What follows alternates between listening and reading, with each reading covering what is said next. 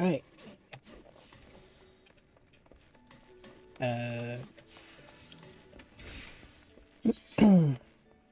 Right, so we have 9 days. And we just started this expansion. Probably not going to finish it unless I super binge and stop reading dialogue.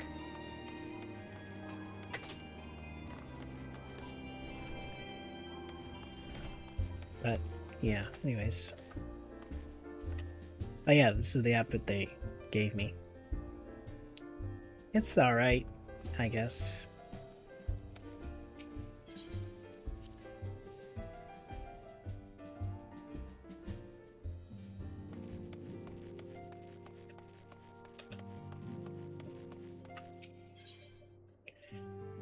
But I'll get a new outfit soon enough.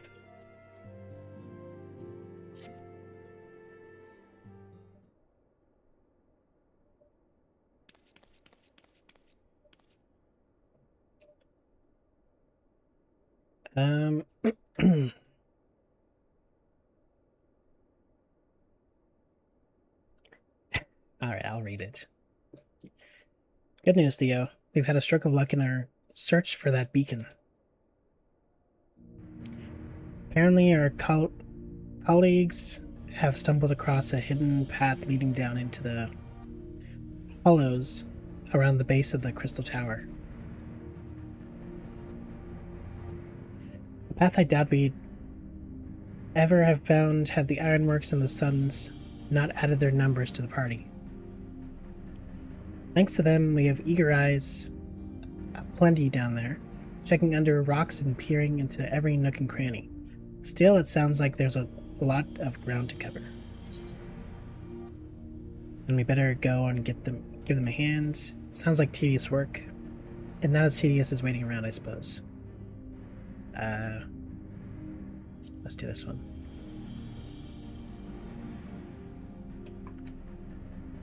Let's go indeed.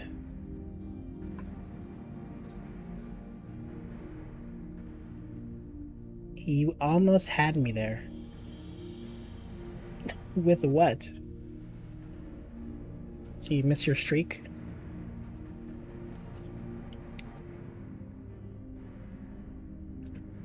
My thoughts exactly. The sooner we find this beacon, the sooner you can travel to wherever it is this mysterious voice is coming from. And the sooner we can work out how to help our friends. We have to find a way to wake them up, and before the Empire comes calling again, meaning we have no time to lose. There's a boat in the North Silver Tier waiting to ferry people out to the site, so let's be on our way.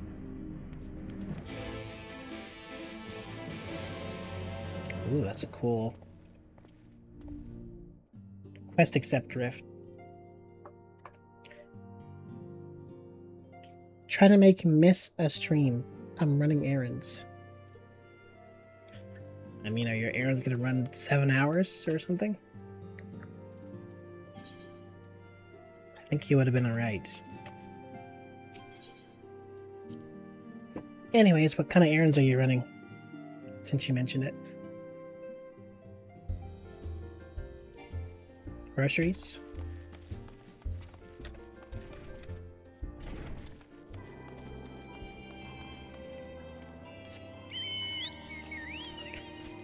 They are. They are what?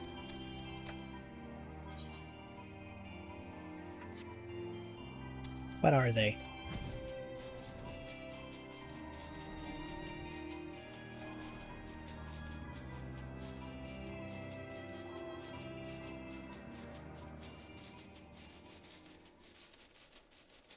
What kind of groceries?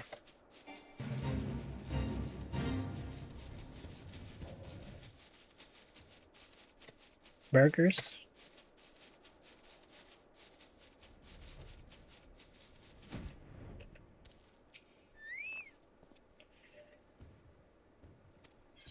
Alright.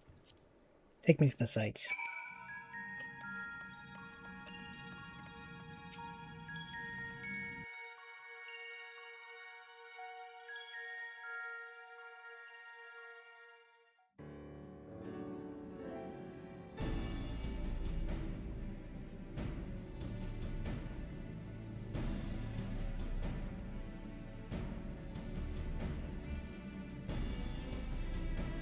So many people I don't care about. Look how many people there are. Should we get to it then? Pick up anything that seems the least bit device-like, and we'll make ourselves a pile. Okay. Well, if it isn't the hero of the hour, maybe you'll change our look. We've found bugger all without you. Biggs! Wedge!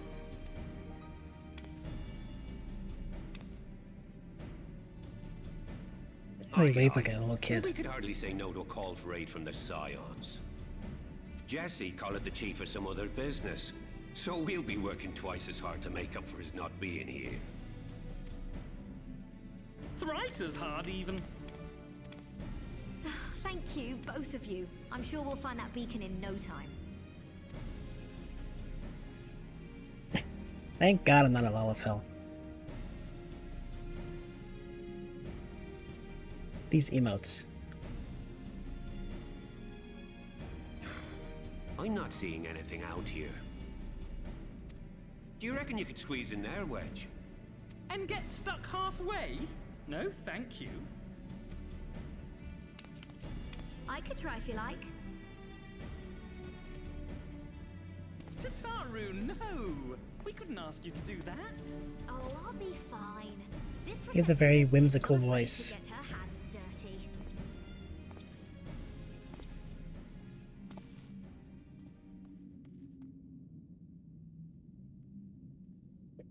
Full of whimsy.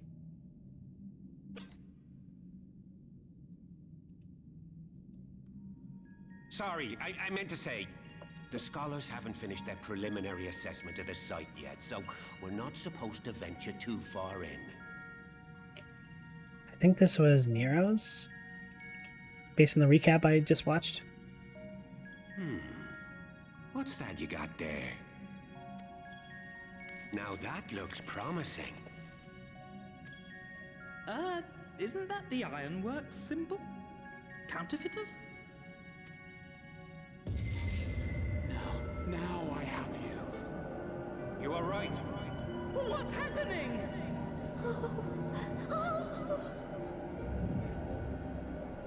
Stay with me. Focus on my voice. Let expanse contract. Eon become instant. Wait, this must be it. The device. Oh, this is supposed to happen. Throw wide the gates that we may pass. Oh, safe journey, warrior of light. Find our friends and bring them home.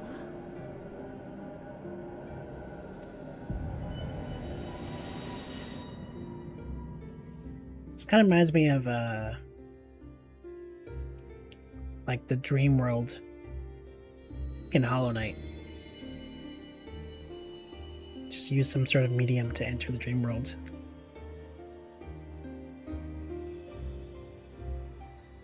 Typically corpses. But sometimes objects work. I think.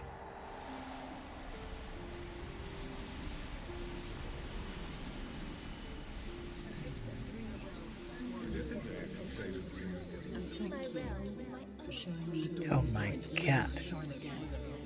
Oh, do not look at me so. Our dead friend. This is one battle you cannot fight. Away with you. Mitsuya was there. We did everything right. Everything that was asked of us. That and other still- hero. Still, it came to this. Dang.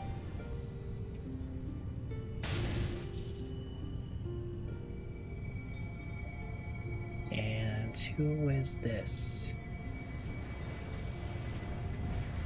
Whatever it is bright.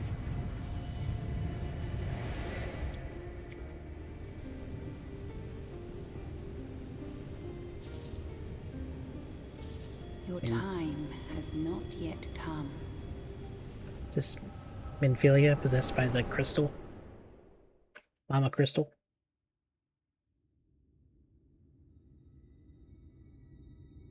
Yeah, they look slightly familiar. Where the heck am I?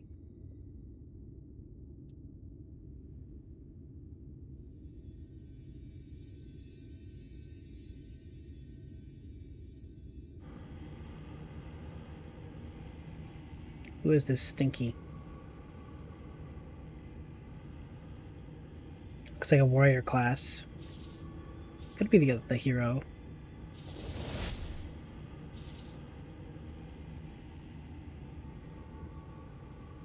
Just shrouded in darkness.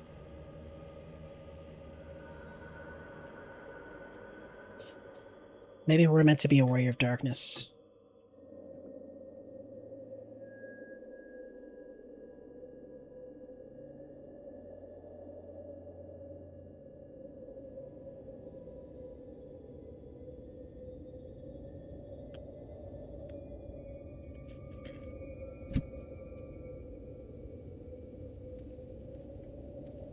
Or maybe. No, never mind.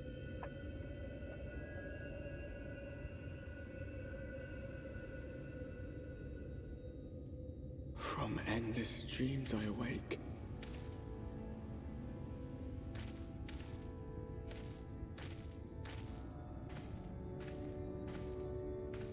Something vague, yet urgent, calls me to action once more.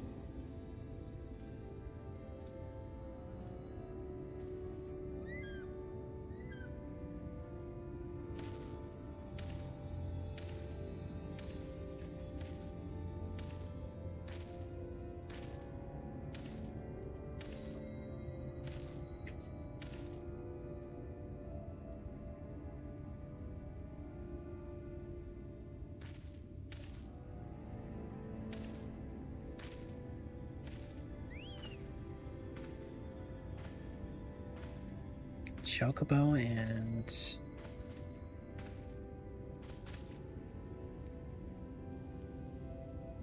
this who I think it is?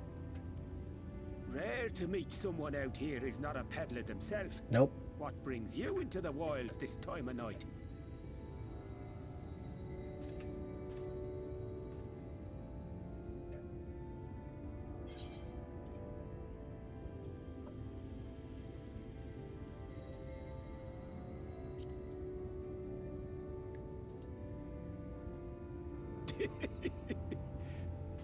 Well, if it ain't the oldest joke in the book.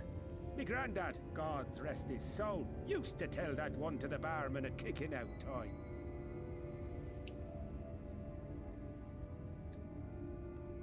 Maybe you should stop smoking, old And man. when, pray tell, did we last have a dark night? You rotten old drunk, yet he'd reply.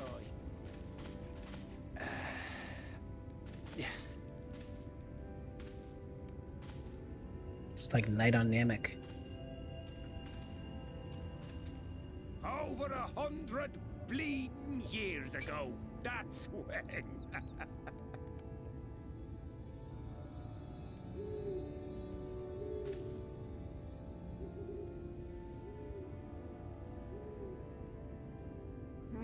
You got that look down to a T. I'd almost think you meant it. Ah, got to you, did they? Poor beggar. That explains it then. What's this guy yapping about?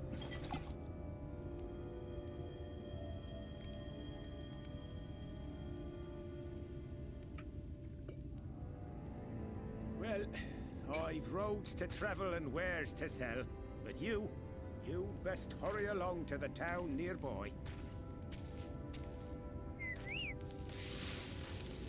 Just head east through the trees and aim for the Shining Tower. You'll find the place soon enough. 'Tis the biggest settlement for malms around. Go on now, friend. They'll take good care of you in the Crystarium. Crystarium.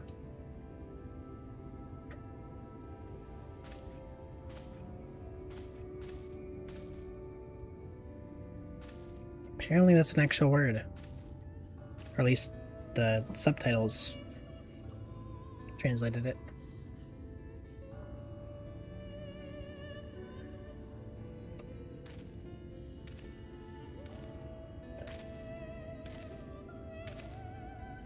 To dizzying heights it rises. The gleaming spire. Its tip threatening to pierce the blinding canopy. There, it will all begin anew. Between dark and light. The pure and the corrupt. The one true struggle. Shadowbringers.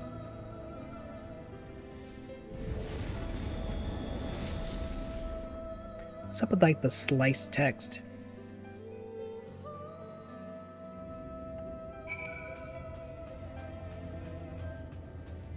Ow, my chocobo.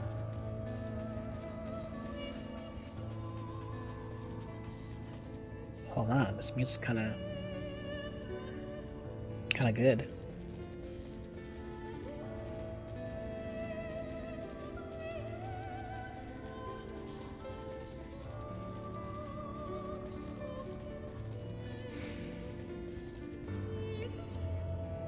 Maybe I should not have my weapons and stuff showing. I don't know, does that look better? Not really. Not that my current sword and shield match my outfit at all, but it's fine.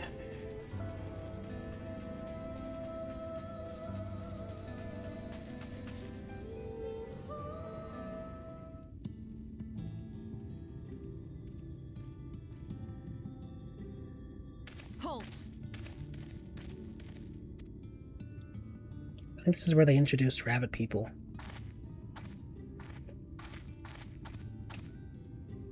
Every face in this city I know. Yours, I do not. This is the threshold of the Crystarium, stranger, and I am its gatekeeper. If you would enter, you will answer my questions. What accent is that?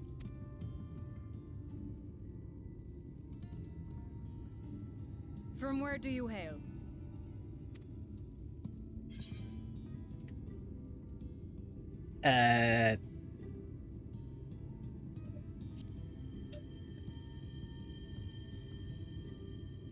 Do you take me for a fool?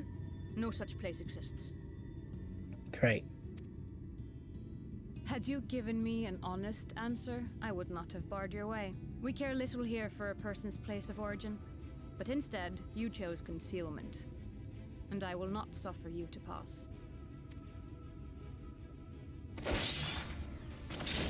And dancer class, huh?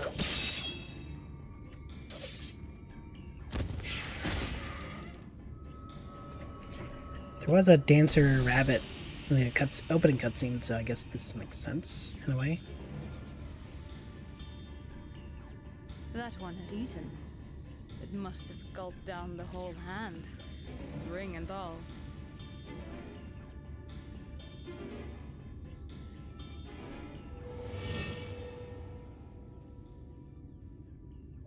How?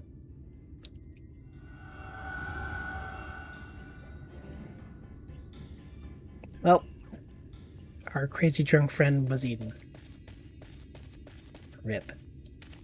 Everything all right, Captain?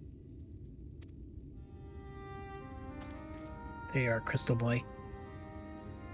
Quite all right, my lord. Just a stray sin eater, and a weak one at that. I see. Weak or not, we should be on the lookout for more.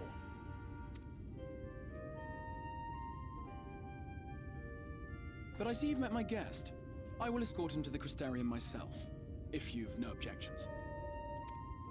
Another of your mysterious friends, is it? I should have known. Has everyone already been linked up? Very well. I'll inform the others your guest is to be given the run of the city.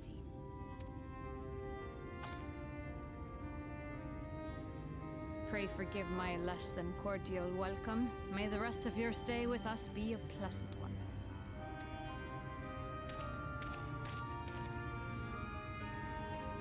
Come with me. I will answer whatever questions you have when we are somewhere more private. Kind of short.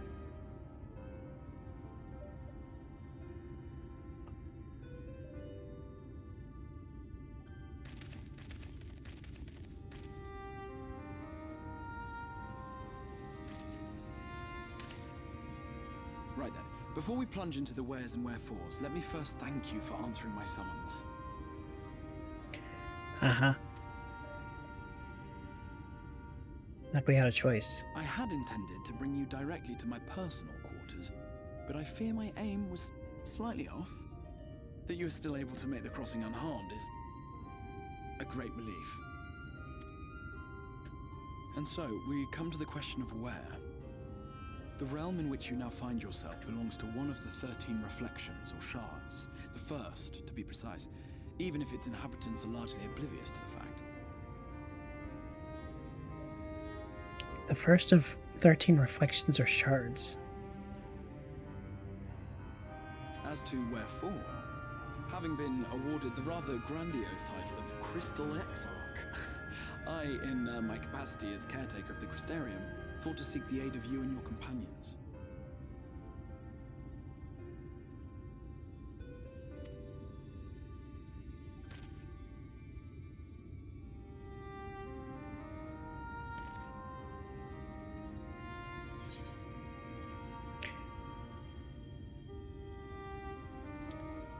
Do you have an idea how much trouble you've caused?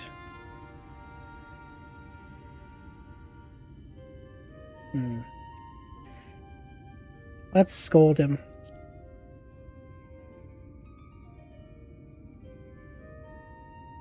An inkling, yes. I can only beg your forgiveness. Matters here forced my hand, but all shall be explained in due course, I promise you. Let us begin with the glaring skies up above.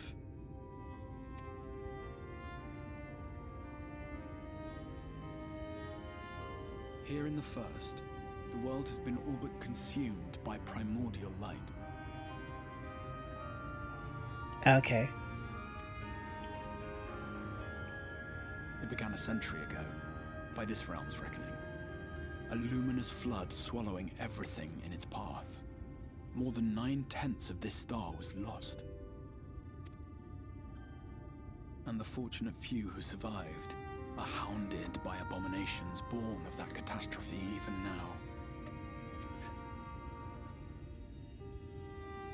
Sin Eaters, we call them. The creature you saw earlier was one such monstrosity.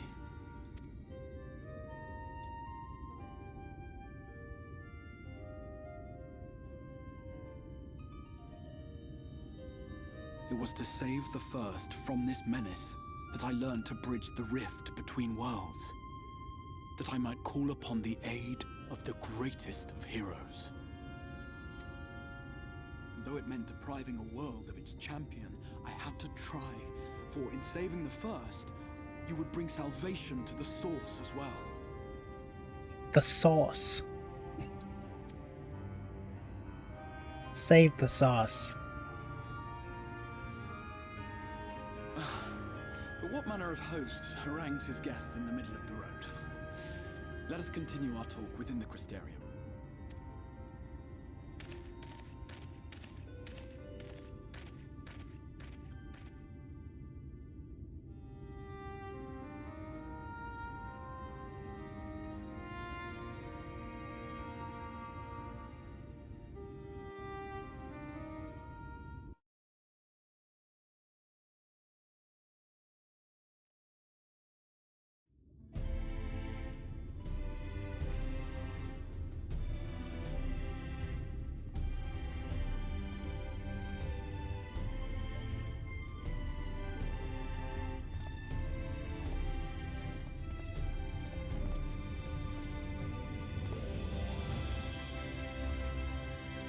Oh my god.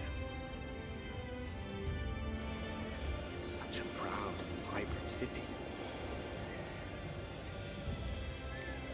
The sole sanctuary for the living in a world all but resigned to oblivion. So is he our lease for this story? Each stone was laid with hope. The town itself a symbol, a monument to defiance in the face of death. No would-be hero could fail to answer its call. For who among us does not yearn for salvation?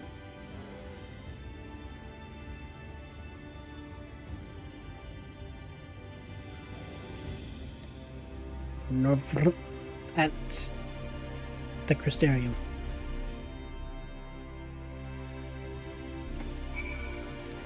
First quest complete. And here we are. Welcome, my friend, to the Crystarium.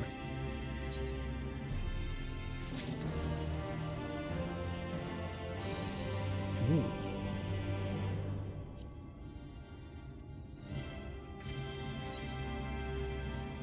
Some good lay motifs.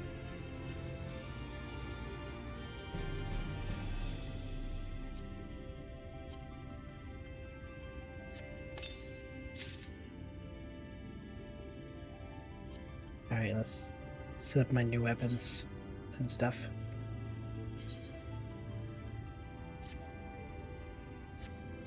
That's better. Actually, this too.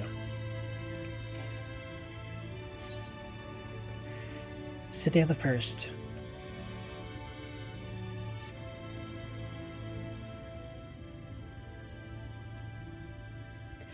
Now, a full and frank discussion in the privacy of my study would seem to be in order. But I think our conversation would be more meaningful were you first to gain a firmer grasp of the situation here. To that end, I would like you to visit a few of the civic leaders and glean something of this world and its predicament. I gotta talk to more higher-ups, huh? As you can see, this path will take you directly to the Aetheryte. A convenience with which I am sure you're only too familiar. Being the rightful object of my summoning spell, you should in theory be able to reach all the way back along your etheric trail and find a connection in the source, believe it or not. I strongly suggest you complete this attunement before venturing any further. Oh, that's a unique crystal. That's interesting. Most of them are just pure blue, as far as I remember. After you've done so, walk up to the steps next to the Aetheryte and head out to the left to arrive in the crystalline mean. This is where you'll find our collective of crafters and gatherers, as well as their spokeswoman, Catless. That sounds familiar. Probably because of Katniss. And Catelyn. One of the people I should like you to meet. Anyways, let's meet this catnip. Another is Morin. To reach him and his cabinet of curiosity, you want to avoid the aforementioned steps. Take the exit to the left and simply continue straight along and down until you come to the large doors at the end of the path.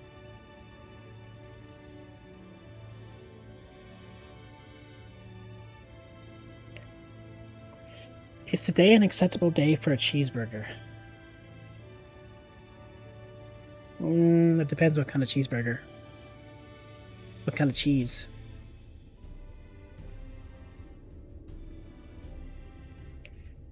The third and final person I should like you to meet is Braggy.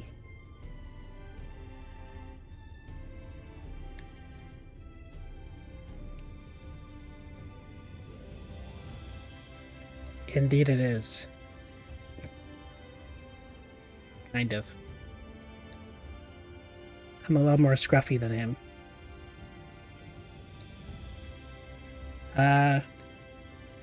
Our man in charge of trade and distribution. He is to be bound in the markets, which you can access from the opposite side of the Aetheryte Plaza.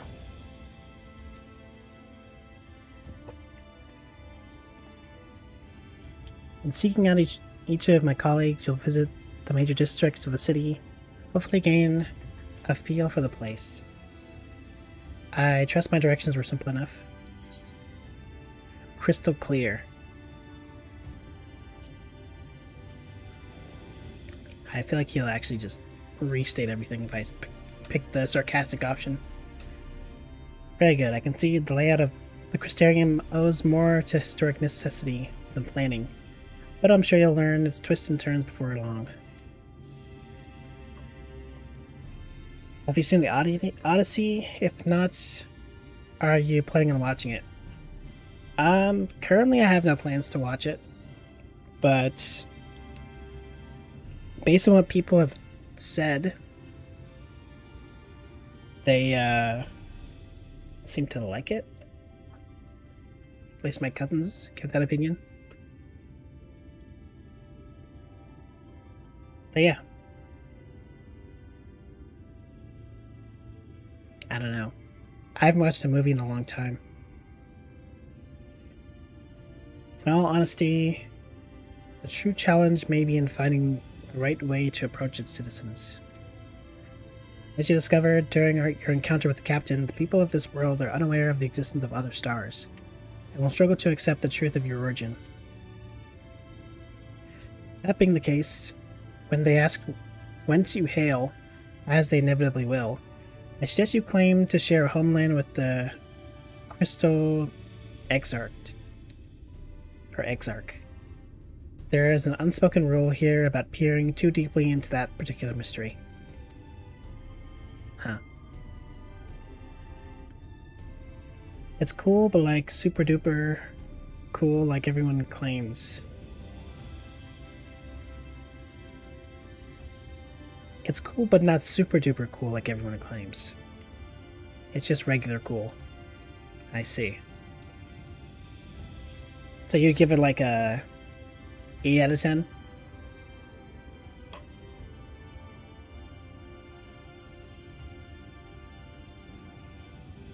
A solid 7.5? Maybe a 6? Maybe a 2.5? When you're finished making the rounds, pray meet me in the large courtyard at the center of town. Till then.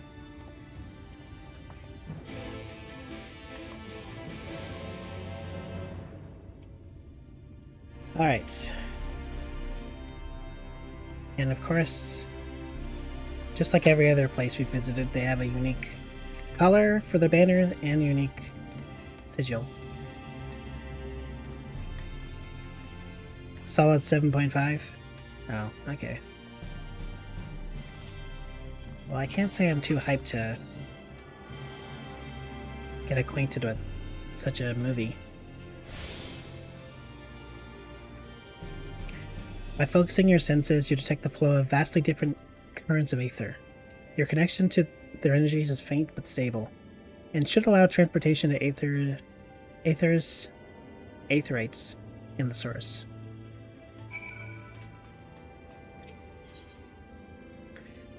Alright. So, with that, I can go back home.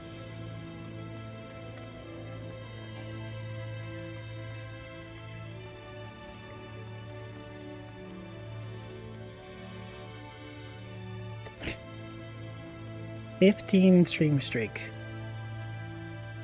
I don't think I've ever seen that before. So, good job.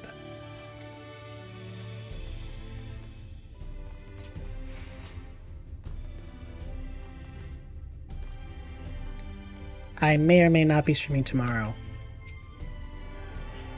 It might ruin your streak.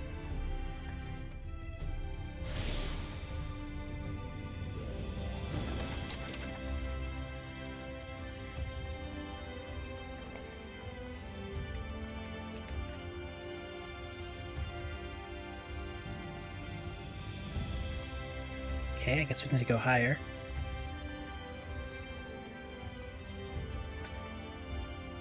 There they are.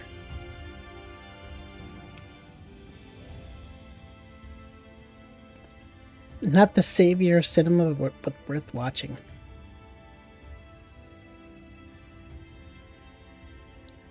Well, I wonder what movie is the savior of cinema.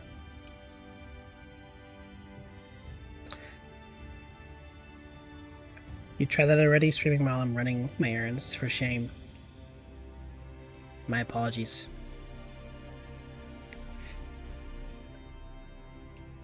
Although I was running errands before, so... We're just not in sync.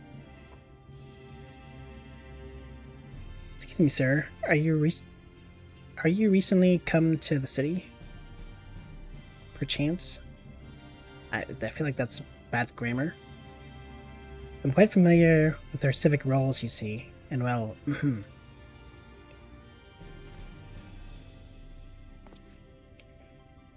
This guy has the face of Asahi. Like, pretty much the exact same. I wonder what Jay would think. Maybe she has some sort of take. It's like they reused the model for the face. What I meant to ask is, have you brought any books with you? A rumpled scroll even? A scrap of scribble on parchment? My apologies. Literature is something of an obsession of mine. Oops, I clicked too fast.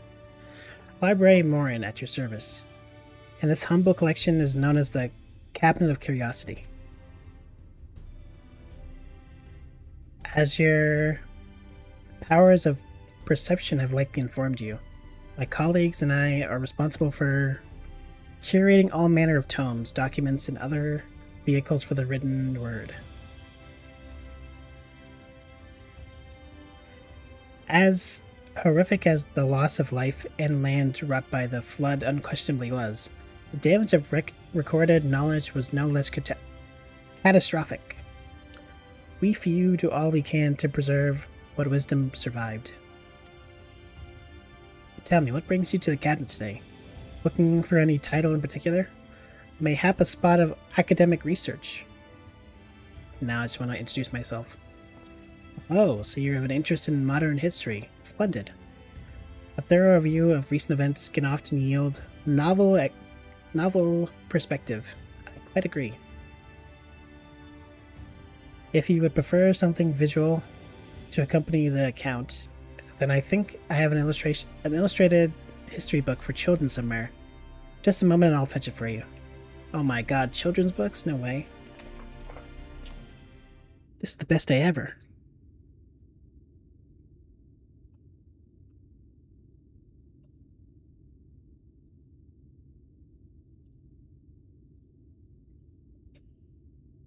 One sec.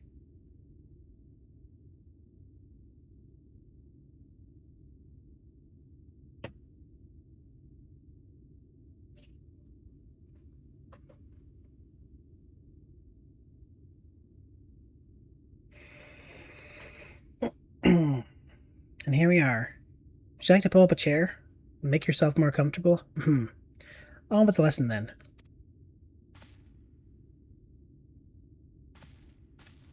I don't trust this guy.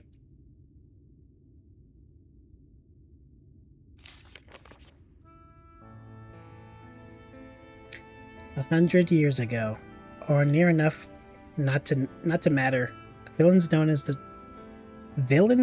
the Warriors of Light slew the Shadowkeeper, the Steward of Darkness. What is this story? In the wake of this tainted deed, light began to pour into the world as if from unseen cracks.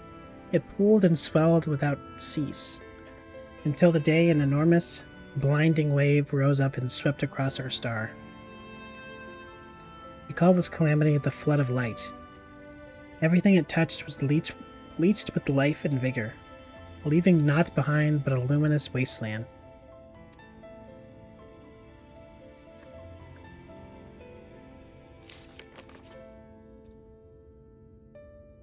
Who is this? Yet just when it seems that all would be lost, a savior appeared before us. Surely this is not Minfilia, this is something else, right? The Oracle of Light. She stood twixt us and approaching doom, and by her power she did stay the flood. Thus was Norvrand, and Norvrand alone spared the fate of erasure.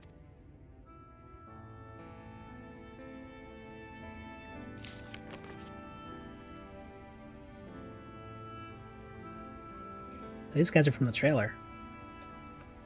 Tragedy would, however, appear in another form. From the blasted emptiness descended horrors of strange and terrible aspect to bedevil the few folk who survived. So these are the Sin Eaters, right? And some of them look kind of angelic, but for lack of a better term, they're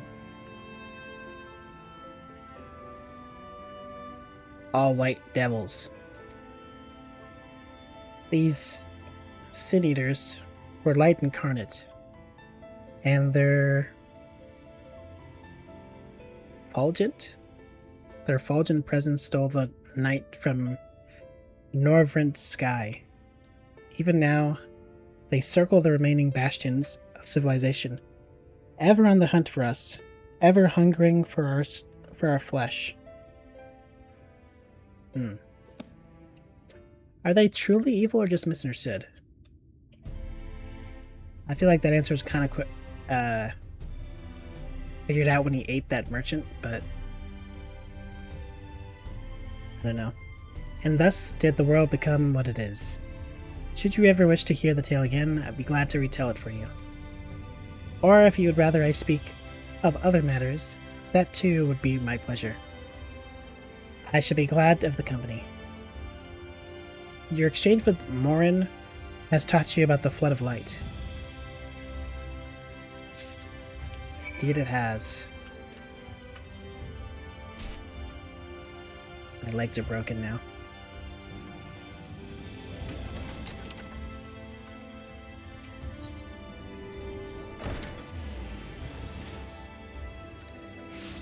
My legs are no more. They have ceased to be.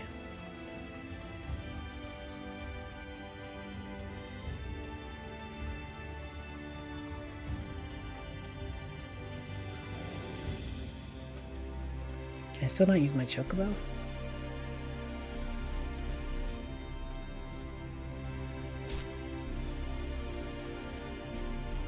Here it is.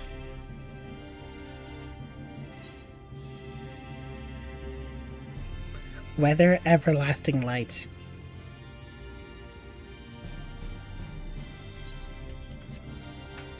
Okay, it's a weather forecast.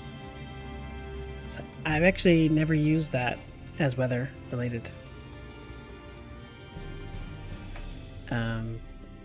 Anyways. Let's try to reach this other person. If we can.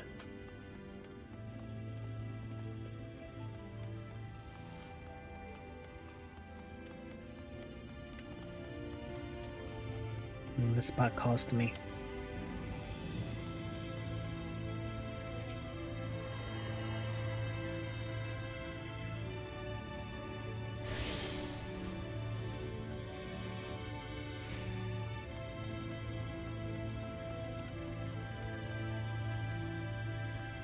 I wonder by the time we reach Evercold, how many banners will be sided with us. How many different colors.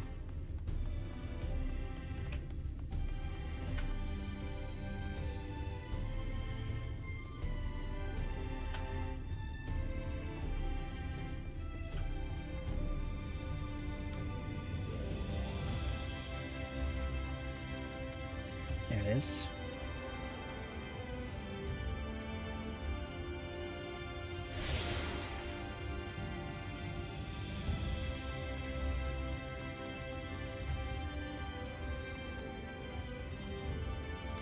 There she is. My legs.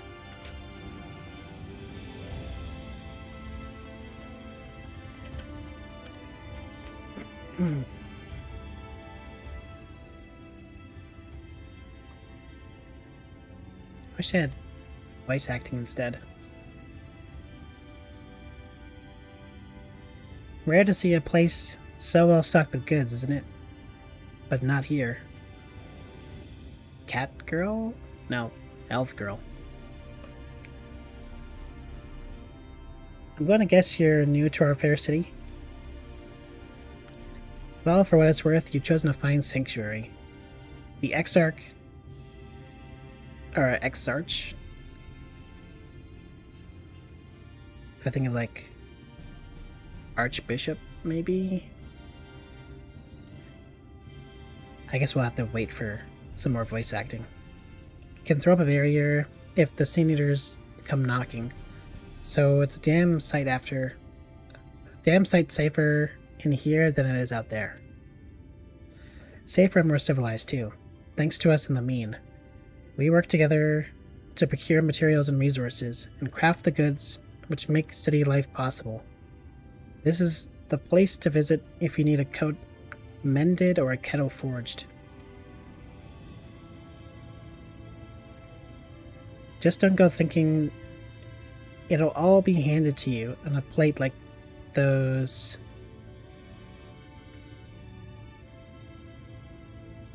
Olmoran layabouts. Here in the Crystarium, we work for a living. Though I see you're no stranger to honest labor, you don't have that whiff of indolence about you, like some folk I've met. Still, I can't quite pin down your profession. Where is it you're from? How do I get the choice to answer wrong? One of the Arches countrymen, you say? I see. Well then, I'll work twice as hard to make you feel welcome. Our city wouldn't even exist if it weren't for him. Any friend of his is a friend of ours.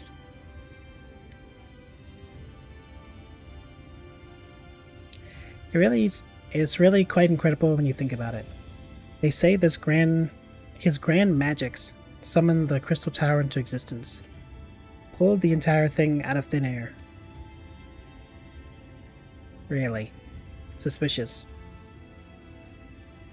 It wasn't long before droves of refugees began congregating around its base, desperate for shelter after losing their homes to the flood.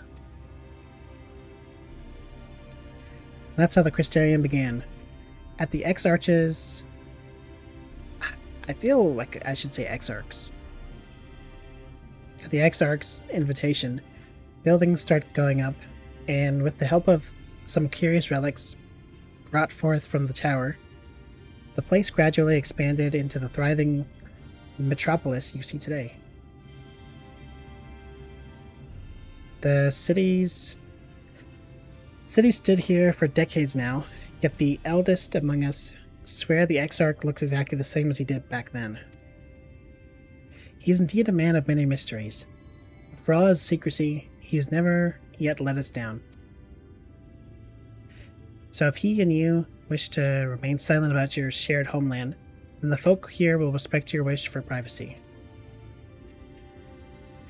I am, however, more than a little curious to see any crafting talents you might be hiding. If you ought to contribute on that front, be sure to come back and visit once you've had a chance to settle in. Just ask for Catlas, and I'll find you a niche here in the crystalline mean. You can help us keep the cogs of the city greased and turning. Your exchange with Catlas has taught you about the life in the Crystarium. Okay. So I guess if I wanted to do some more farming or alchemy or something, then I would seek her out.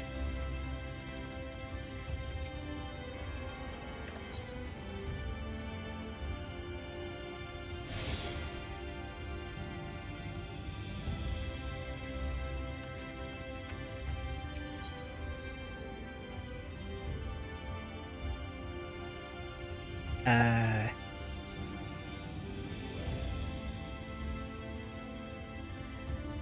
guess we'll just go here.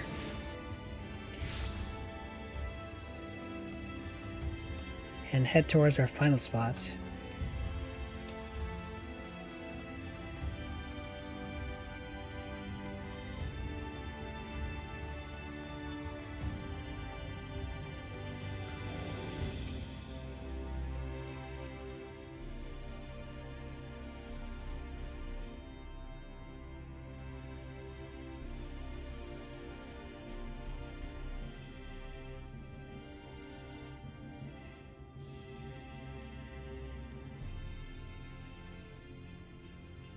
Braggy. New to the city, friend? The spinning head and wide eyes give it away. Interesting look. I guess I haven't really seen these lion guys in the cutscenes because they've just been introduced. Technically. Welcome, my name is Braggy and I'm master of these markets. They gave the district another official title, but I'm not in the habit of using it. Too florid by half. In any case, our merchant stocks a range of equipment for humans, such as yourself. Humans? So finding something in your size shouldn't be a problem. I'm sorry, did you say humans? What's a hume? Hi, something wrong?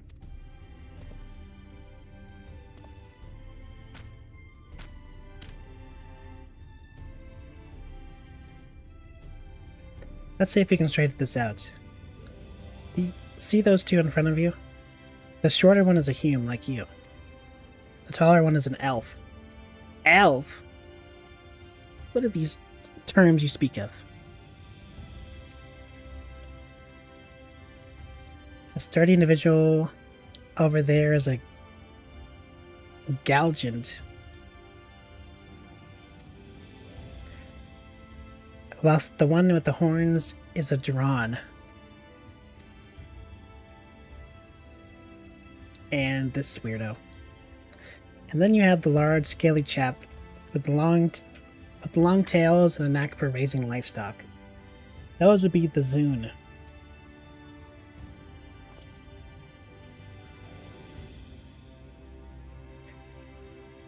Which is apparently not the name you know them by. Now I'm curious to know which far-flung region you hail from. Ah, the same as the Exarch, eh? Well, that explains it. You don't get much further flung than that. We've had a few of your lot pass through in recent years. Despite their obvious learning, they floundered over the simplest things. But not to worry. Should you find yourself confused by the local language or customs, I'll be here to answer your questions. Your exchange with Braggy has taught you the people of the first. Taught you about the peoples of the first. Okay.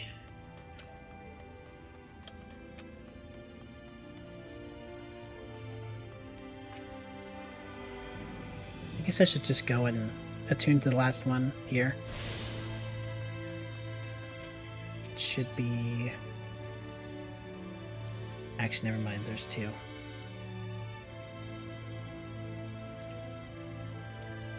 Appendants.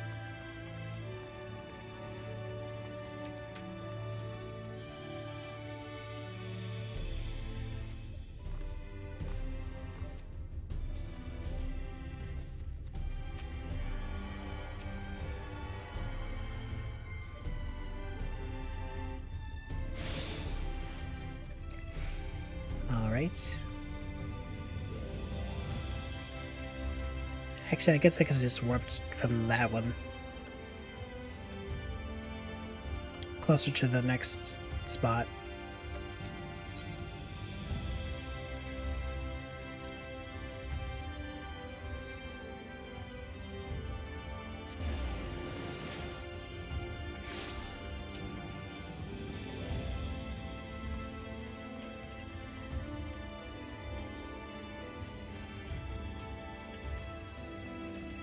do I reach it?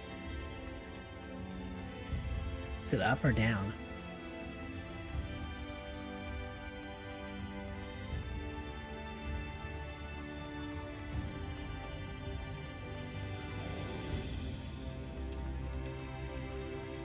I guess it's down.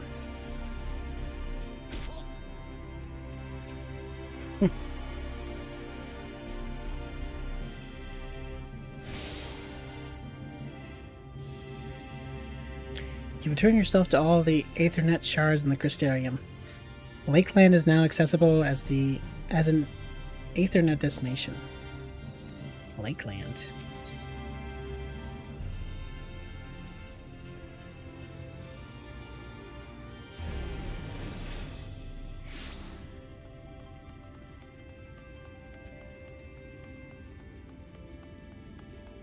There he is. Well, how did you fare? Did my colleagues help you form a clearer picture of the world and its people? Didn't realize I would get items. It seems you were treated to a most thorough introduction. I understand it was something of a chore, but it was necessary that you grasp these things before we proceed. As for the Crystal Tower's origin, you may have noted that details were sparse. Sparse. The structure is, in fact, the self-same one you know from the source, transported to the first in its entirety. Okay. It was my first attempt at breaching the boundaries between worlds, something of a trial run for your eventual crossing. And although I did not know which era I tore it from, I do know that its arrival served to set the wheels of fate in motion.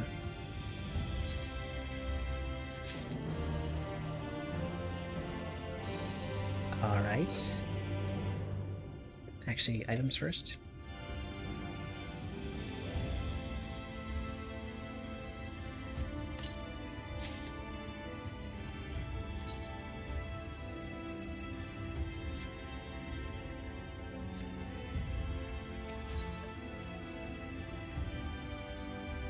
More gear, huh? The travelers of Norvrand.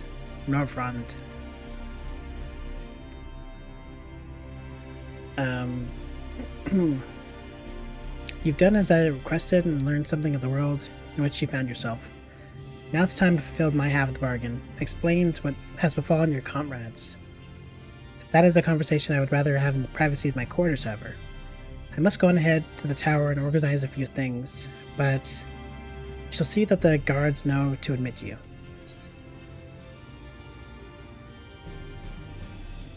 The tower's gates lie open then? Just like that? Just like that then? The Grahatia is. I mean, I already know you're him, so... Well, yes, of course. It can be open and closed just like any other. Does that seem strange to you? I know not how the tower functioned in your time, but I assure you there is no danger of us being locked inside.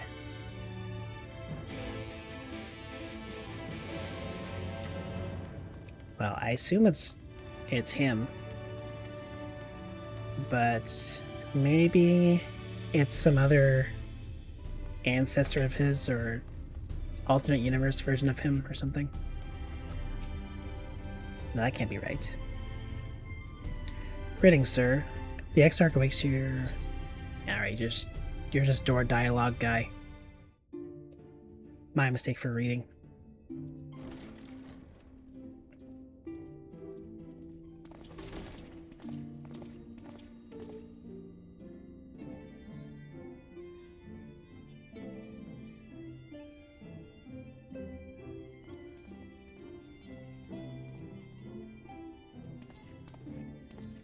Welcome to the Ocular, my private study.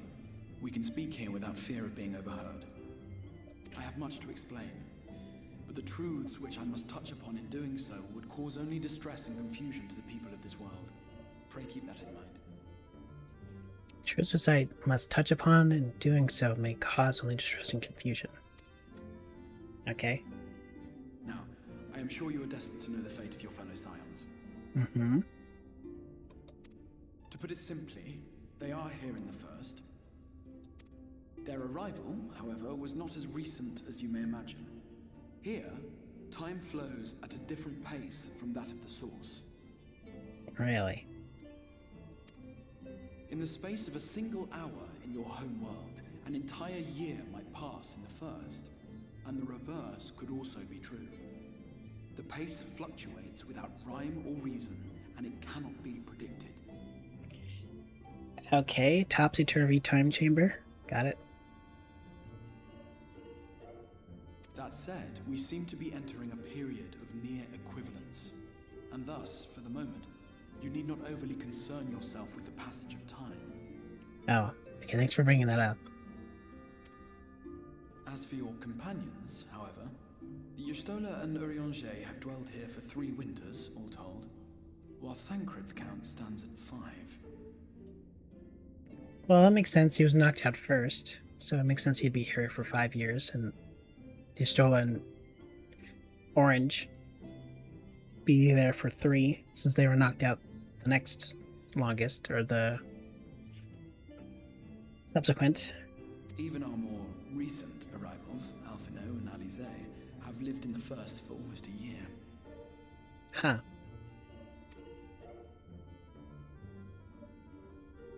My intention had been to summon only you, but the art of reaching across worlds has proven exceedingly difficult to master.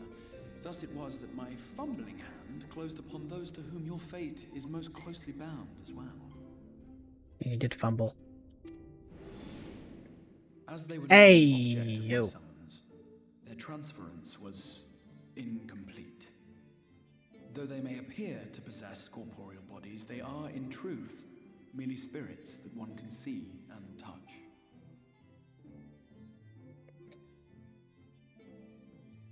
Okay. This is like when Vegeta died and he's nude.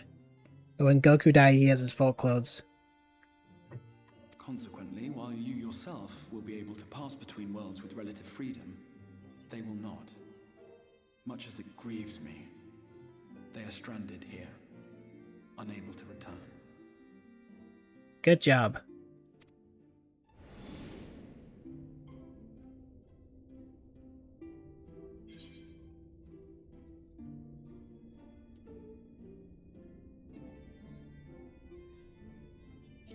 What have they been doing?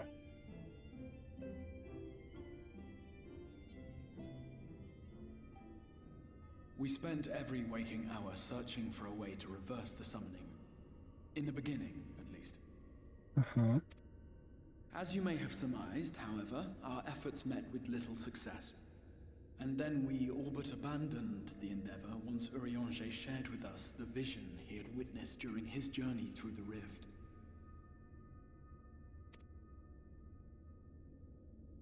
In that chaotic no-man's land between realms, time and space warp and blend in unexpected ways. What Urianger saw was the future.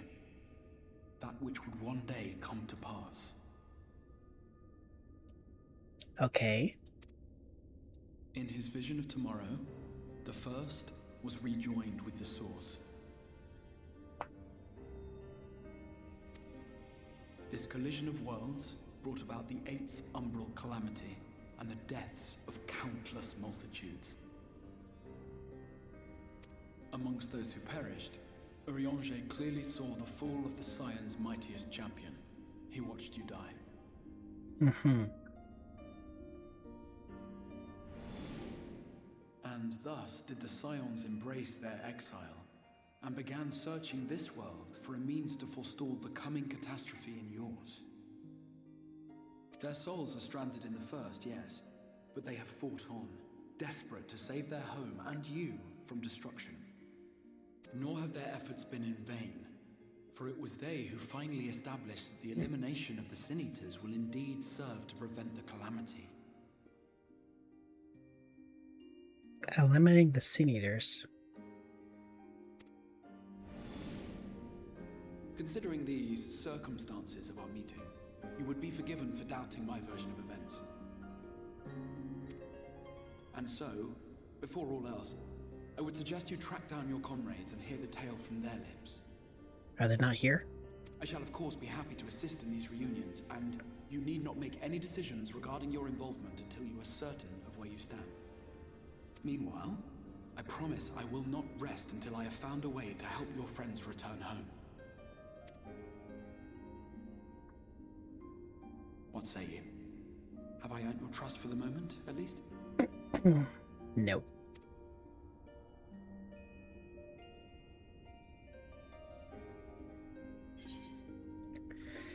For the moment, aye. But I'll see you keep that promise. For want of a better choice. Okay.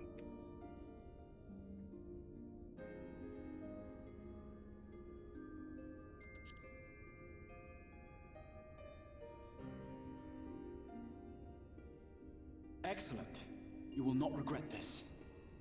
With that settled, we shall have to see about getting you ready for the road. Traveling across the rift has no doubt left you weary. I will arrange for a room where you might rest in comfort. While it's being prepared, perhaps I can show you around.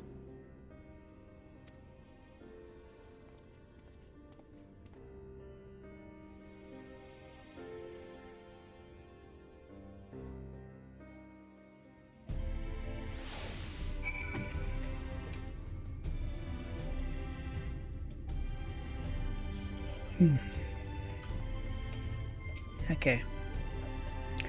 Crystarium boasts a number of residential districts, but I've been informed that a room has just become available at the Pendants, which, as it turns out, is perfect.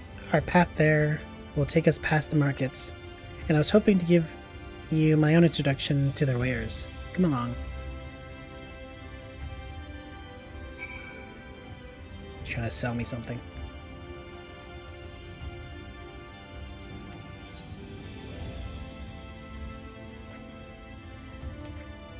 Let me tell you something. Let me say you something.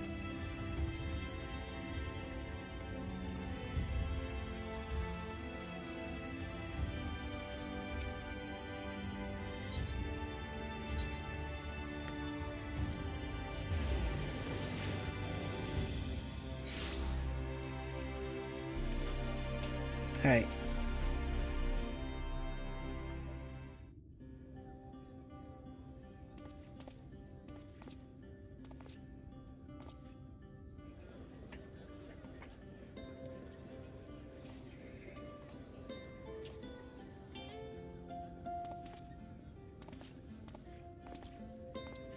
This is the Musica Universalis, the commercial heart of the Crystarium. What you might need to prepare for your journeys can be purchased here. Musica Universalis. That's a fancy term.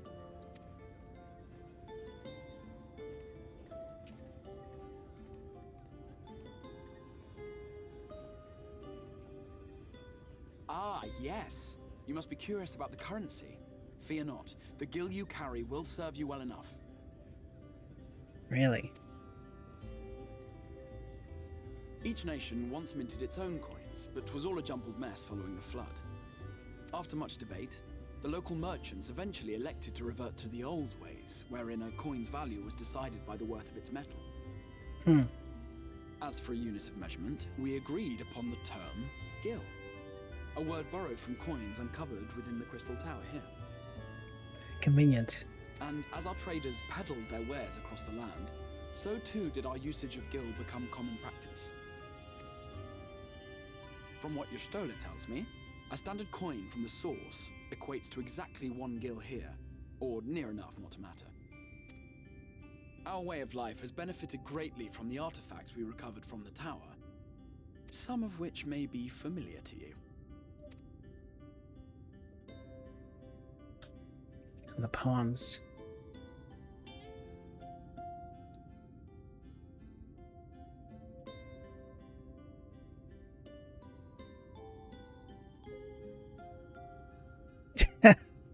So depressed. But I fear it would not be practical for us to provide everything to which you are accustomed. You shall need a means to access the commodities of your homeworld.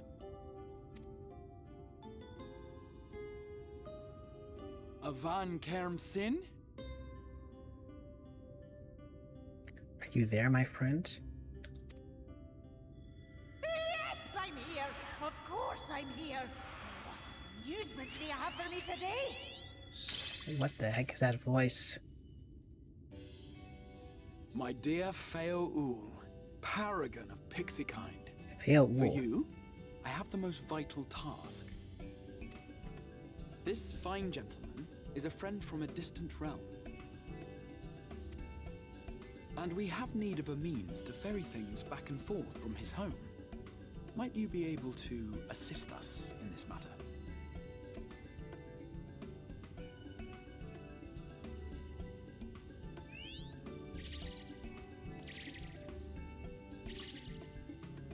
You came from beyond, didn't you? From beyond the rift? How wonderfully exciting! What a brave and reckless and marvelous thing you did! You've the heart of a pixie, you do. I kind of like her accent. After careful consideration, I have decided to grant you my assistance. Make a pact with me and the fun can begin. But answer me this, traveler. Did your garments come with you when you crossed over? Your teeth? Your nails? Ah, yes. Not my nails, though. Just as I thought! Then you've a good stout connection with your home through which all your belongings, great and small, may easily pass. From this moment forth I will be your Isne Fis, and you my Snay Yak. Like the branch which sprouts from the sapling, our bond will flow unbroken from one to the other. Okay. Raise your hand.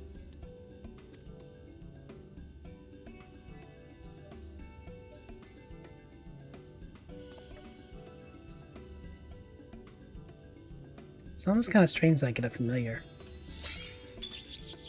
of sorts.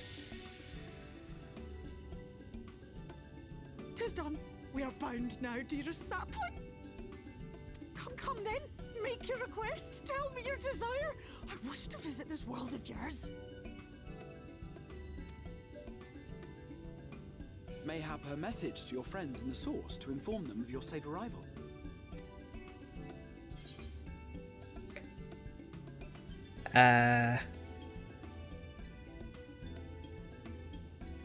I gotta pick between these two? Well, Tatar was the one who last saw me. So I think it makes sense.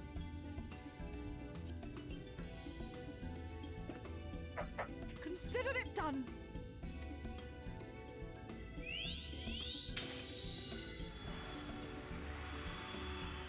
Plus she's kind of As you heard, that was Feo Ul of the Pixies. the group They secretary. possess an affinity for magic akin to that of arcane beings. They rarely show themselves in populated areas, but Feo is insatiably curious even by pixie standards, and seems to have taken a liking to the crustarium.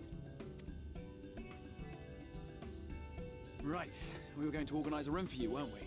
Come along.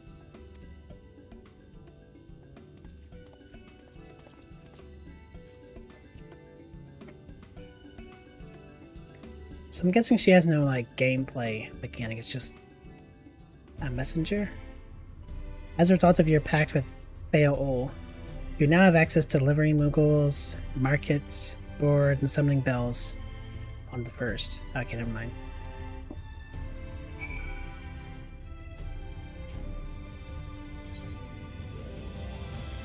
Well, where did he go? Actually, I guess while I'm here, I could check out some of these shops or something.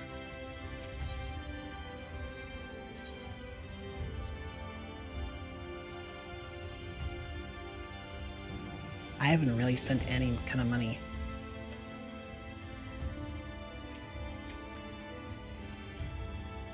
In quite some time. Wait, this feature is only available to characters of their home world. Oh yeah, I'm visiting. I forgot.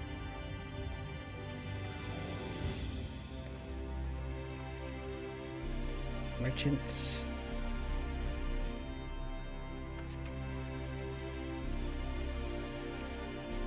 Material supplier.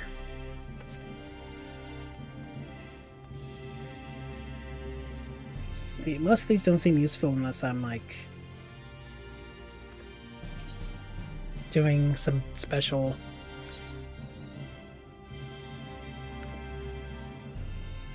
off-brand job stuff.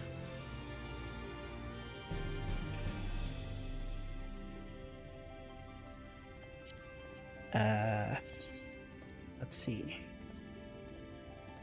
Well, it's stronger.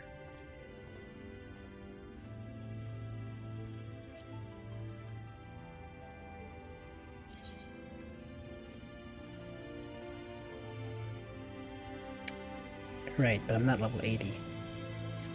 So I can't actually equip it.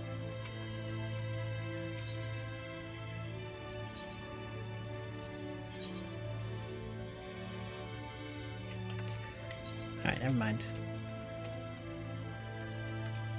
There's no point in equipping level 70 stuff either.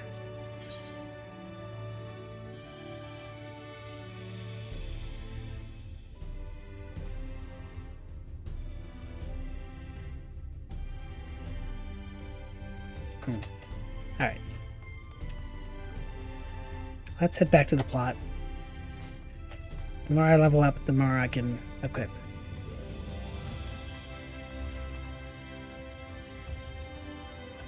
That's the gunbreaker.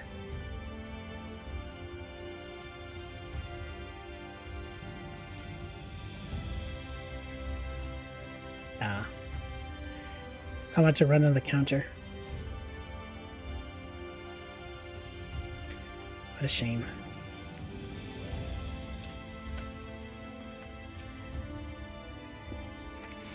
Ah, there you are. I was just finalizing the matter of your accommodation. You'll have a private room here at the Pendant's the duration of your stay, to make use of as you see fit. When you're ready to retire, the manager will show you to your lodgings. Pray, rest, and recuperate. We shall reconvene in the ocular anon. I believe that covers all of the practical concerns.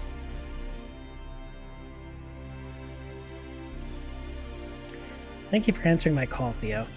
We are denied the comforting blanket of night, but may peaceful dreams attend to you nonetheless.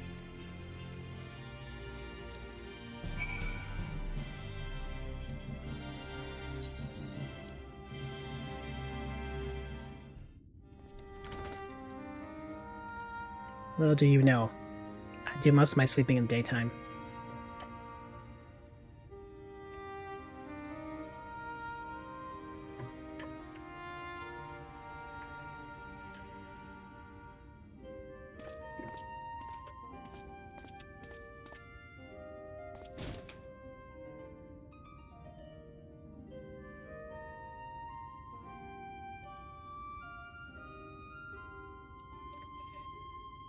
Dang. You?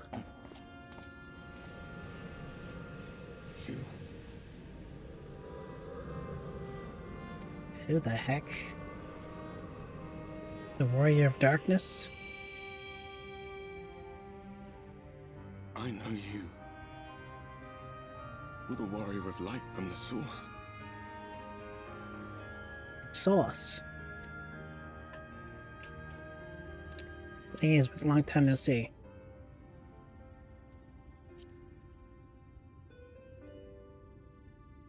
What? Did you just... You can hear me? Yes. Oh, gods, how long has it been?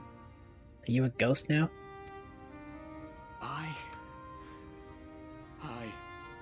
That was what I called myself in your world. The Warrior of Darkness. Yeah, when you were having your edgelord moments. My real name is Ardbert. I used an alias in the Source. A daft one, looking back. A daft one? Ardbert.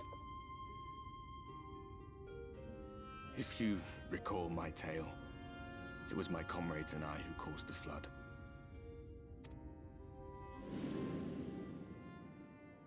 We thought our home doomed. And so we listened to the Ascians. Let them guide us to the source and try to hasten their goddamned ardor. I appreciate Ghost Warrior giving us a recap. I remember when we fell, defeated by you and yours. I remember our audience with Minfilia. How she listened to our pleas and returned our souls to the First.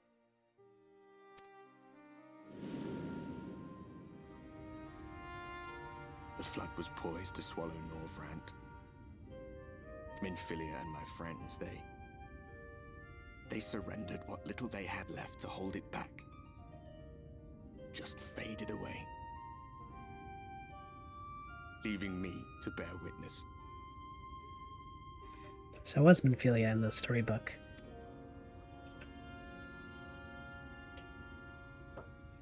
Tell me, do you know the year? How much time has passed since we caused the flood? Anyways, why are you haunting me?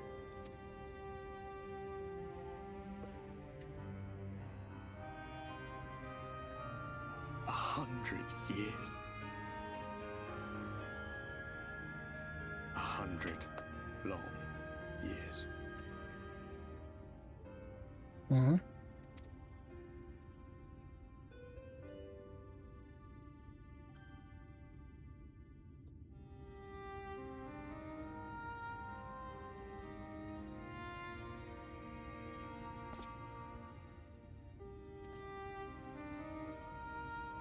My hands find no purchase. My gestures catch no eye, and my pleas, be they whispered or screamed, reach not a single ear. Until now. I am a shade, cursed to do naught but drift.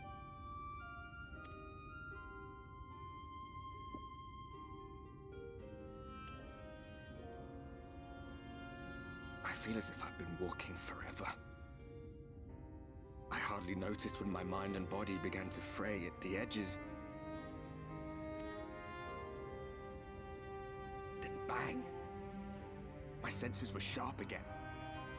I felt like a fish being reeled in, and before I knew it, I found myself in this room. Why is it that you can see me?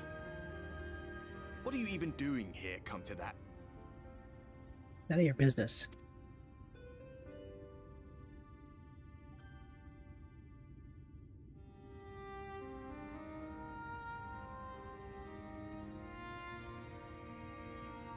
You were summoned to save the First. A waste of time.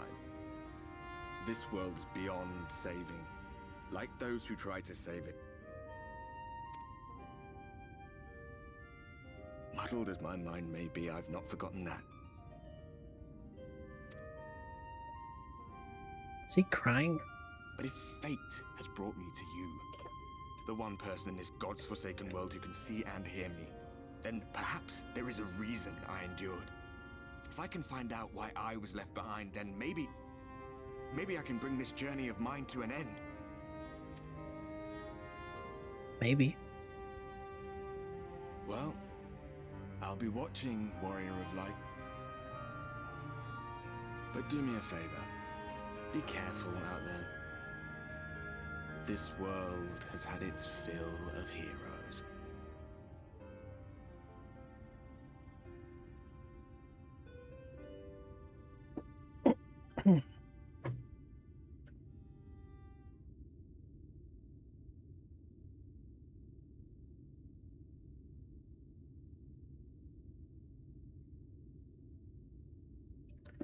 This has been a very interesting beginning.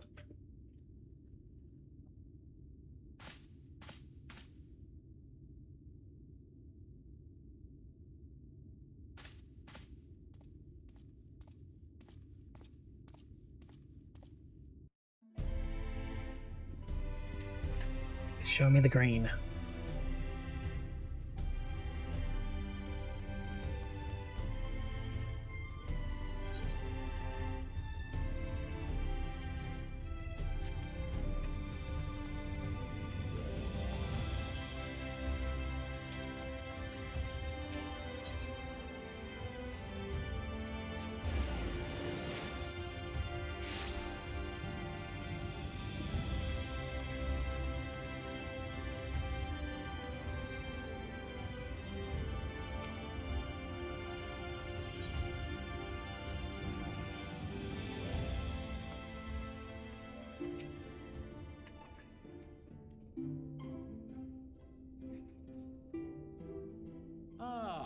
did you find your new quarters?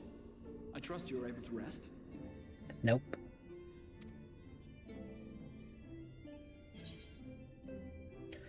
Well enough, thank you. I had a ghostly visitor.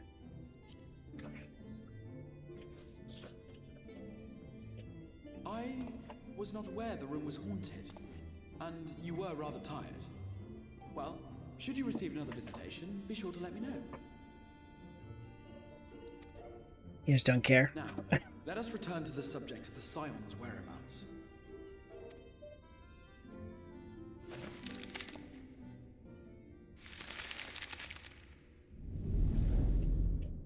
This map shows the lands of Northrend, the only area to be spared the flood of light.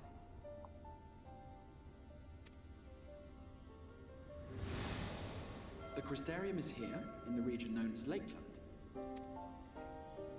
To the north is the fairy kingdom of Il-Meg.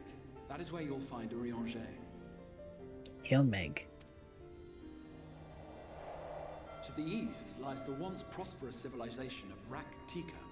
Your Stola is stationed there, in the heart of the forest. Raktika. Alas, neither location can be reached without considerable difficulty. As such, I would suggest you first seek out one of the twins, each of whom is stationed but a short flight from the Crystarium. Alphino is on Calusia, an island off the western shore.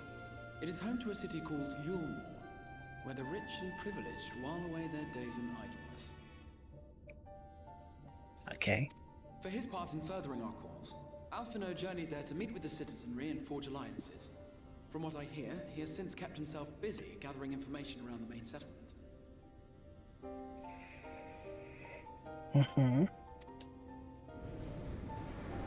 Alize, meanwhile, traveled south to the arid wastes of Armorang.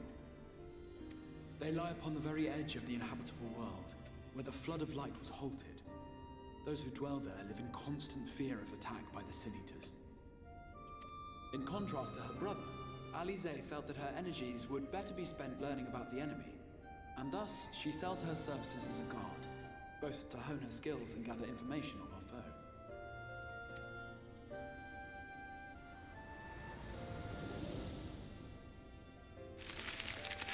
Do I get to choose? So, will it be Calicia or Armorang? It matters not which you choose to visit first. Simply inform me once you have made your decision, and I will see to it that you are provided with a suitable mount.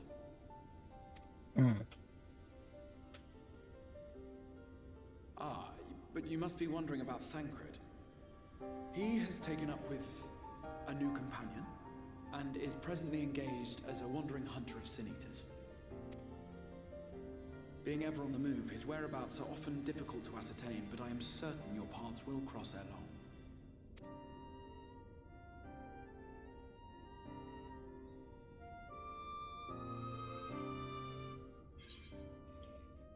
All right.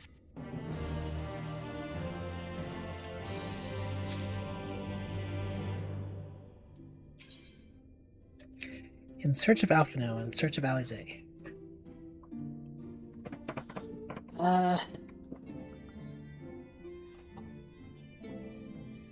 I mean, I prefer the fighter over the diplomat.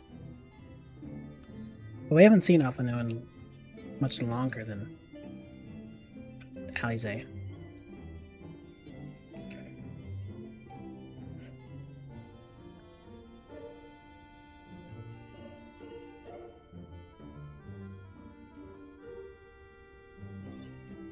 Sure.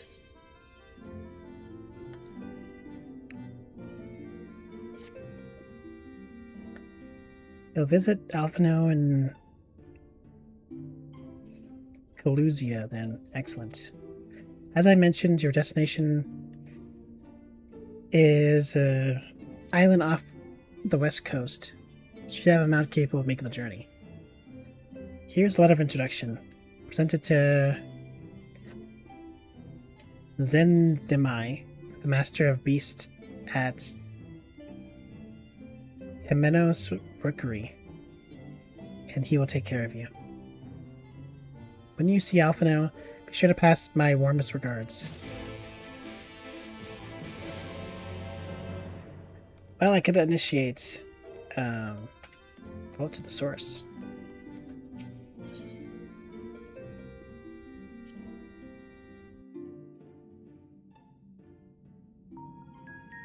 Ow.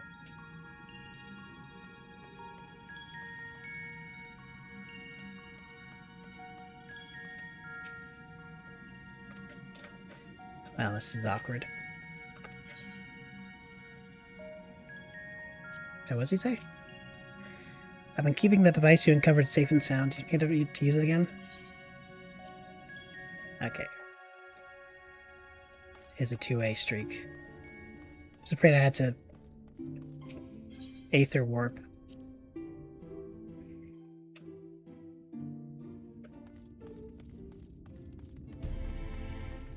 But yeah, I mean, we could technically bounce back and forth between the two quests, but let's just start with the boy.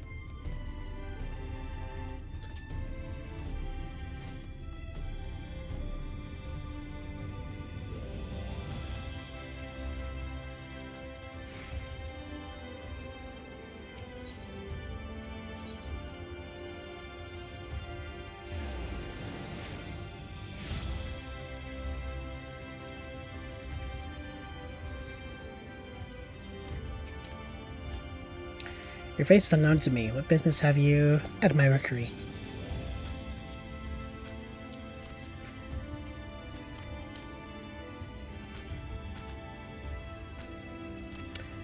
Signed by the Exarch. No less. Yes, I can provide you with an Amaro for passage to Calusia. I'll pick you out a friendly whelp.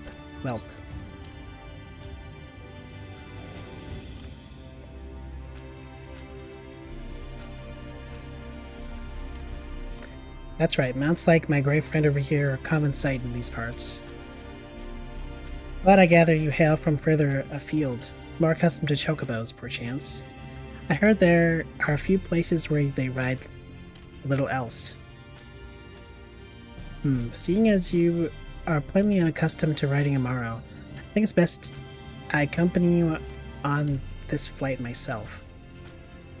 Any Zune worthy of the name could do it, of course, but Exarch sent you to me. Ensuring you arrive safely is my responsibility. Gather your things and meet me at the Amaro launch. One of the junior tamers will attend to you while I ready the mounts. Oh, we're getting an alternate universe bird mount. That is sacred.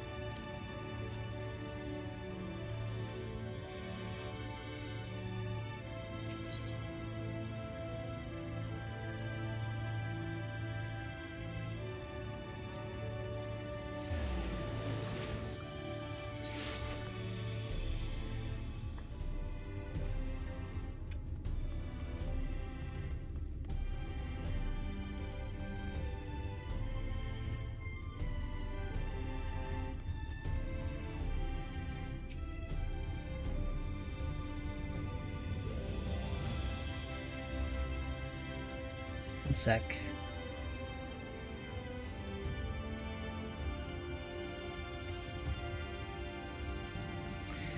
You wanna fly in Amaro to Calusia? Well, I suppose if Master Den Mai is going with you. Oops. You can now travel to Calusia. Speak with the aspiring tamer to fly to the island. You can also use your Aether compass to assist with locating Aether currents in the new regions. The compass can be found under collection blah blah blah blah blah. Right.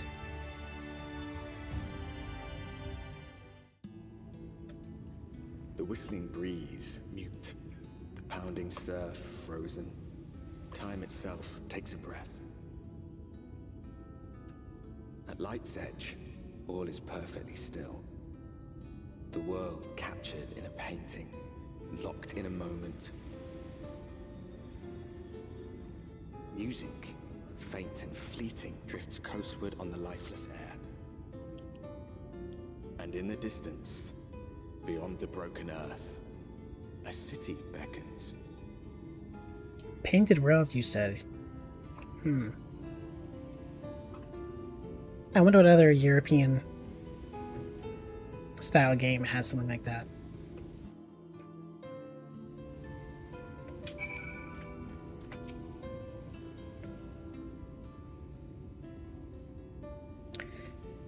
We are arriving. This is Cracked Shell Beach on the eastern coast of Galicia.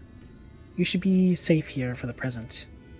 Compared to the mainland, Sin Eater attacks are far less prevalent, and the native beasts are not any more dangerous than elsewhere. It is the people you should be wary of.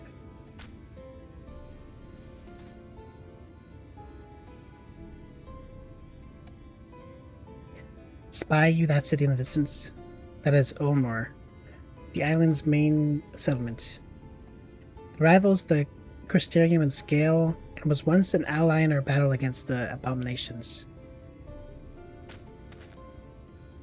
For years, the Ulmoran elite have fancied themselves the masters of what remains of our broken world.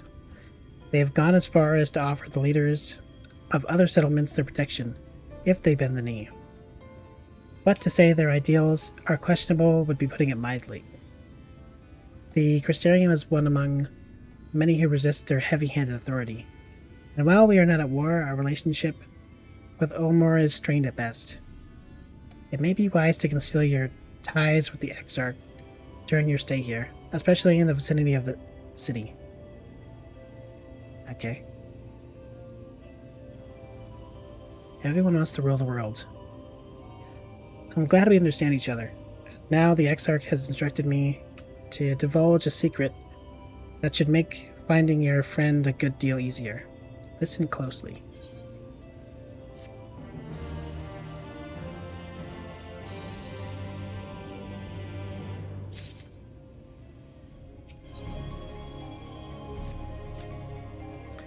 If you head south along the coast, you'll eventually come to a fisherman's shack. Not the sack.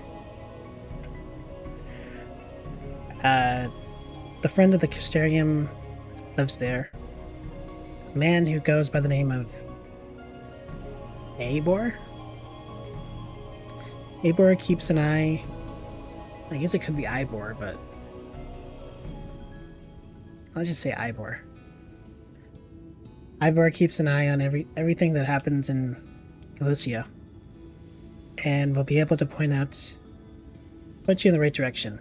Just hand him a sprig of thyme. That'll let him know you can be trusted. Here, this should be enough. Find your friend. I will stay here with the Amaro until you're ready to return. Thanks, lizard friend. I don't know if I'll get those guys as actual mounts. Would be nice.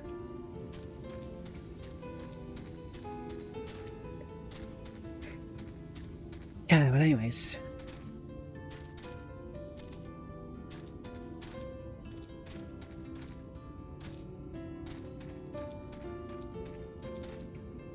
Man, we're slow. Ooh. Spell music.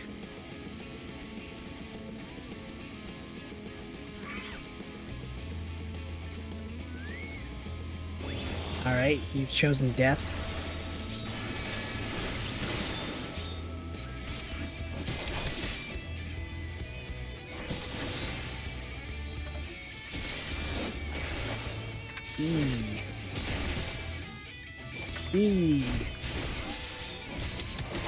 I could do it again.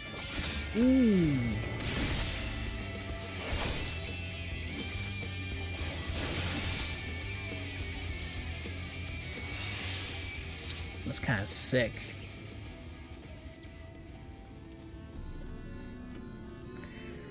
Another lion, huh?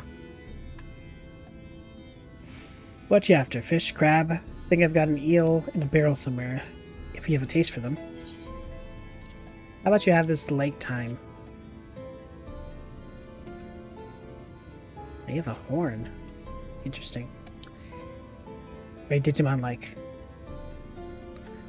Oh, I do love a bit of time. Chuck some in the pan. It's like a bloody festival of flavor. Now, what is it I can do for you?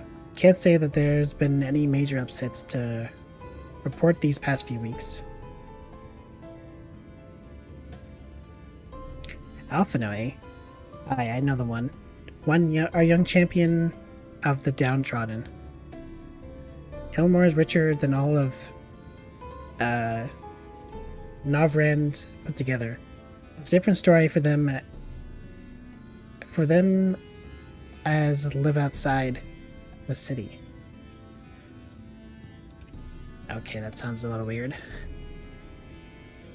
Most spent every waking moment just trying to stay alive, which makes your friend's dedication to helping others stand out all the more. Aye, I can hazard a guess to where he is now. Get a message to him. But you'll need somewhere quiet to meet, away from prying eyes. Make for Still Tide. That's the fishing village just up the path there. You're looking for a rundown excuse for a tavern the locals call the Leaky Keel. Wait there and I'll see that Alphino joins you. Thanks, Tiger Guy. I mean Lion Guy. I mean Bear Guy.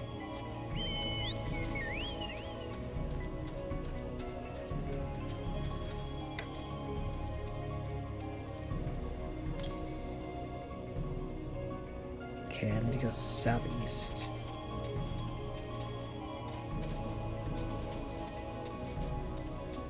It's actually where... It's a little different from the objective.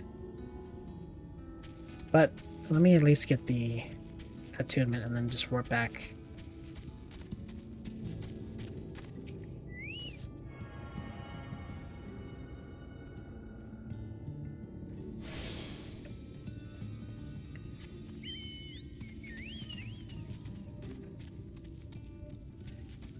It's directly south.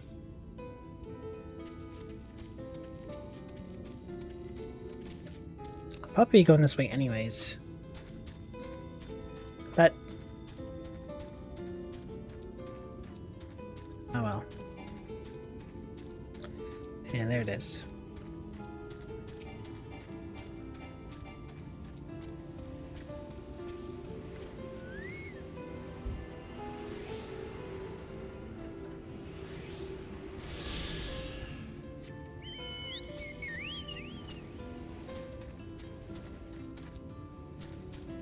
Anything else nearby? Northwest.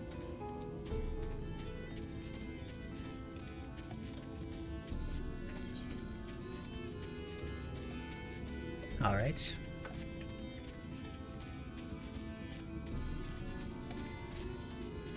Man, those guys are ugly.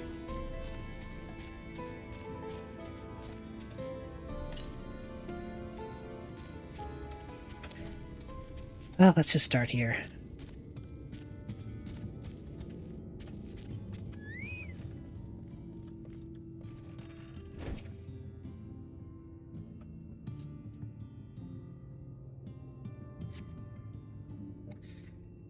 This is your first time in a tavern. It's customary to buy a drink if you mean to loiter. What'll you be having? Water. Fine choice. And what'll you be paying with? Gil. Well, now, those are exotic. Where did you come by coins like that? I'm sorry, dear, I don't doubt they have value, but I don't have a touchstone to test their purity. And I'm not about to go begging for one from the neighbors.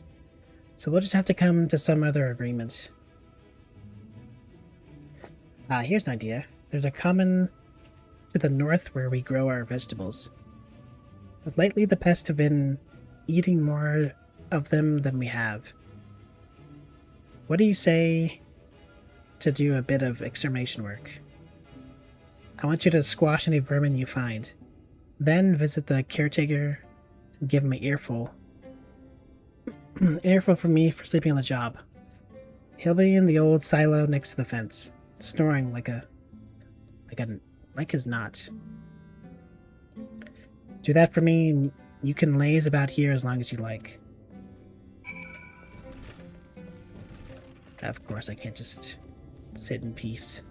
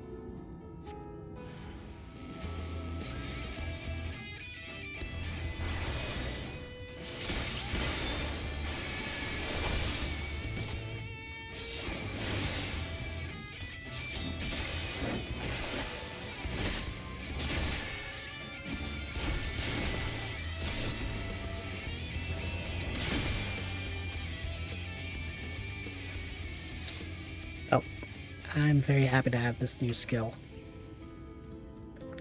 Atonement.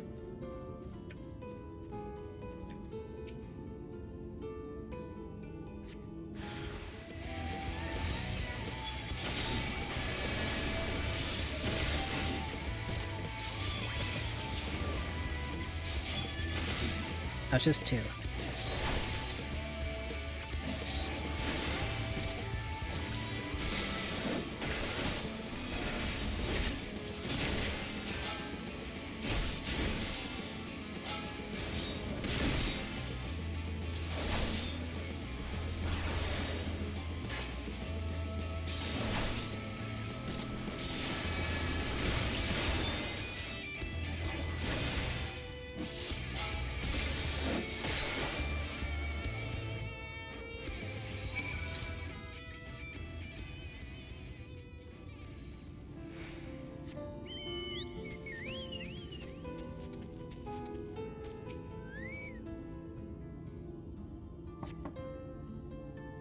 No response.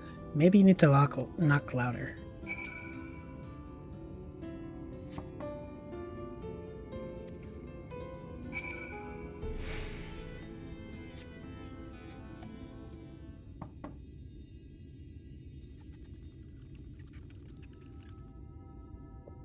You hear a faint squeaking from the room beyond. Time to burst in and save the day, brave adventurer. Right.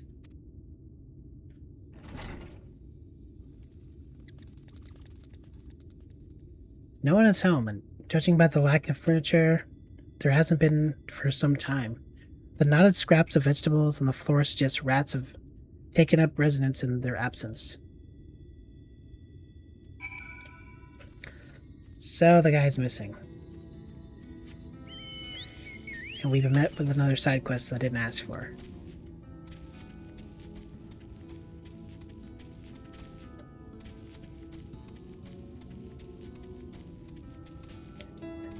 But how are we going to fill our plot? If not with people we don't care about.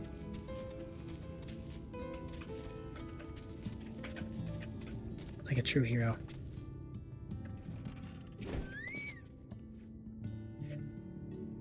Welcome back, dear. What did that good-for-nothing caretaker have to say for himself? Gone? Must have left to join the rest of the hopefuls.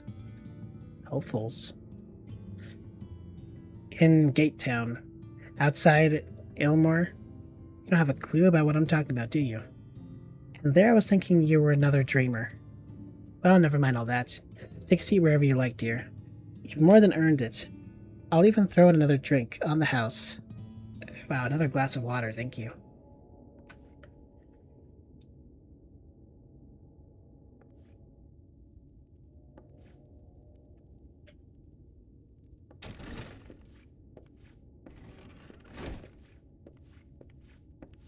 And how is business today, Mistress Theva? What is your outfit? Oh, frenetic. Look, I have a new customer. Frenetic.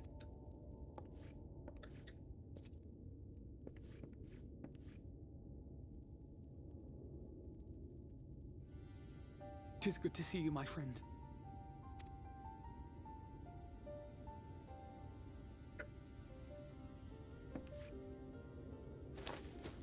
The barley seeds you wanted.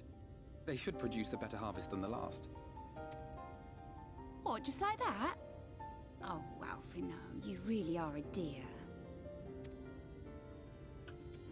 Well, I'd best be tidying up some of those empty shacks before the pests move in. Keep an eye on the place while I'm out, eh?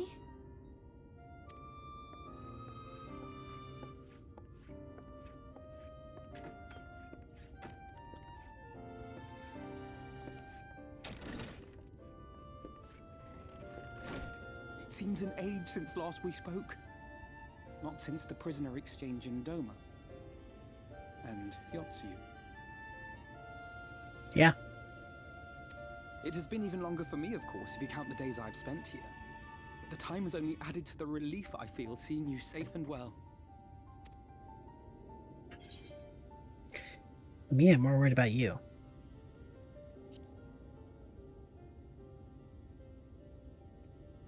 Huh. Alize said much the same thing. I don't think I've ever had such a scolding. But I believe an exchange of news is in order. Come, tell me of your arrival and all that came before.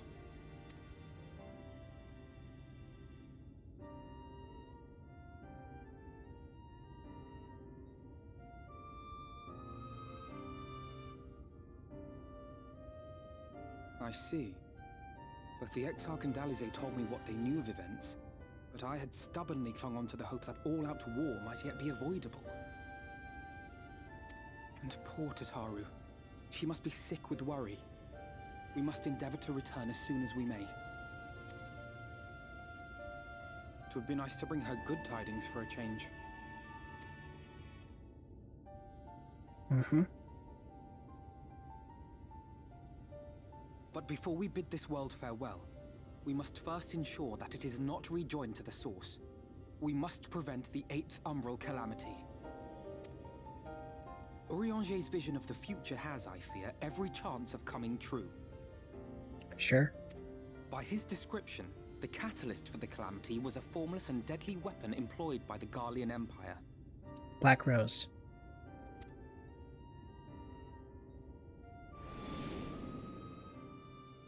The camps. Which can only mean one thing. Black Rose. Gaius was telling you the truth. When we were on the trail of the Ascians, we saw evidence that the gas was being manufactured once more.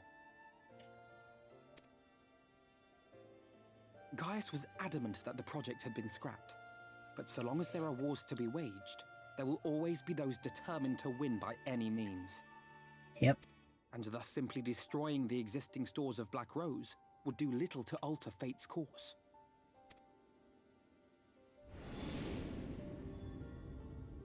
In that sense, our involuntary journey here to the First was something of a boon. Together with the Exarch, we've developed a theory as to how we believe the rejoining will be set in motion.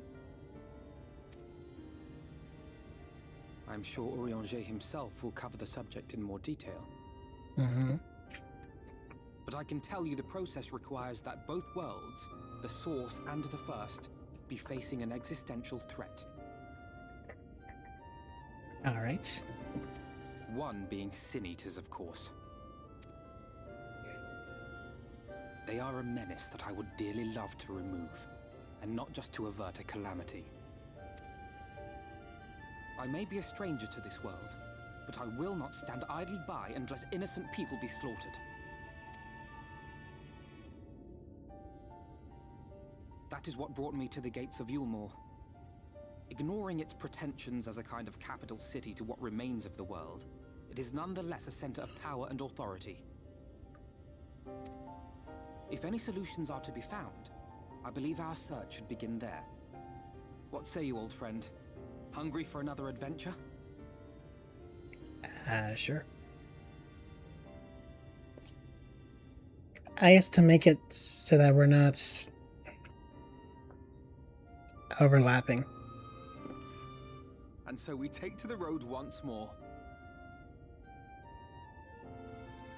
Dang, double bots. I've been infected by Chub and Jolted. Get the Pokerus. And so we take to the road once more.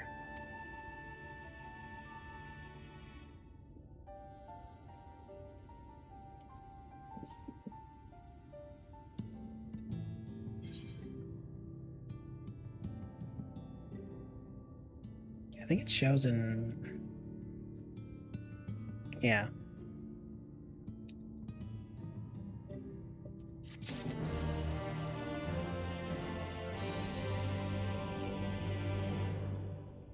I guess I'll just delete the messages on YouTube.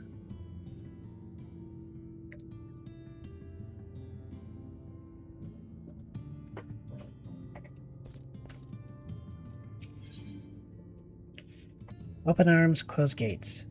Alphino is ready to take the road once more. Assuming you have no objections, let's make our way directly to the city outskirts. If we time our arrival just right, we may be lucky enough to see... Maybe like to see why I have yet to set foot in Ulmore, or Yilmore, how you pronounced it, despite my best efforts to do so. Come. From here, we must head west, then cross a small bridge.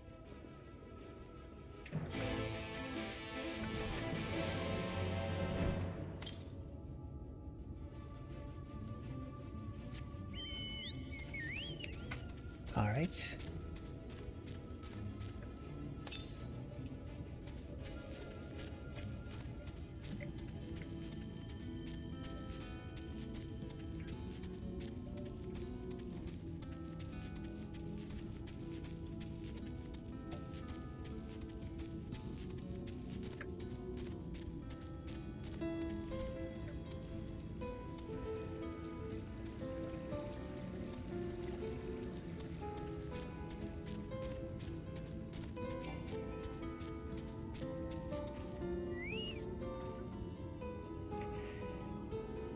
Lucia seems peaceful, does it not? Almost familiar? I had a similar impression of the Crystarian. Even in this distant world, people are much the same. To think that whenever a calamity struck the source, a reflection such as this one, with all its culture and history, was being erased from existence. No! Get away from me! Over there. Quickly. Someone's in trouble. Is it the fat cats? Or just some random iguana?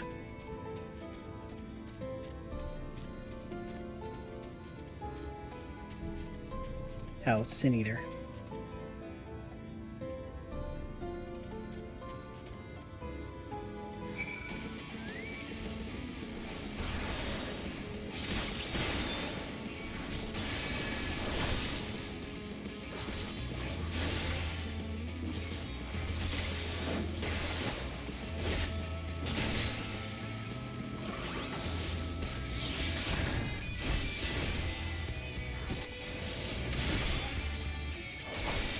Oh, I'll be fine.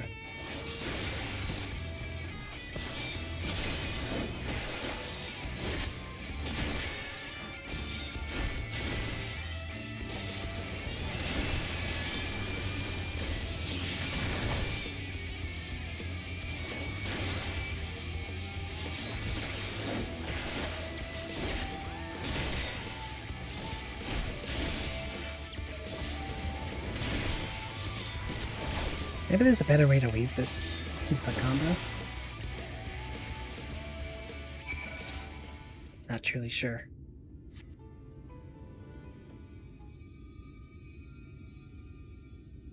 Oh, that's the old lady. I think. My poor heart. Thank you, young sir. Ah, there you are. In my haste, I lost my bearings. But I have seen you have the situation well in hand. Fine work. Are you alright, madam? Just a few bruises from when I fell. Nothing compared to what was in store for me before this brave soul came to my rescue. I honestly thought I was done for. My feet are not as swift as they once were, and I knew there was no one left to hear my scream. Not that I let that stop me. I should probably leave my old house behind and queue up outside. Oh, yeah, Yilmore with the rest of them.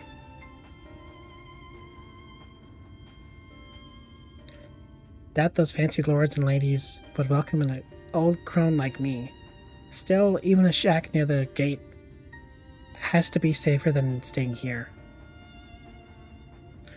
One would hope. Either way, I suggest you avoid wandering alone, lest you make the Sin Eater's task any easier.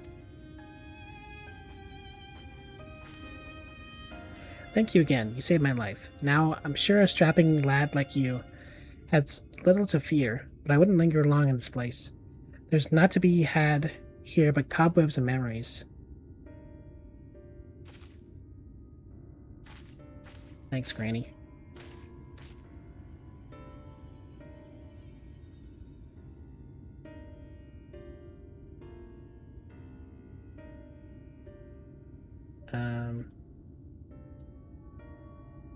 As the lady says, many in these parts have abandoned their homes to live in Yilmore's shadow. Should the Sin Eaters descend upon this region, there are precious few with the strength to fight them off. Speaking of which, what have you been told of those monsters? A brief history, then. 'Twas not long after the flood swallowed the better part of the world that Sin Eaters first appeared. Some beastly, some beauteous. Yet regardless of their form, all seem incapable of speech, and all are driven by the same insatiable appetite for mortal aether. They are predators, and we are their prey. Lucia suffered from far fewer attacks than most regions, but even so, the list of the Sin Eater's victims grows longer by the day. A tragedy without end.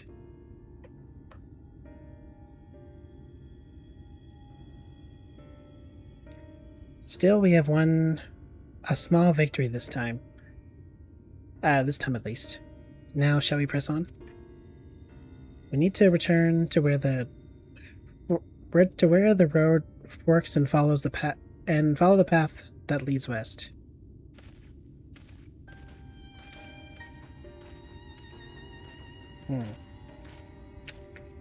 It's definitely a lot to consider. It's good world building, I'll say that much.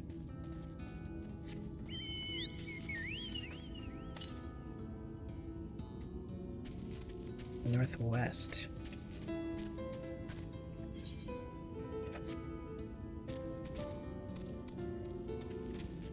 Let me see if I can find that thing first.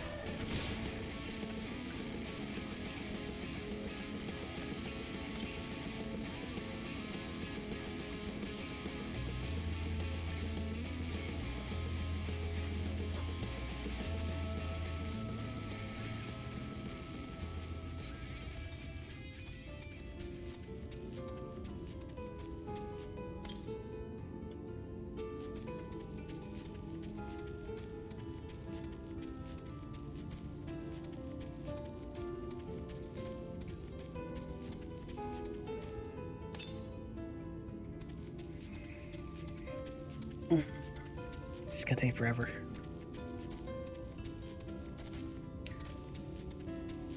Especially since we're going the wrong way towards or away from the quest.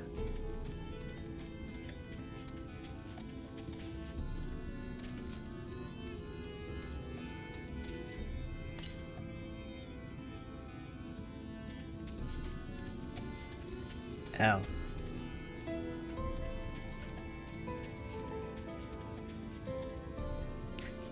I don't think I can reach that right now. I could be wrong. Either way, let's attune and then get back onto the quest.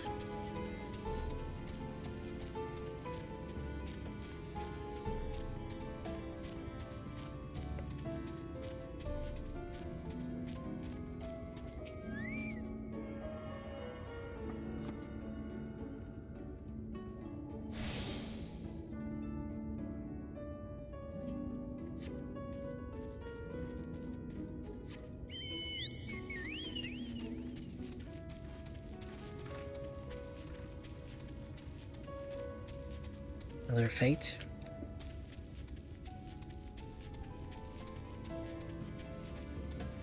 Nope, just one big freak.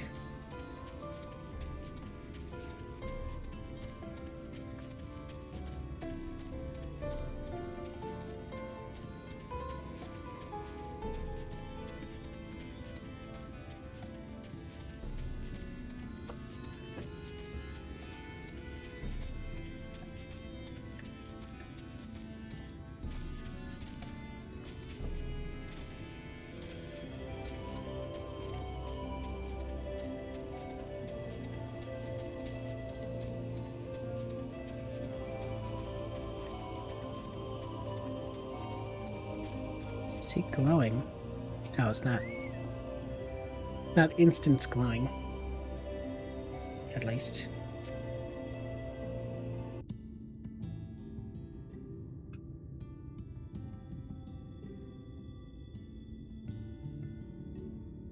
That gate up ahead is known as the Open Arms, and Yulmore itself lies beyond.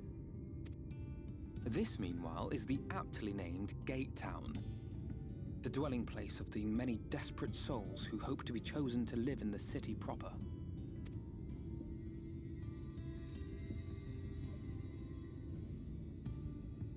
It's pretty messed up. Ah, I thought I recognized you. Brought a new friend, eh? Jeez, your voice is distinct. I'll bet you got a trick or two up your sleeve. Maybe even 3. Care to show me? No. He's not here to compete. Leave him be. What? I was only making conversation.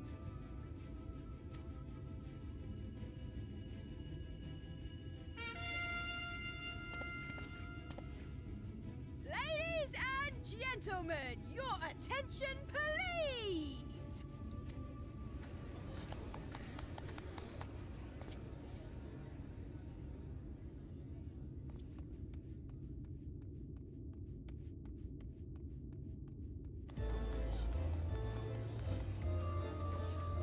Who are these clown twins? Greetings to our hopeful petitioners, one and all! Yulmore extends its warmest regards. Really? Let it be known that a lady of distinction wishes to dine on fish divine. We seek a master culinarian who can guarantee seafood perfection. Dazzle the matron with your delicious dishes, and life in the city will be yours to enjoy, even on days when fish is not on the menu. Who among you will answer the call? Name yourself or another. We may not at all. Fish, is it? Was there anyone? What about that girl? Do you recall how I said Yulmore was a center of power and authority? Well, that is not the only reason for its fame. It is also known as the City of Final Pleasures. The noble and the wealthy who survived the flood gathered here to live out the rest of their days in decadent abandon. A poor man could sooner pass through the Iron Needle than Yulmore's gates. The only way the common folk can enter this perverted paradise is if they fulfill the whim of one of the privileged. The gates of heaven. They are picked over like market produce.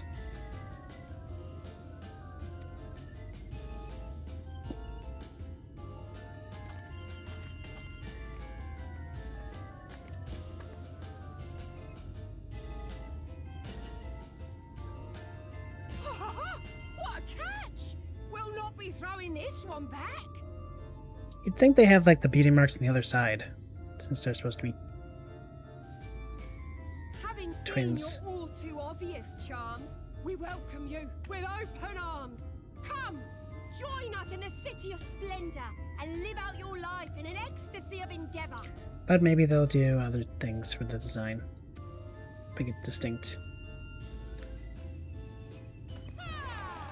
Like swap the mask. Oh, just look at those That's just expectant faces. different What could you possibly color. be waiting for? That's different. But yeah. And there's no orb here. That's pretty much it. Anything else is just color swap. Well, well, what have we here? An extra share of meal to celebrate our newest resident.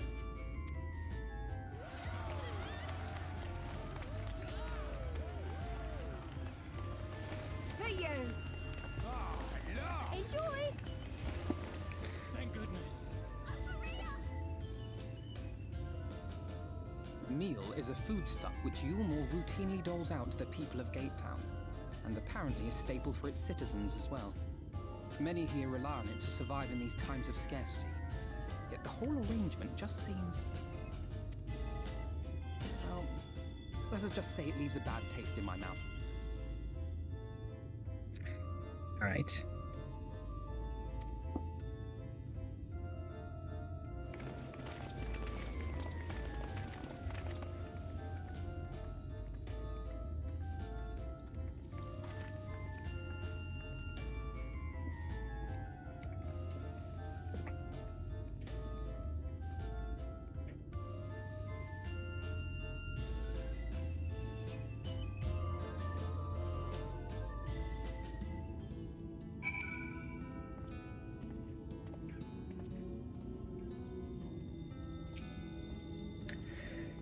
I understand why my attempts to enter the city have thus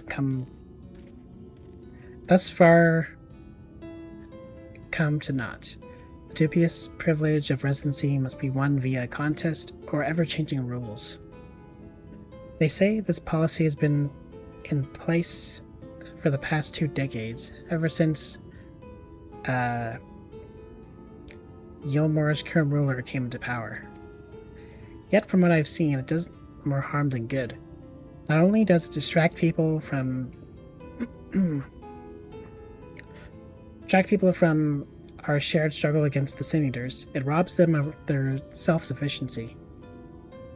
I have tried to propose ways that can improve their lot, but my words invariably fall on deaf ears. The attitude is so entrenched now.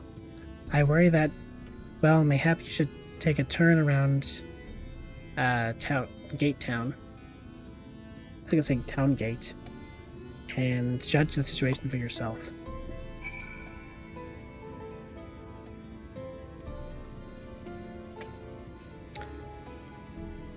Alright. Guess I'll go do that.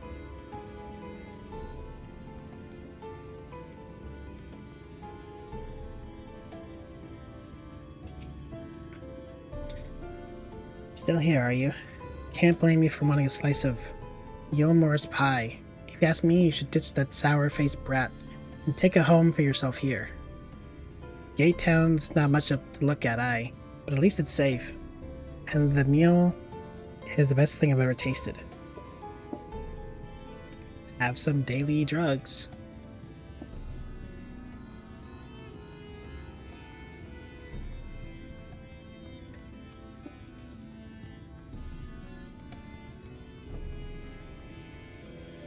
Eat your slop.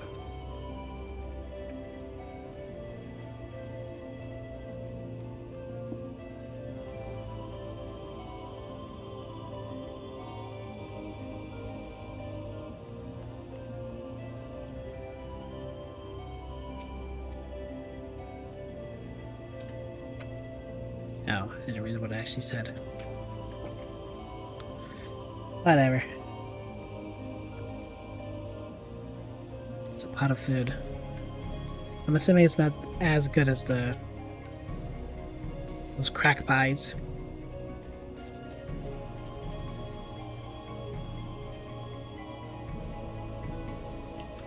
So people aren't indulging as much regularly.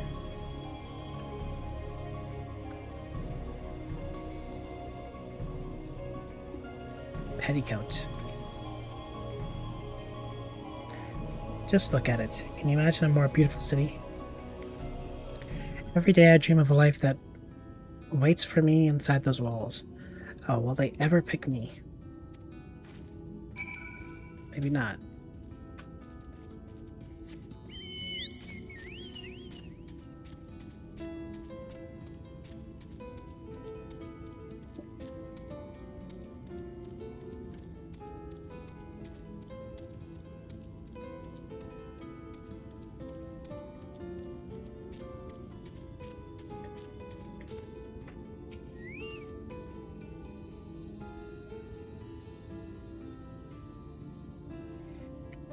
One sec.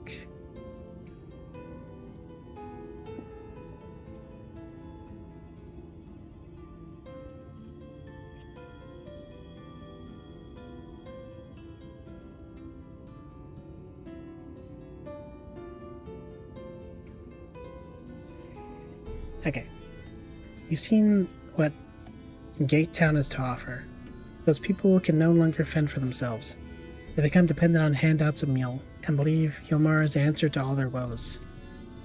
Yet no matter how I frame my encouragement, they seem unwilling, nay, unable, to conceive any other way of life.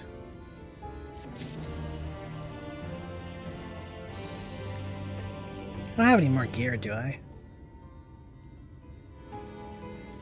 I have this.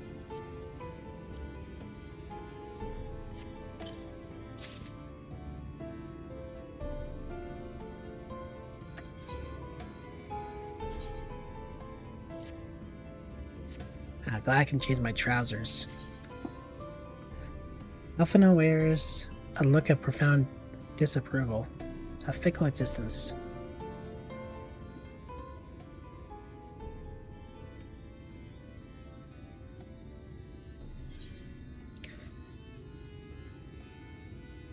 I mean, both are the same.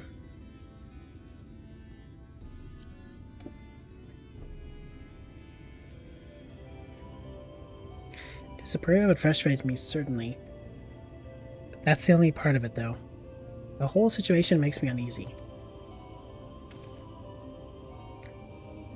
Not that it matters. However unjust this system seems to be, if these people claim to be content with their lot, it's hardly my place to criticize their choices. But take that elderly lady you rescued. Does it seem that those who have chosen to forgo Yulmar's largesse are doomed to suffer for their independence? In the end, they're all but forced to seek refuge in Gate Town. And so hamlets and fields across the island are left empty and untended. Hamlets. Hastening the region's descent into ruin. Nay, I'm not convinced that Yulmar's generosity truly serves the best interest of Calusia's people. I'm not so naive as to think that there's some miraculous solution to all of this. Yet I cannot help but frown at the sight of hard-working villagers, struggling to survive, even as the chosen few rejoice at being plucked from poverty by the hand of a capricious noble.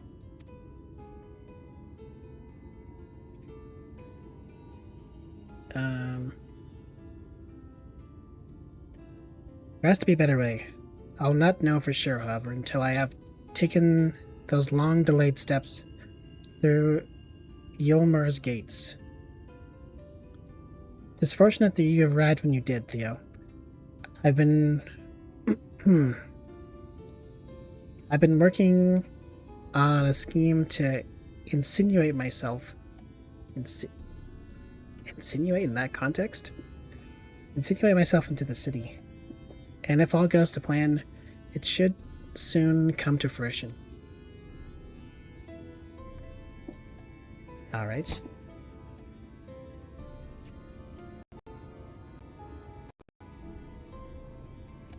Who makes its home in the seas surrounding the island. The Ondo, they're called. Though you and I know them as Sahajin. For the most part, they keep to themselves in their ocean grottos, and rarely have dealings with the land dwellers. Do I remember these creatures at all? But Seitario took such great pains to impress upon me during our stay in Kugane. Business favors the bold, and so I reached out to them. I duly discovered that the Ondo are inordinately fond of land-grown produce, fresh fruit in particular. And when I offered to procure such goods for them, they promised to pay me in pearls. An attractive business ventured for any prospective investor. Would you not agree? Surely even the most jaded Yulmoran lord would have time for a merchant who can make pearls from plums and pumpkins. I mean, do they consider pumpkins fruit? They have a bunch of seeds, so maybe.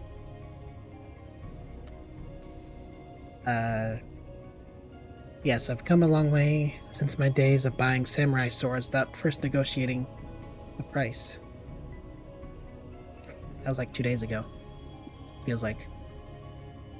My appointment with the Ondo is due to take place in a few hours. I just need to collect the produce and meet with them on the shore. Might you help me make the exchange? No.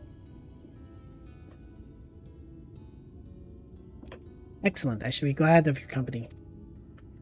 First things first then, I must pay a visit to the Mosha Moba, my supplier in Right.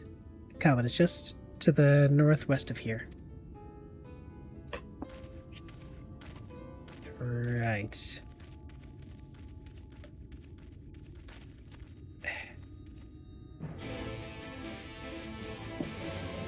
And this freak's like in our way.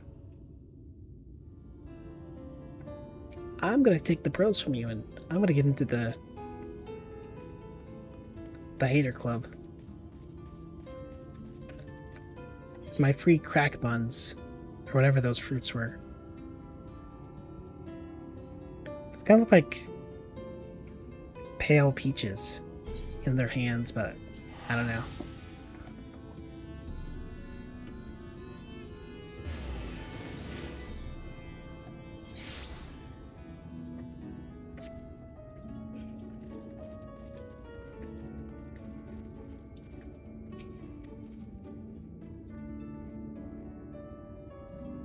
I'm kind of surprised they're not a dragon person with a name like that. Is there something I can do for you, friend?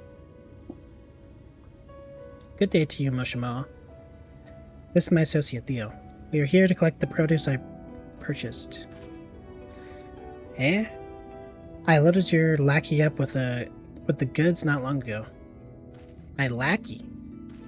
I know of no such person. Here we go. Mr. Lad, short blue hair. No? He said he'd come on your behalf, and since he seemed to know all the details, I just assumed. Confound it. Someone must have been eavesdropping on our conversation. If this charlatan was here not long ago, he cannot have gone far. We should split up and search the area. You find a vantage point on the south side of town, and I'll take to the west. And some more filler.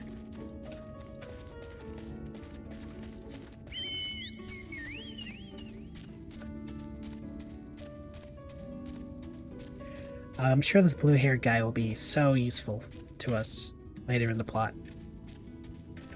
It isn't just some random no-name brand thief.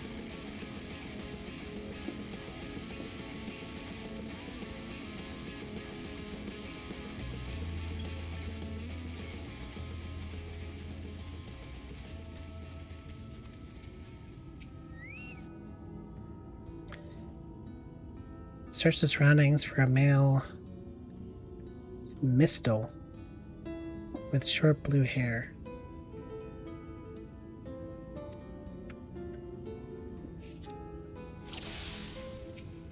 Here we go.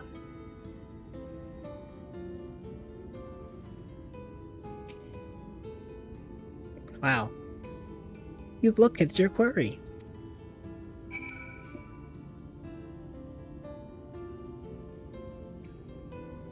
What was even the point? It's like they introduced the zoom mechanic thing and they just want to use it. I could just look automatically. Theo, any sign of him?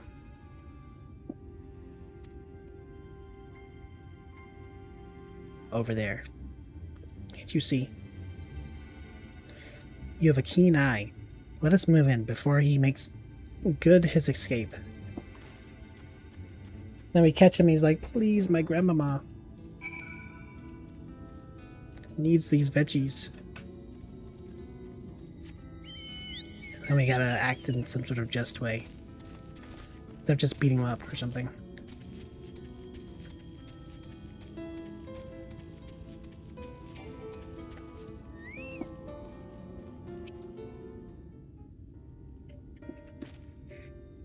There you are.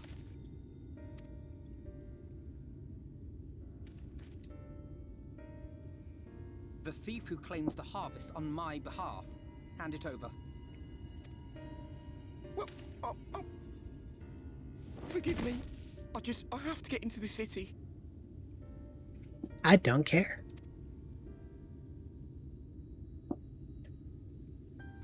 I have no family and all my friends have already been chosen. No one here gives a damn about me. When the meal gets handed out, I'm lucky if I get a smell of it. No matter what I do, they won't call out my name. I'm so tired, I'm so bloody hungry. This guy's voice acting. Top tier. I thought maybe I could steal your idea. Get in that way. It's like the my mom is kind of homeless guy, but just British.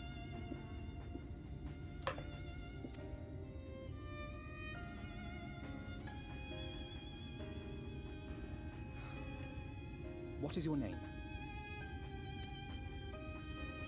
Kai Shear. Kai Shear. Tell me then, Kai Shear, must it be Yulmore or nothing? What of the Crystarium? They may not offer charity, but you would be fairly compensated for any work you did. No, it has to be Yulmore. That's where all my friends are. We made a promise that we'd live together in paradise. His voice acting.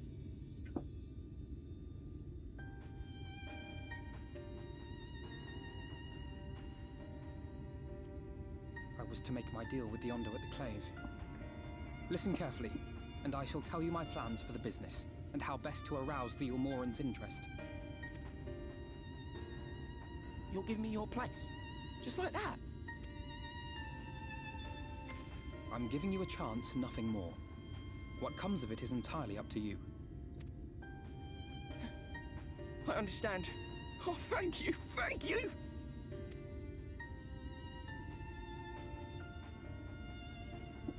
I hope he gets cut down for this.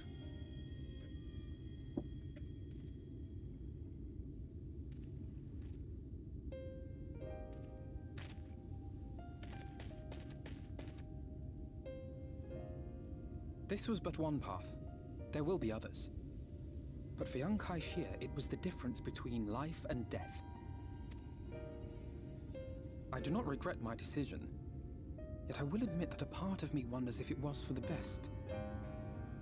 Probably not.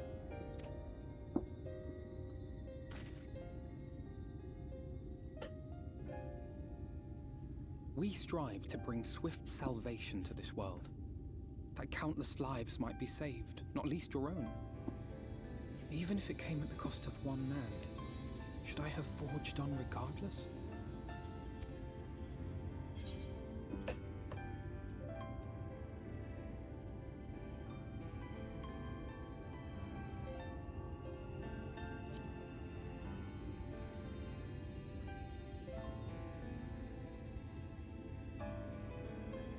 I suppose not. Were Estinian here, he would most likely scoff at my soft-heartedness. Same old Alfino, ever the slave to sentiment. But I thank you for your kind words nonetheless. Let us see to it that both these stories have a happy ending. Shall we return to Wright then? Sure. And I don't think the veggie plan's gonna work though anymore.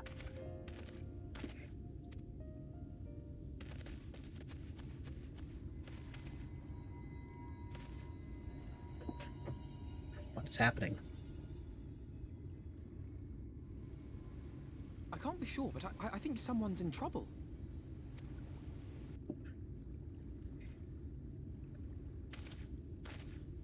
Come on, they may need our help. So you can't see the blue-haired cat guy in the fields, but you can see this guy basically blending in with the sand.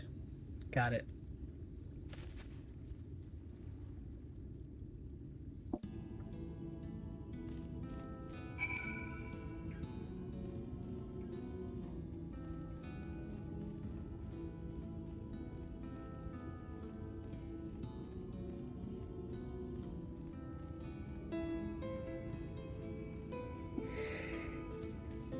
Okay.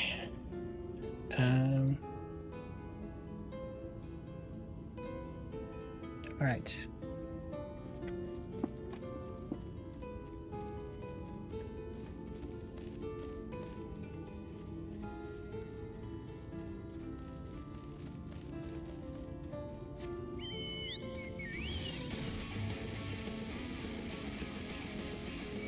I could have warped, probably.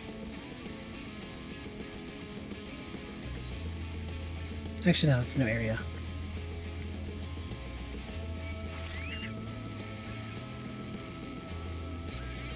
Not really sure why I bothered getting off my mount.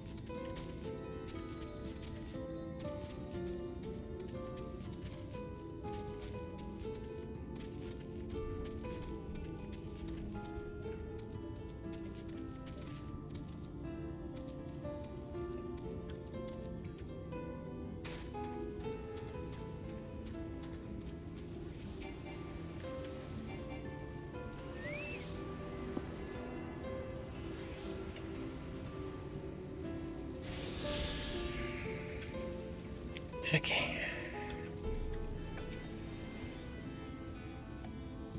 There's this rando. Better have voice acting. God damn it. That should take care of the worst of his injuries. Ah, sputter. Mercy. I beg you.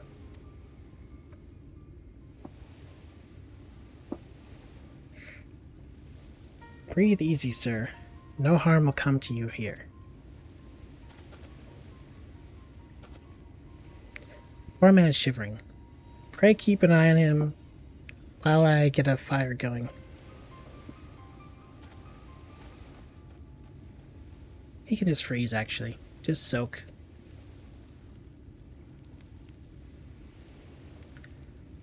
Thought for certain I was dead. How am I ever to repay this kindness?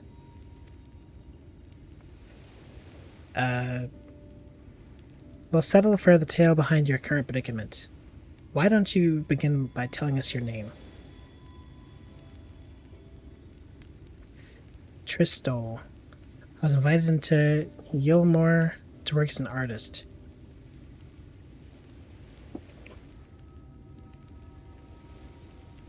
A wealthy couple took me in to paint pictures for them.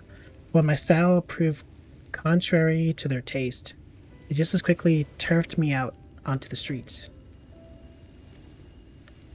I was left penniless and patronless, a grave sin in Lord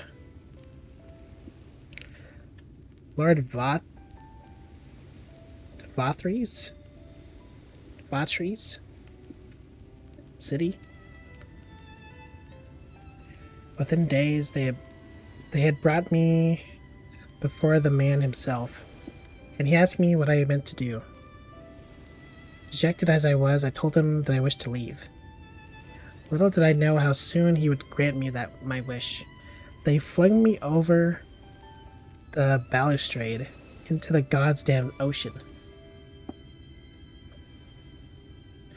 From up there, how were you not dashed to pieces? Don't ask me. Luck, I suppose? Though if you hadn't found me when you did, it wouldn't have counted for much. Monstrous. And the citizens condone such barbaric punishment?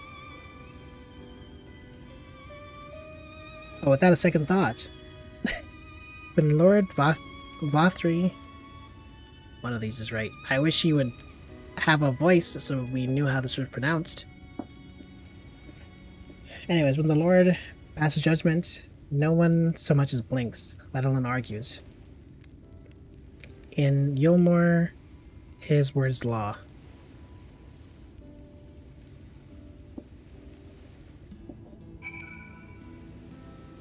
Alright. The more I hear about this place, the more determined I am to see what awaits within its walls. I shall bend all my thoughts towards securing another way into the city. There must be something we can do. But first we should convey Tristol to the shelter of the village. Fire or no fire, he needs to be out of this chilly coastal air. Away into the city.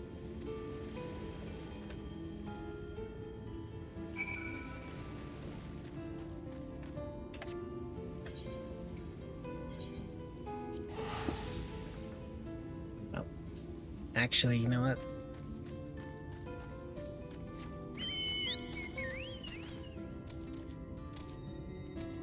Maybe I just go my own way and uncover more of the map.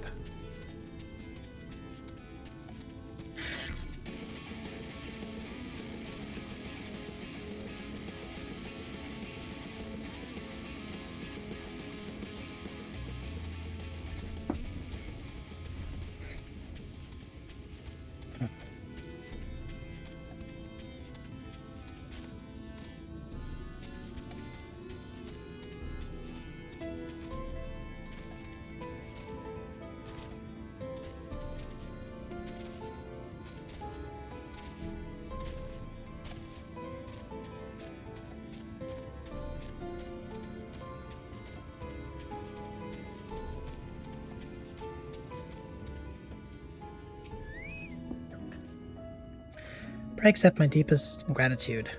I owe you both my life. And if you'll permit me, I would assist you in your attempt to enter Yilmore.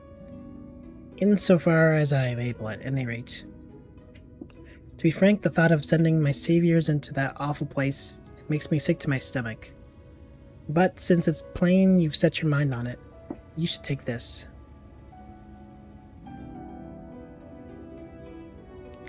It's my favorite paintbrush. The Yilmoran elite are not satisfied until they get exactly what they want. If I'm not mistaken, the couple I mentioned will be looking for someone to replace me. If you make a show of owning such a well-used brush, you may be able to convince people you have a talent for painting. Interesting theory. Are you certain? This is your livelihood. We can't deprive you of such a treasured possession. I give it gladly after all you've done for me, Besides, I don't think I have the heart to paint anymore. As to what I'll do instead, I honestly haven't decided. But I shan't stay long in this place. Not with that city brooding over me. Nay, I'll move on to new lands and new possession, and a new profession. And I'll keep you in my prayers from now until my dying day. Okay, so he'll be dead tomorrow. Got it. City of Final Pleasures. Alphina weighs the brush she received from Tristol, deep in thought.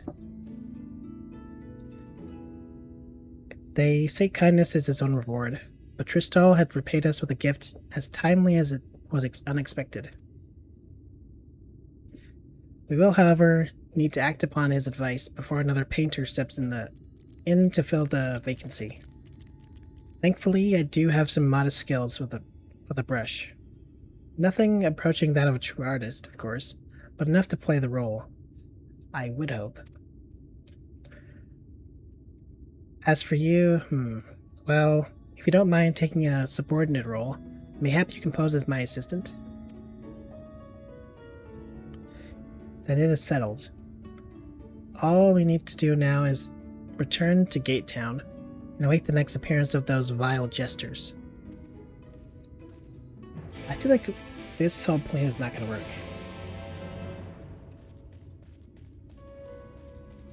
I'm pretty sure they made note of us.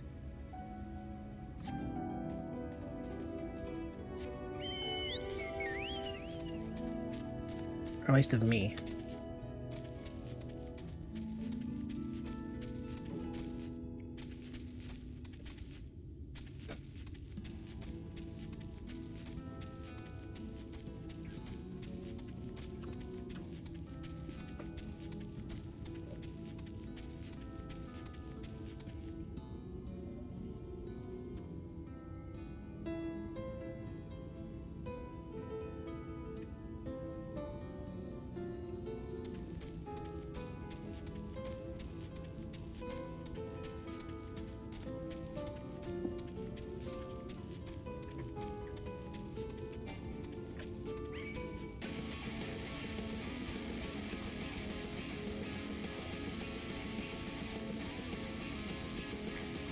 Get away from me, you bird.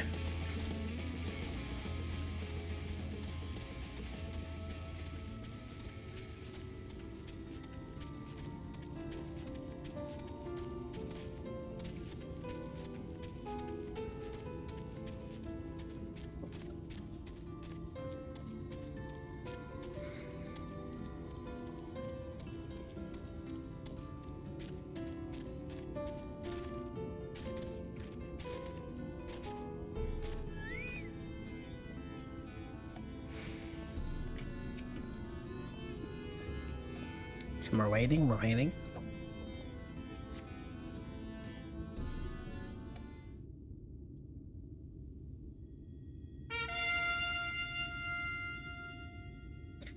Here they come.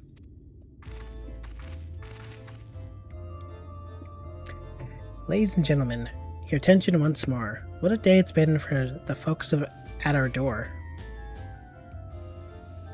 We've welcomed a peddler who made pearls from a plum, and now we've a place for a painter of a plum. So come along and don't be slow. It's time to let your colors show.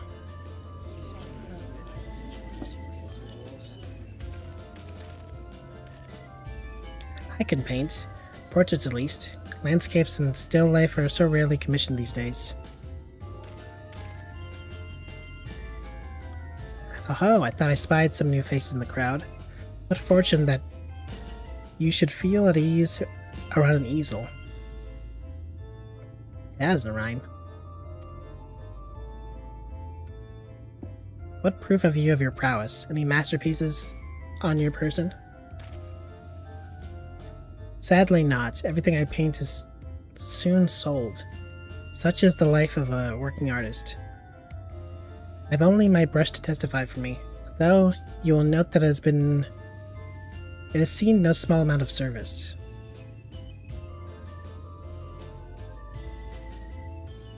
Aha! Ho ho! Flecks of paint, both old and new. A tool much loved and much used.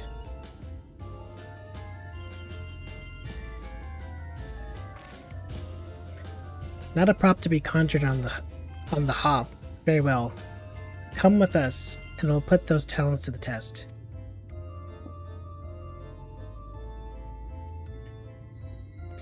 And who is this hanger-on? Well-wisher or parasite? Damn.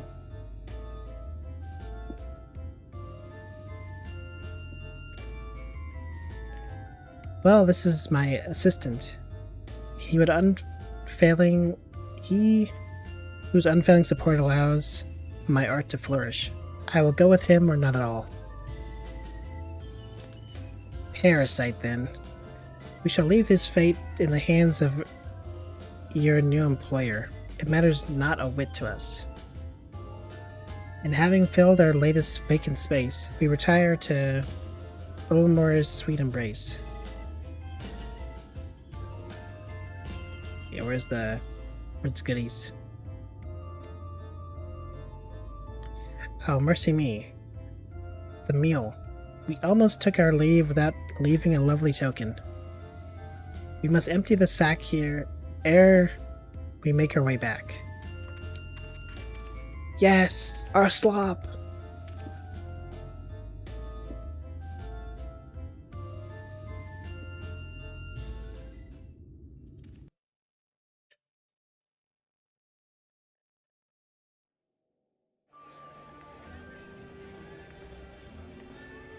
Redemption is beyond us.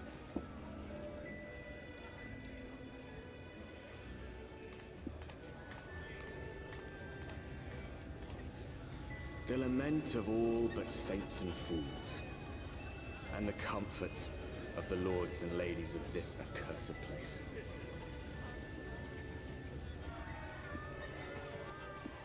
Once they held fast against the madness. Only They to have embrace pole the dancers here? delight in the end of days. Man.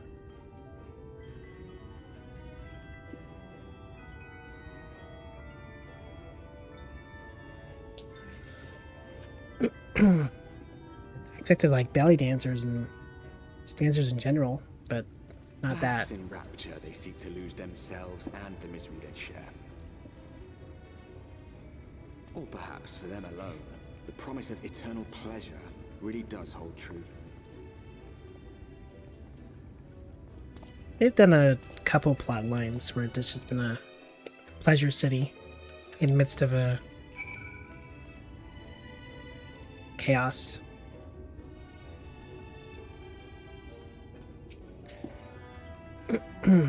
Or a tragedy. Welcome, welcome to the city of final pleasures. Feel free to weep at its magnificence. No?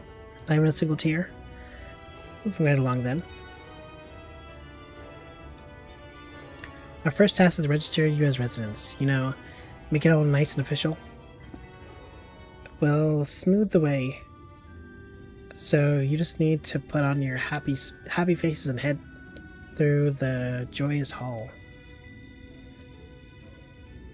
The Bureau of Immigration is in the first room on the left side of the passage. Declare your name and occupation in a nice, loud voice. The clerks will tell you where to go from there. You drink some water.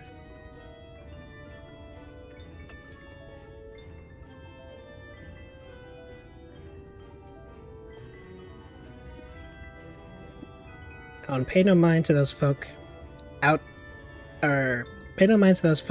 off to the side of the road. Much like the hopefuls in Gate Town, they haven't earned the right to enter the city proper. If, however, you enjoy basking in the envy of your fellow man, then by all means, take your time. But why waste another moment? Go, enjoy the beginning of your new life in paradise.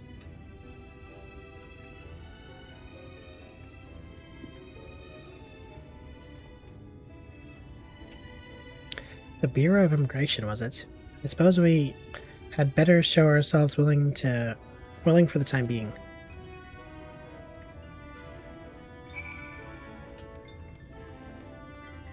See ya, brokies.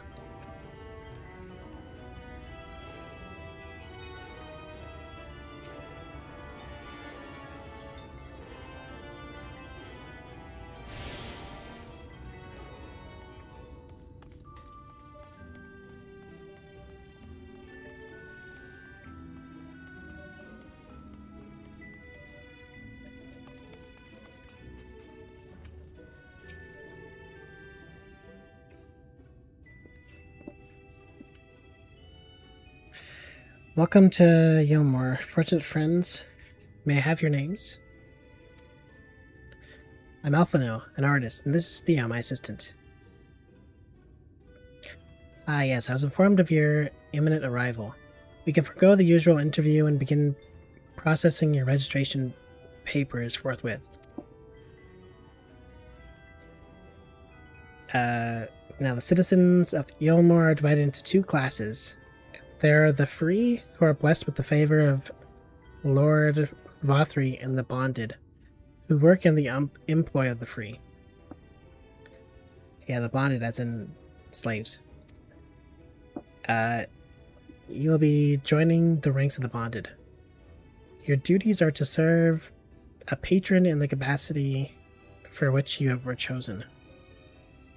In your case, painting pretty pictures. Should your patron dismiss you for any reason, you must find another sponsor among the free, or accept work as a general laborer. I see. And might you tell us something of the patron we are to serve? The two patrons, actually. China's and Dulia Chai. A mystical couple who most refer to as the Chais. Why is it like... Never mind. It's like their surnames are in reverse.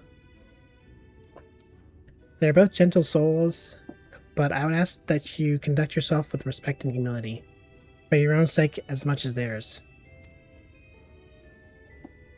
Now, a moment, please, while I complete the relevant paperwork.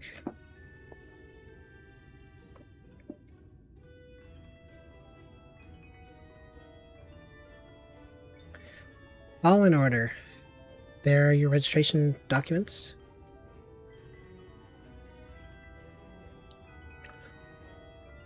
Take those papers next door and submit them to the clerk. Once they've been stamped, you will officially be Yilmoran citizens. Enjoy your new life in paradise.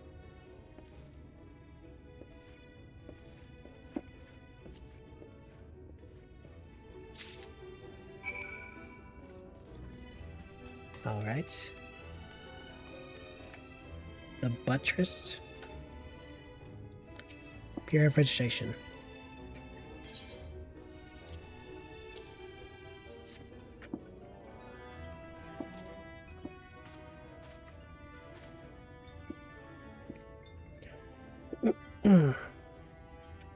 What have we here? Alphino artist, Theo artist assistant. To be employed in the service of Lord Chai and Lady Chai. Yes, everything seems to be in order. Your registration is hereby approved. I think it's best that we deliver you to the Chai residence before. Oh dear. You stink. You smell hideous.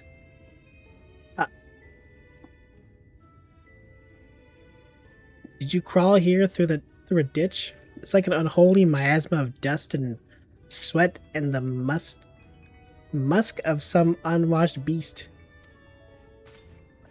Alright, it's a little messed up. Proceed directly to the illusory next door and scrub yourself clean. Use whichever showers are free. After you've rinsed away that stench, you'll want to splash yourselves with this perfume. liberally. Once you've made yourself presentable, then you may proceed to the Chai residence. Cornine, the guard by the stairs, will give you directions.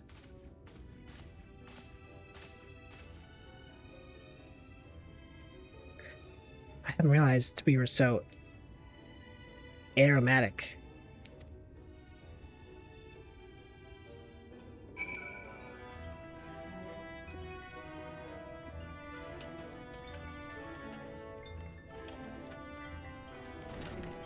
Apparently we smell of poo.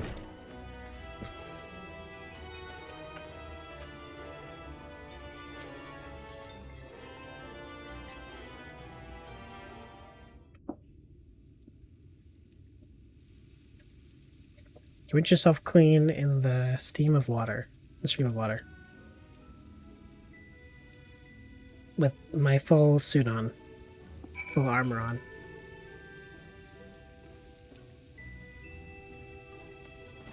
Alright, guys, I'm not trying to see any of that.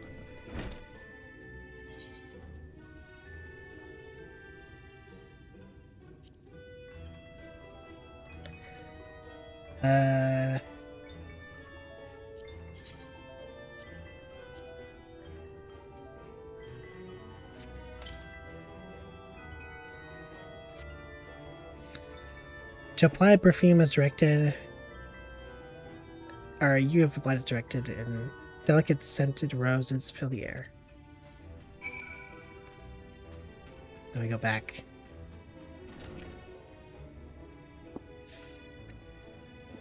Oh, you've showered and dressed already, have you? Is it not, that is to say, it seems rather exposed for one's oblations, does it not? Hurry up and shower, Stinky. What would the Stydian say? Alize would have been drying her hair by now. Alright, he gets roasted no matter what. Get in the shower, Stinky. Fine, just a quick rinse then.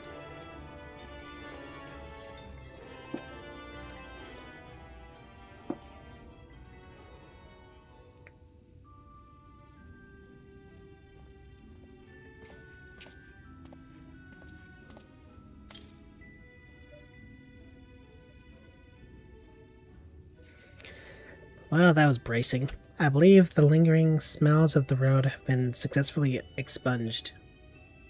Shall we go and present ourselves to our new patrons then? I wonder if they'll recognize the brush.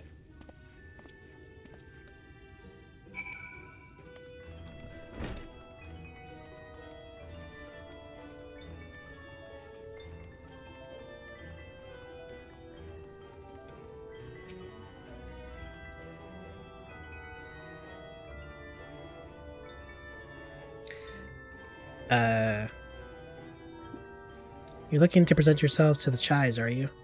Let me explain how the city's laid out then. Imagine 3 layers, one on top of the other. This layer is what's called the buttress. Above us is the understory, where the military has its quarters. And above that, we've got the canopy, which is where the free citizens of Yulmore spend their days. So if you want to find your new patrons, you'll need to keep climbing until you run out of stairs. Then look for the Grand Dame's Parlor. They'll be in there, like as not. Alright.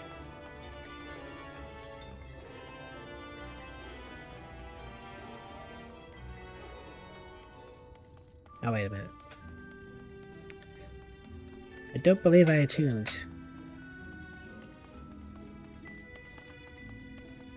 Or maybe I did. No, I must have. That was inside. Never mind.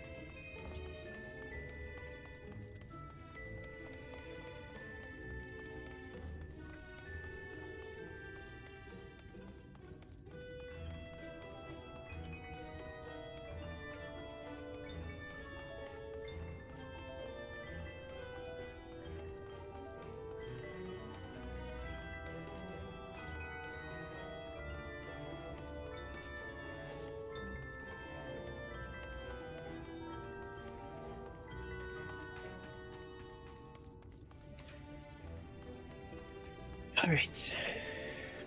Here they are, I presume.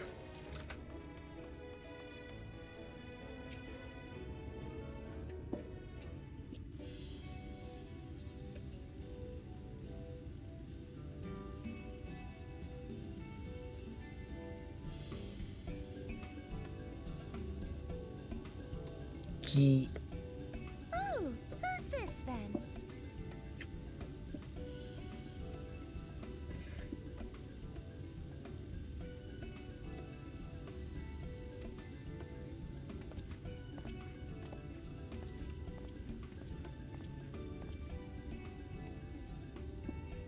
Lord and Lady Chai, pray forgive our intrusion. I am given to understand you were in search of an artist. Ah, you must be the new, Oh, goodness me. What an adorable boy. So you are decked out with rings. That silken hair, those pearly cheeks, oh, and you even smell wonderful, like a bed of flowers.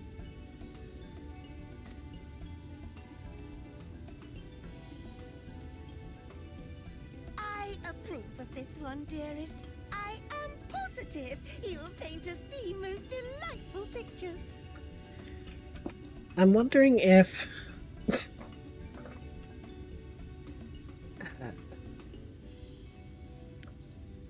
maybe the previous artist guy drew her exactly as she looks and she got upset.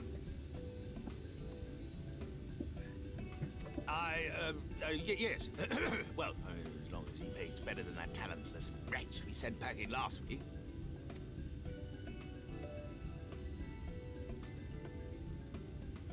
Wonderful, wonderful. Welcome to Yulmore. Alfino, if it please you, my lady. And this is my assistant. Your assistant? I've heard of folk bringing in family members, but this seems a bit irregular. Aren't you a little young to have a protege? We are family in all but name, my lord. Though we share no blood, we have stood by each other through life's many challenges, resolved to prevail together or not at all. Of all people, 'tis he who best understands my work. With his unique insight guiding my hand, the art I create is sure to satisfy your expectations. Okay. Kind of laying on thick there. Once the picture is begun, of course, I shall have no need of constant encouragement. And so I wondered, rather than him being in your way, might it then be permissible for my assistant to explore the city he has so longed to see? Out of gratitude for his priceless contribution to my art, I thought it only fair that I make this humble request on his behalf. Did you ever hear of such devotion? Of course your assistant must have his wish. He shall be free to roam to his heart's content. Isn't that right, darling? Oh, yes. Yes, of course, dearest. Quite right.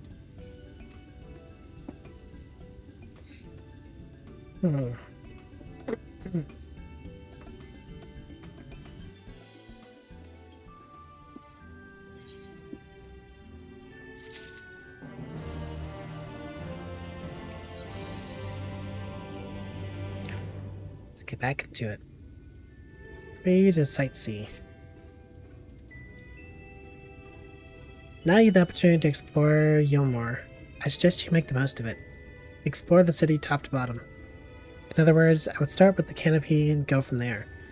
Try wandering around the market stalls mayhap. Such places are usually filled with colorful characters, only too eager to share local gossip with a friendly visitor. I'd appreciate it, of course, if you could share any discoveries with me in turn. We should both learn as much as possible from our new place of residence. Alright.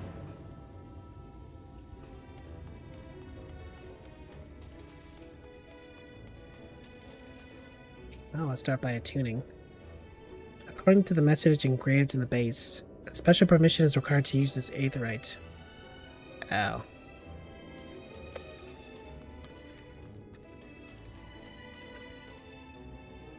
Amiable maiden. Oh, hello there. A fresh register, are we? You seem a little lost. Well, it is lovely to make your acquaintance. Speaking of acquaintances, you wouldn't happen to have run into my attendant on your wandering, would you? Big, strong lad, long hair, tied back. He was escorting me on a shopping errand when I realized I'd dropped my handkerchief. And now I've been waiting here all alone while he's been off searching for it. I'm not terribly fond of being alone. If you do see him, I would be obliged if you could pass on this message. Forget the silly handkerchief and return to my side at once. That's quite the pose, lady.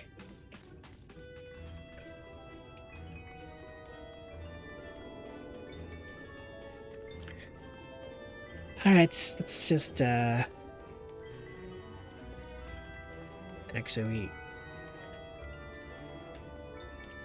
we won't know for certain until we see the layers.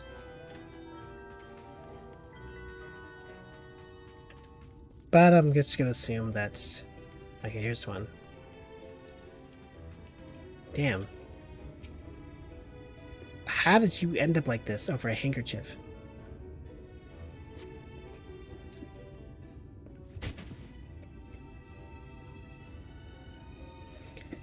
Wicked white. That was too close. Thank you, friend. I don't know what I would have done if you hadn't come along. I was trying to rescue my lady's handkerchief, you see. The wind must have blown it over the edge, but luckily it caught on something. Though if I could just stretch out far enough.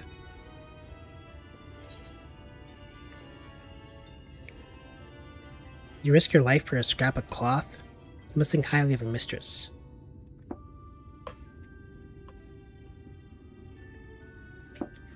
She's my entire world. Without her, I'm nothing. Okay. When I first came to Gilmore, I thought only of improving my lot in life. But there was so much more to the city than wealth and plenty. There was no war here, no conflict. The residents all treat each other with warmth and respect. My mistress has been so kind to me. I can think of no other place in, Lucia where I could possibly be happier. Sorry, I might have gotten a bit carried away. I think I find it hard to stop when I start counting my blessings these days. Please, you should come with me to meet my lady. Once she hears of your deed, you'll be witness to her generosity firsthand. What? Lonely, you say? Curse my clumsy feet. I must return to her immediately. Something tells me this is not going to end well.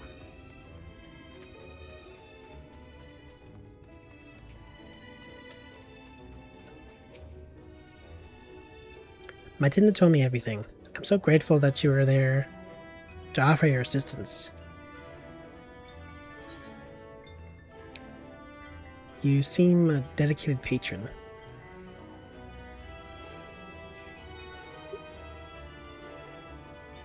You value him highly then.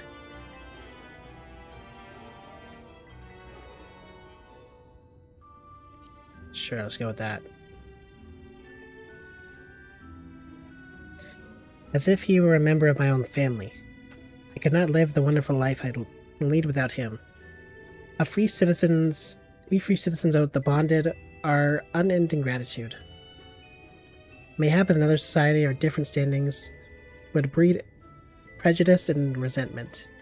But in Yulmore, a most glorious measure is in place to avert such unpleasantness. Part of that measure requires that the free surrender their fortunes. Upon registration, all of our property, financial, intellectual, or otherwise, given over to the city. So I cash out all my belongings and I get a servant. I don't know if that's a great trade. In exchange, we're provided with ample funds and commodities to live a life of pampered luxury. Being liberated from the concern of earning coin has an almost miraculous effect on people's outlook. There are no rivals to compete against, only fellow residents with whom to enjoy our tranquil existence. Now, if you excuse us, I must see that the markets must see what the markets have to offer as a reward for the return of my handkerchief. Oh, and I've not forgotten you, of course, our courageous messenger turned rescuer. Well, thanks for the gear.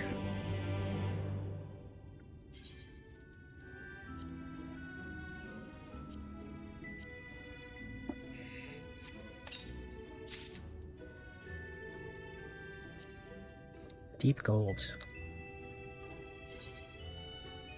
That's not it.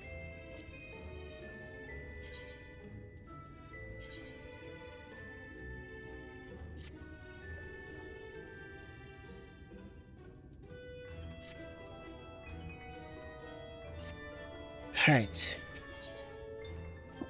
A taste of honey. The amiable maiden appears suddenly concerned. All this talk of relying on the bonded, and I haven't given a thought as to what your duty might be. I hope I haven't interrupted your duty unduly. A tour of the city, is it? Then you really must visit the beehive. It's always buzzing with activity. The local humor. Anyway, a lady by the name of Tistaby usually has her seat near the entrance. She will gladly speak with you on any number of topics, assuming you find yourself on her good side.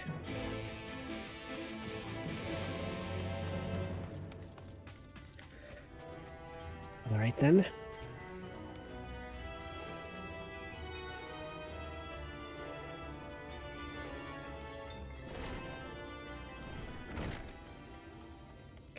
Something tells me we're gonna get kicked out of this place and have to come back later. Because why else couldn't we attune?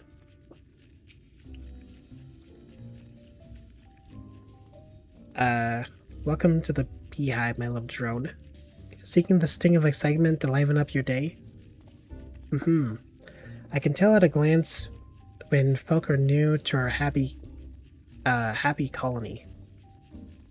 It's the nervous fluttering, you see, always gives them away. Why don't we play some cards and set you at ease, eh? A quick game of high or low. It's simply a matter of guessing who has the bigger hand. If you win, I'll grant you a single favor. Without reason, of course. Or within reason, of course. I don't say without reason. Interested? Don't have much of a choice. Ready for a game? Let's do it. Good for you. Now, no time like the present, I say.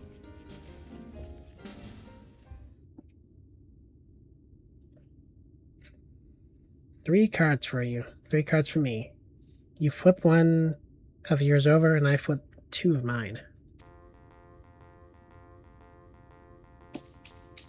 I didn't expect this minigame.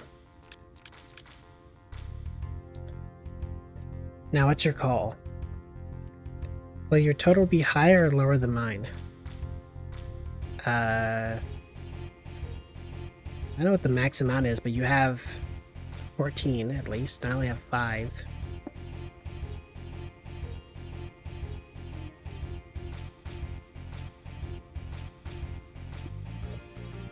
I think lower.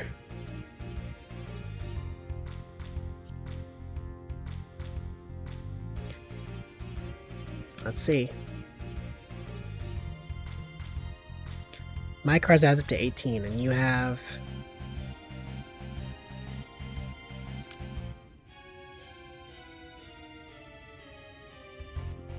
I should have known.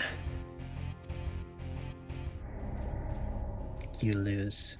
Prepare to die. Oh, sorry, honeybee. But the match goes to me.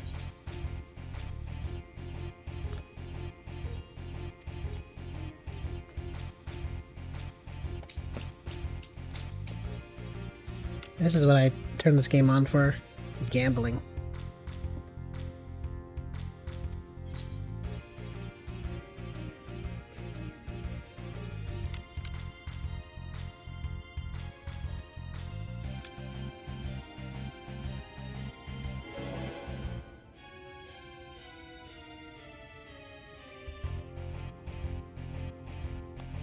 Congratulations, your guess was right.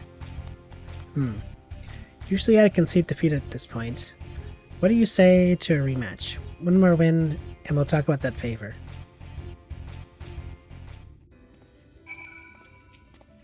Okay. Why did you take me out of it?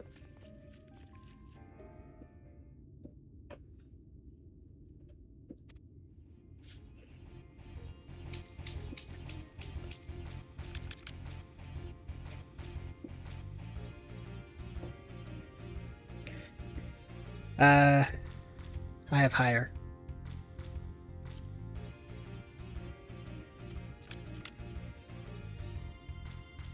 I hate my life.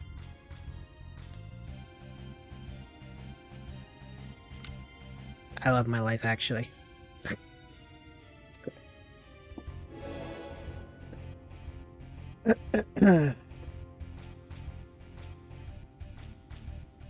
Well, would you look at that? I think you've got a knack for this, newcomer. Congratulations, victory is yours, as is the prize I promised. Come whisper in my ear then, and don't be shy. Tell old Tista what she can do for you. That's all? How delightfully wholesome. But if knowledge is what you want, then that is what you shall have. In my humble estimation, the most wondrous thing about this town is how safe we are from the Sin Eaters. They say Lord Vatri was born with the power to command them, which means no Yulmorin need ever raise a weapon in defense of the city. Was that the kind of thing you wished to know? If your itch still needs scratching, you might get a few words out of Athorn over there. There's not that merry sot likes more than the sound of his own voice. Well, thanks for the card game.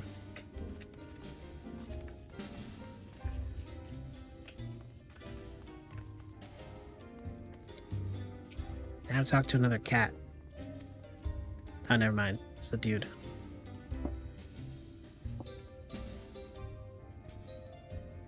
Well, I just arrived and already you look like you're looking to peel away the layers of mystery. Oh, I'm all for chatting, but you need to slow down and enjoy life, my friend. I'll tell you what. You hop up on stage and give us a dance first, and then we can have our little talk. Are we serious?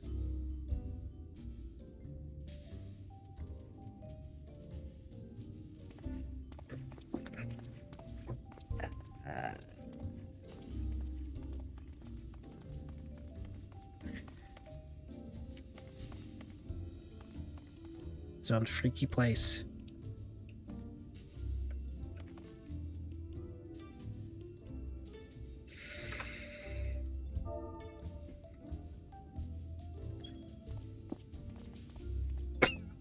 There. That's the way. Dance like there's no tomorrow. Alright, let's do a little jig. Hope that got your sick kicks. Now that was a show. You're welcome to clamber up on stage anytime you like. No. So what was it you wanted to ask me? Yes, something about our fair city. Well, I can tell you, it wasn't always so peaceful as today. The army, maybe the very essence of military might, but even our forces saw grievous losses in the war against the Sin Eaters. Things changed for us all around 20 years ago, when the old ruler's son came to power. He's got this way with the Eaters. You see. Turning them docile as house cats. I wouldn't be exaggerating to say they become something of an ally to Gilmore. No longer an enemy to be feared. And yet, elsewhere, there are still fools who insist on fighting their losing battles. A toast to Lord Vatri. You've gained the preliminary sense of the city. The Chais and Alphino will be expecting your return.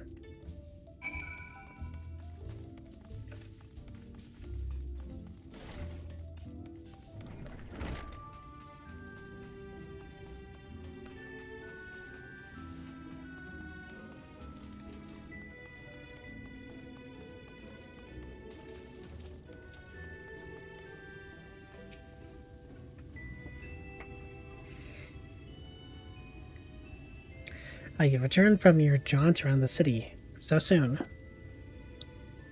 You needn't have hurried back. Young Alphino has yet to put brush to canvas. One cannot rush good art, I'm told. Or a good artist, apparently. Family. Oh, God.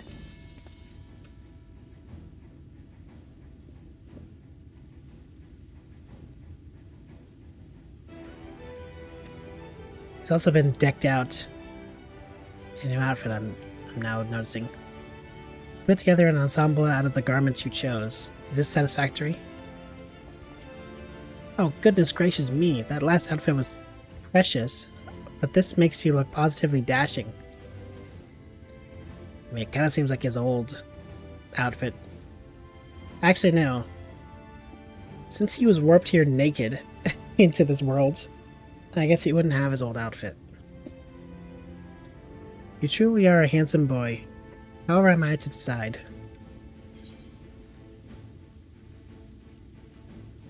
What happened to the painting? I don't recall this part of the artistic process.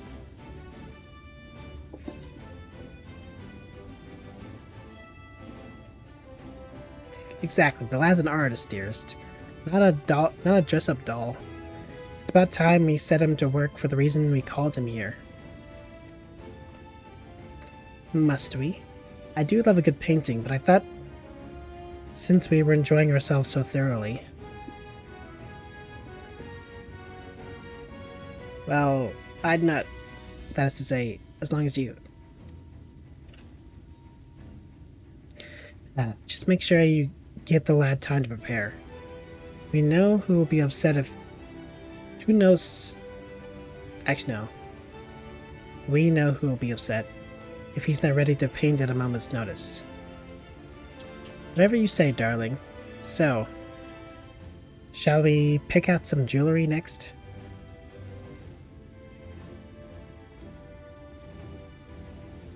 Good grief.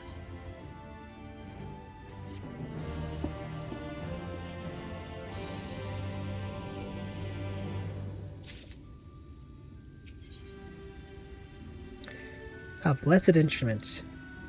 Alphino draws you close with a whisper.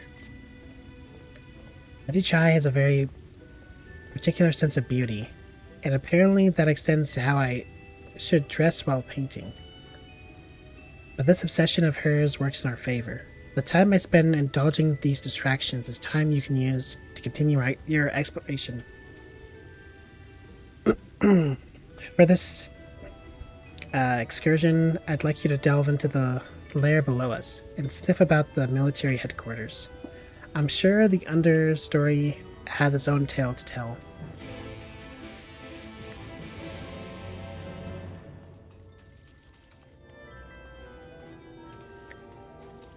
I wonder if by the end of this we'll actually just leave Alphino here. And we'll actually just meet up with Alize instead. Right, here are the stairs.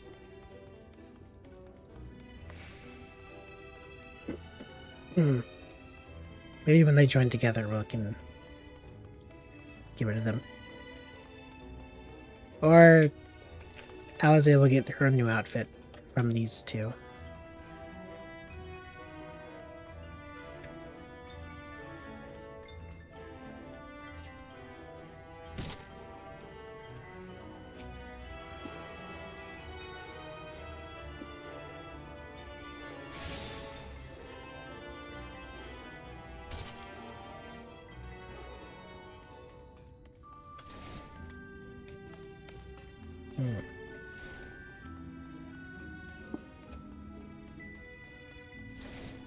There we go.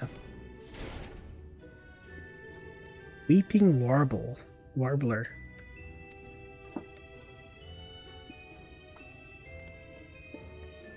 You're one of the bonded, aren't you? Like me? Please, I need your help. My throat, I can't sing anymore. I've been making mistakes, but it's just not getting any better. If my patron thinks I'm of no use to him, then I need you to sneak out to the Delarites and describe my condition to Thoric.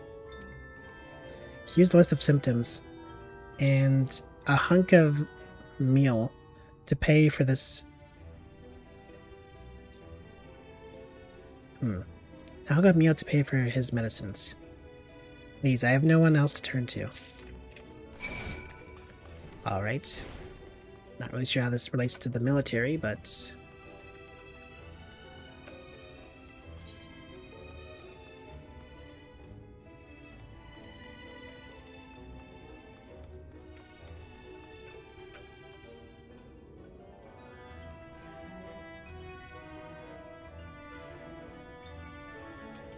Okay, it's on the lower floor. Got it. Which would be this way. Which would be this way. Which would be...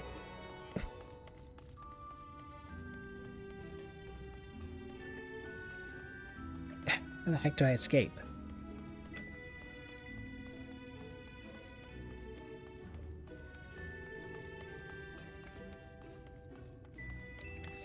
I guess I have to go all the way back up to go all the way back down.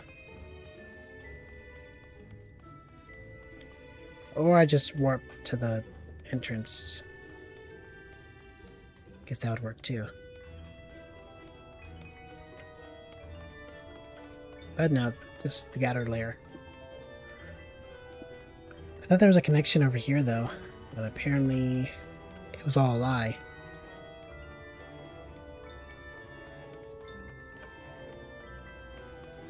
Yeah.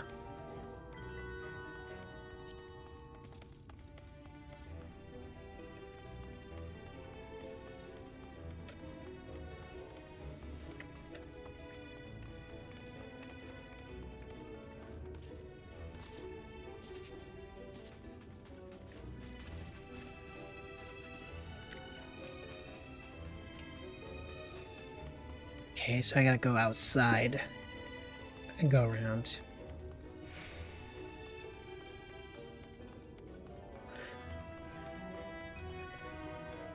I haven't bought anything in a while.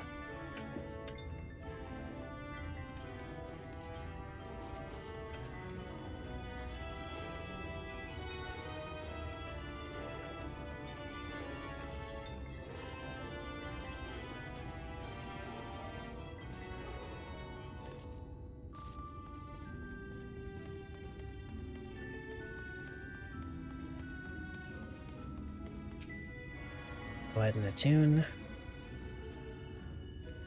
Monster Hunter. I wish I had the title. Hee hee. You need medicines, tonics, potions?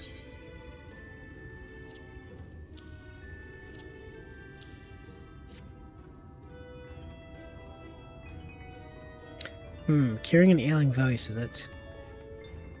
Now, no medicine will cure this. Methinks your songbird has a lump in the throat. It must be cut out, exercised, and even then the voice may never heal completely. Poor little songbird. They will kick her from the nest, I wonder. Or will they kick her from the nest, I wonder?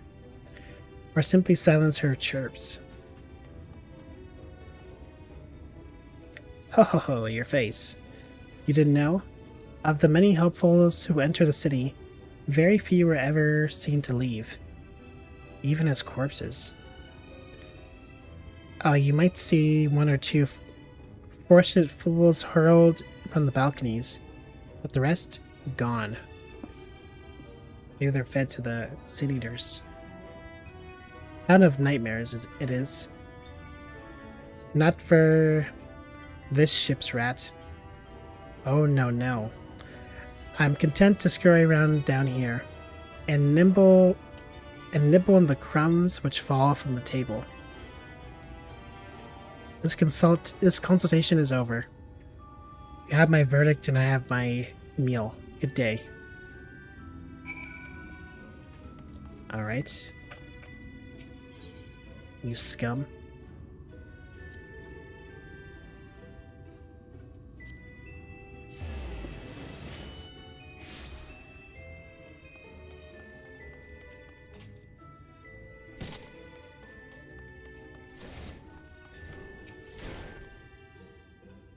Did you get my medicine?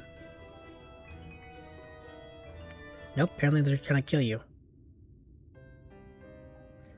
So that's it? What am I to do if I can't sing? Ah, there you are, my sweet canary. Have you been crying again? Don't tell me your voice is still not on the mend. Oh, generous sir, have mercy. I've done what I can, but even the apothecary said.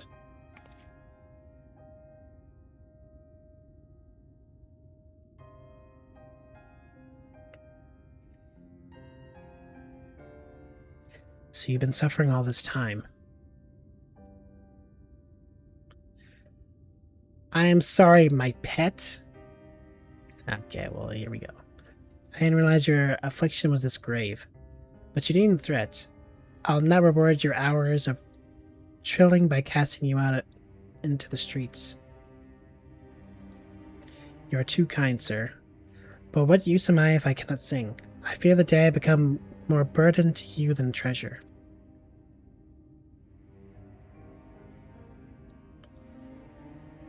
Then I shall have a word with Lord Vatri and arrange for your ascension. Ascension? In that paradise where resides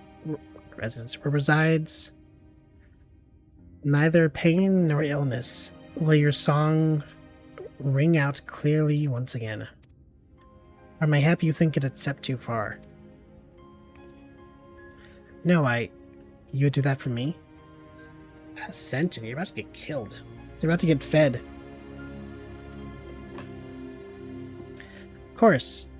Why, I would almost wish to hasten my own ascension, knowing your blessed instrument was waiting there to greet me.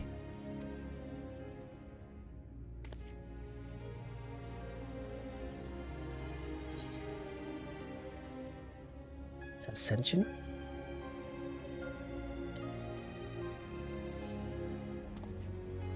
Ah, you must be a new arrival. Allow me to explain. As all know, the Sin Eaters exist to devour the sinful, but also do they serve to gather the souls of the innocent and shepherd them onto celestial paradise. It is through Lord Vatri that we learn this truth. It is through him, through his grace, that the free people of Yulmore are destined to embrace salvation. What? We are blessed to spend our days surrounded by love and merriment, until at last we are called to our final rapture. Even the bonded may find a place within that host, should their patron deem them worthy. Lord Vatri truly is a great man, isn't he? Now, if you'll excuse us, we must be on our way. May you find eternal salvation for the compassion you have shown my precious canary.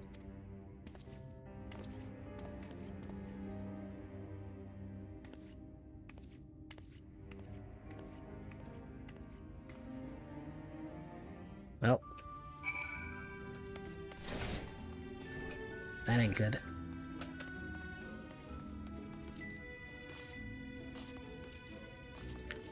What could possibly be the outcome of this, though?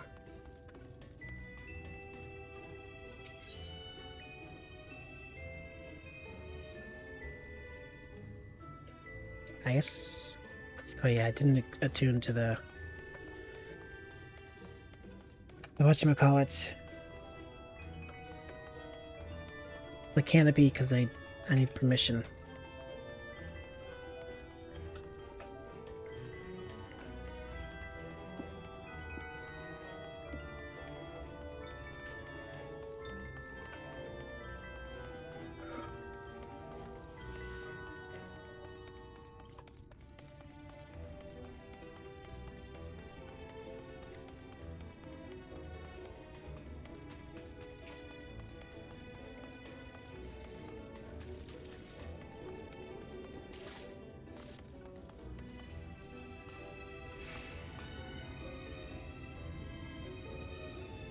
Honestly, not bad.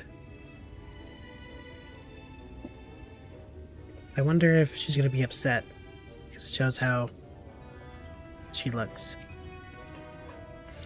It is good to see you back. You were taking so long I began to worry something had happened. I began sketching an outline for the portrait, but nay, the chies appear otherwise occupied. Will you share what your investigations have gleaned thus far? So, Lord Vatri boasts some manner of influence over the Sin Eaters, does he? That would explain the reverence in which he is held by the citizenry. And as for this ascension business, I can't help but be put in mind of that apothecary and his ominous remarks. If so many folk have entered the city over the years, then where do they go?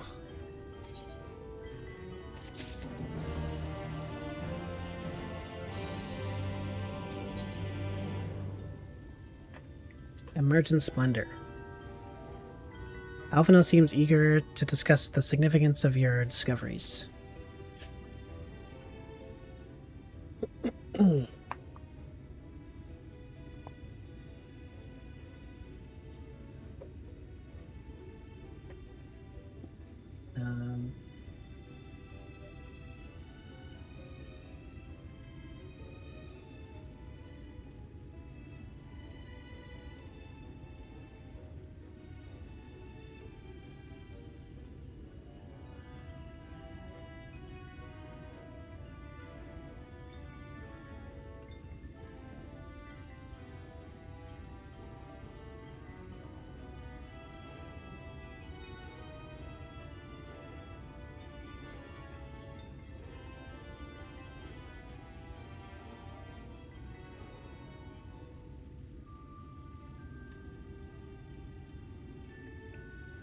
One second.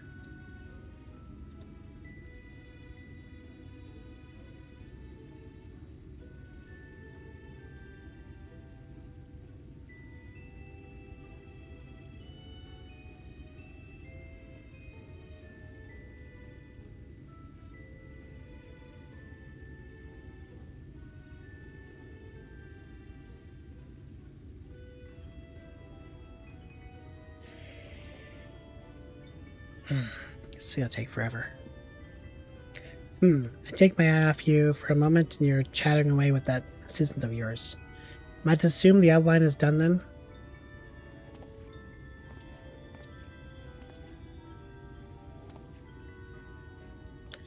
What in the blazes?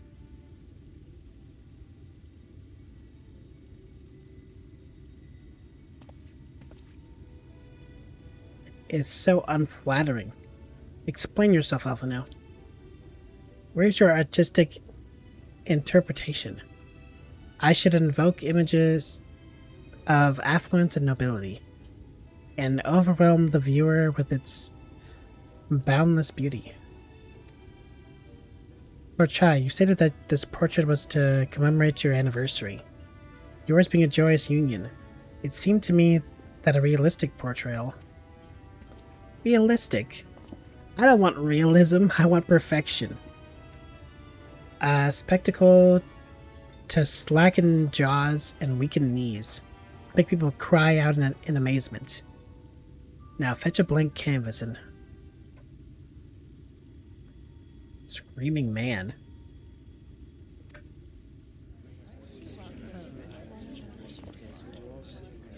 I say, did that come from above?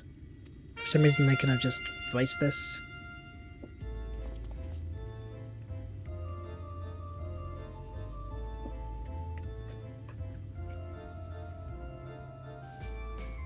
Ladies and gentlemen, your attention please. A tale to make you quiver and your noble blood freeze. There was a villain on the loose, set to ruin our fair city. But our Lord has gotten him now, and his fate will not be pretty. Yes, the hammer of justice is poised to come crashing down. And one and all who would watch it fall are invited to join his lordship in the offer.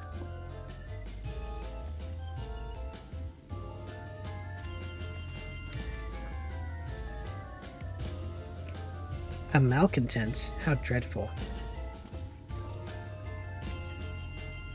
And this man is to face sentencing?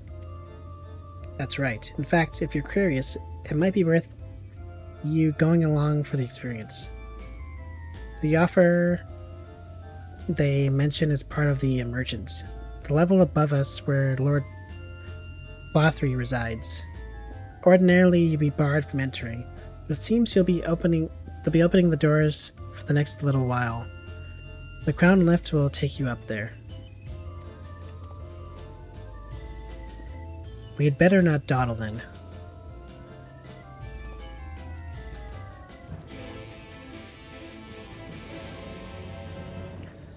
Honestly, it's a bit of subversion. You'd think it would be the wife who was complaining, but it's really just this guy who wants some unrealistic view of himself.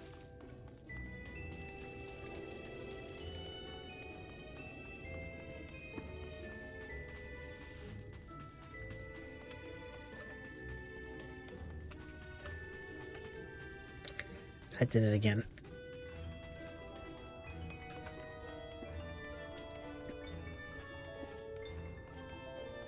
Talk to Chadden. What a name.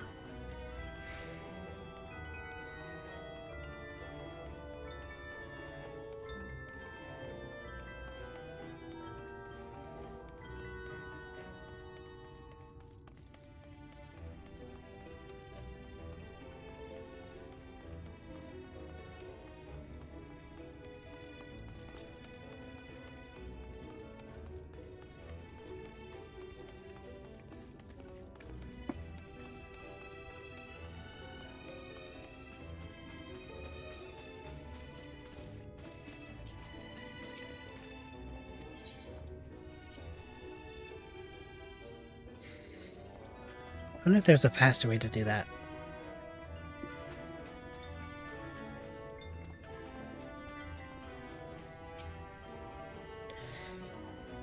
Joining the crowd up there?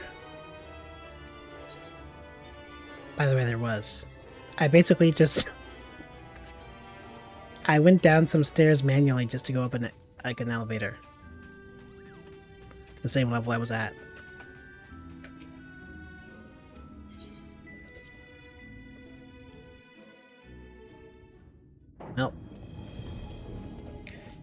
You know how it goes. Or maybe you don't.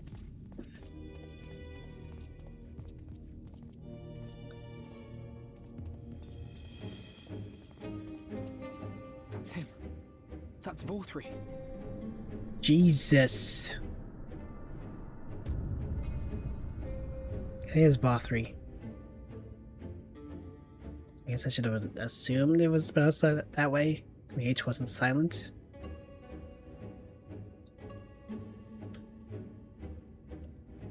But dear God.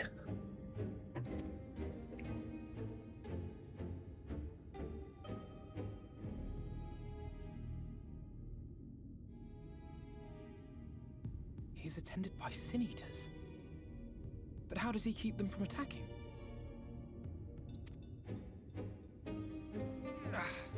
Mercy! Mercy! It's the blue hair guy? By the 12. Yep.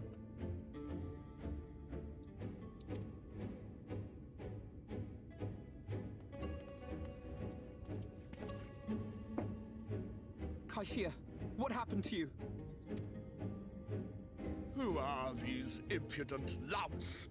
I do not recall requesting their presence. He looks like a Luigi's Mansion ghost. Lord Vorthri, what is the meaning of this? Why is this poor man bleeding to death on your floor? Why? You ask me why? Because criminals must be punished, and this man is guilty of fraud. My God.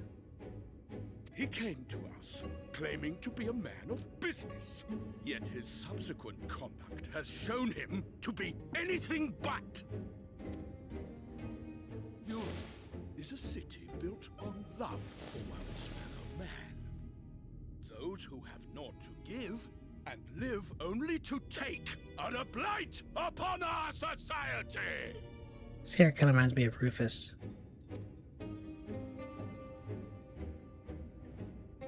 To atone for this crime, I ordered that he fling himself from the balcony. Jesus, those eyes.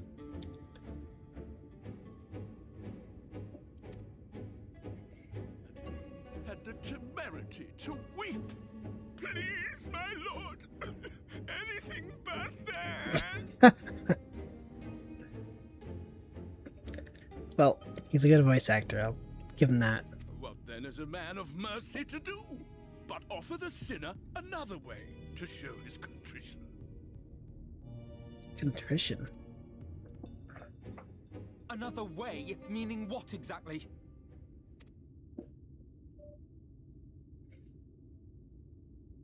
Sin eaters are part of Yulmor's society, but they must be fed with ether. Living ether. So, I demanded an offering of flesh, carved by his own hand, from his own hide. And still, he could not do as I asked. A wholly unsatisfactory performance.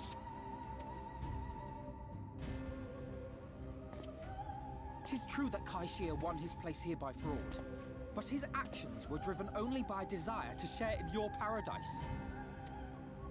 That you would cast him out I could almost accept, but to humiliate him thus, to demand his very life? Is this truly the way of Yulmor?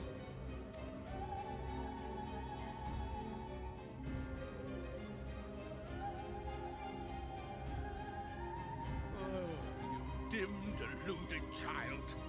Have you ever paused to consider what it takes to maintain such a paradise in this barren, broken world of ours? And, his hands, and I guess his blondness also kind of remind me of, actually, I don't even know if the character is blonde, but the, Puss in Boots villain. The guy with the big thumb. The guarantee of safety and stability. The knowledge that if one only abides by the rules, one has naught to fear. I alone can offer these things, for I alone can command the Sin Eaters. And thus am I alone the voice of justice, and any who oppose me, villains to be punished.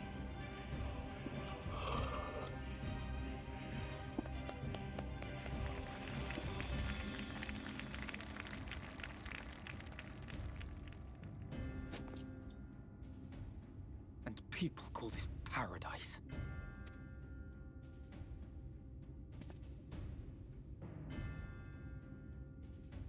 You were granted a place in my city for a particular skill.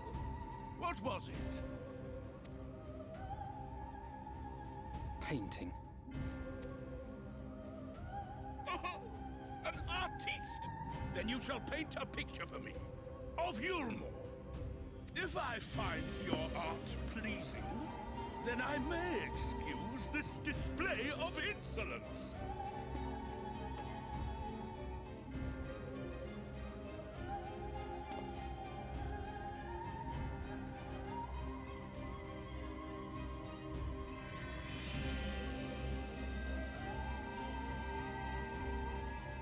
Who gave you permission to tend to that criminal's wounds? I told you to paint me a picture! Let's kill him. What you need is a mirror, not a painting. It will capture the horror I see before me far better than I ever could.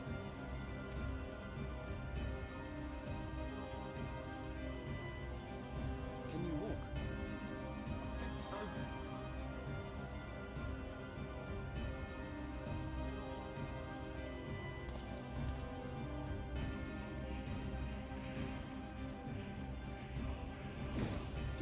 Did that little worm just insult me?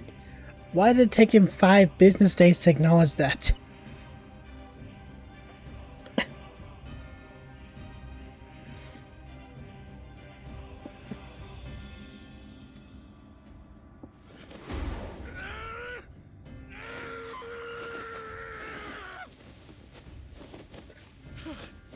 I'll kill them! I'll kill them all! My God. Their minds! Torment them! Torture them! Then tear out their hearts! This is your king?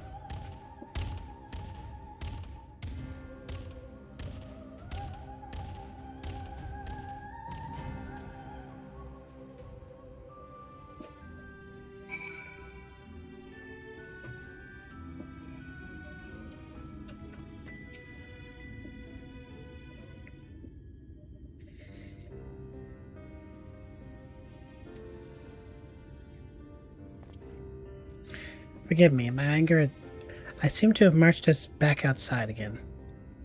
Though it is probably best we leave the island altogether.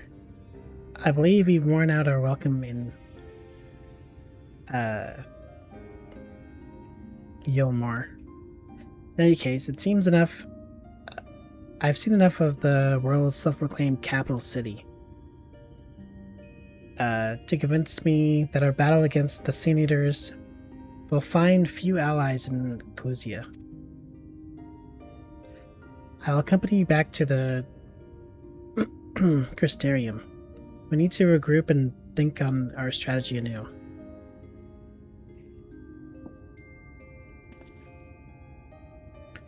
Kaishir, I've done you a great disservice.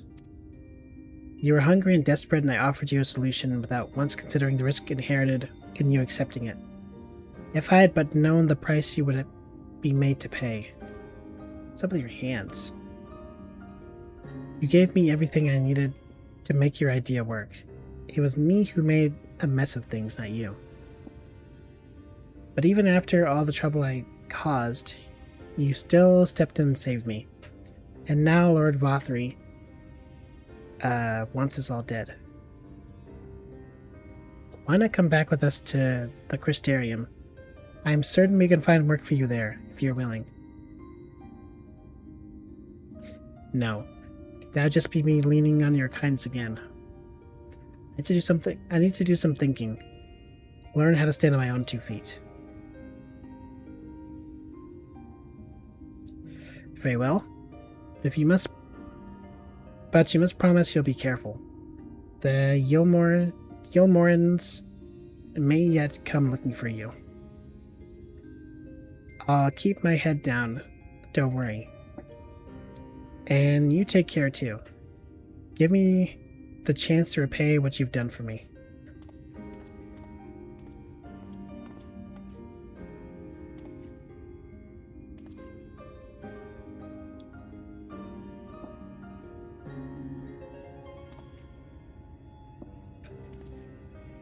Huff? Oh, it's Cat Lady. Lord and Lady Chai. What in place did you do? They have the entire city looking for you. I took a peek at your unfinished portrait, Alphino. Now I've had many a beautiful and striking picture painted for me, but there was something about your work.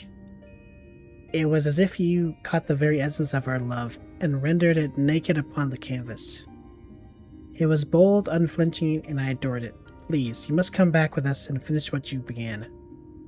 I will speak with Lord Vothry and vouch for your character. I'm sure we can smooth over any hard feelings. I'm sorry, Lady Chai.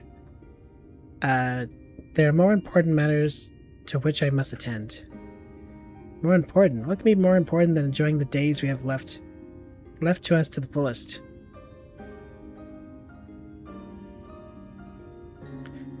Pray press me no further. We are leaving. But I would not presume to take the garments you were so... She looks like she owns a cat. Well, she is a cat, so... She owns her husband.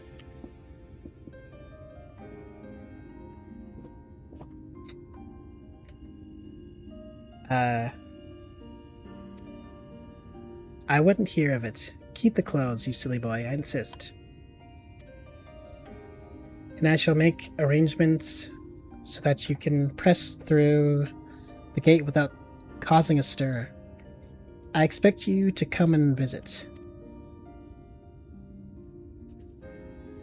Oh, that type of relationship. I guess. I'll return, I promise you that. The outrage I witnessed must not go unanswered. The next time we meet, I should be better prepared to confront the corruption which hides beneath the glittering facade.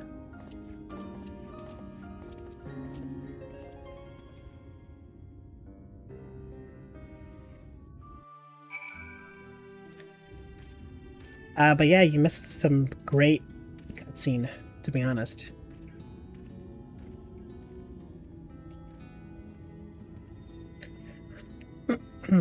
Where we encountered the lord of this place. I'll just show you a screenshot I took of this guy. Of this creature.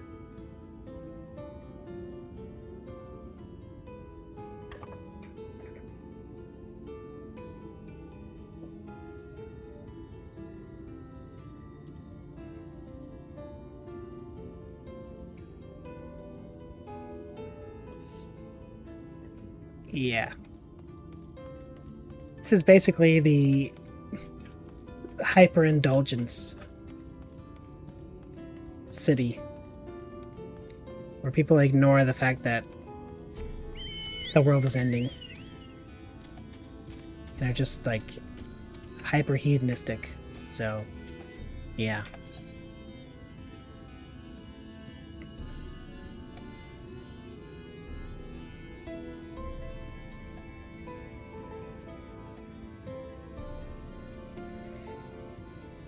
Where the heck is he?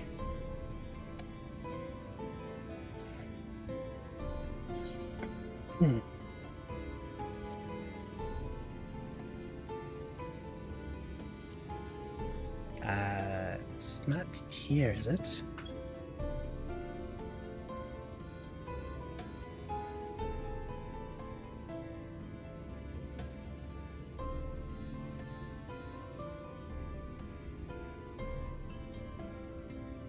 No, I guess it must be. Ah, good grief. Let's just walk.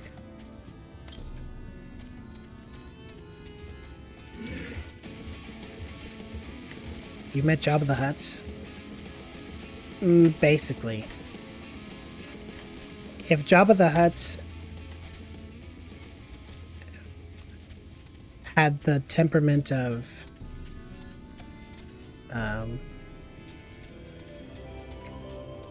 a little kid on Xbox Live,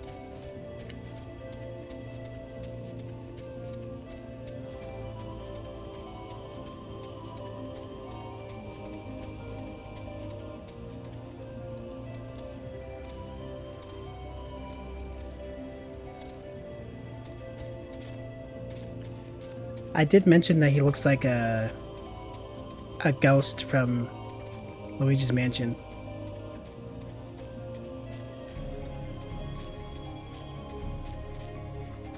But yeah.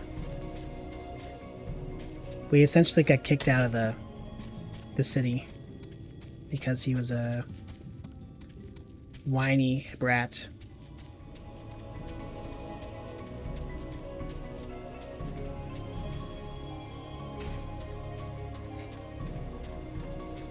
But anyways, have you finished with the Minecraft video that you were doing?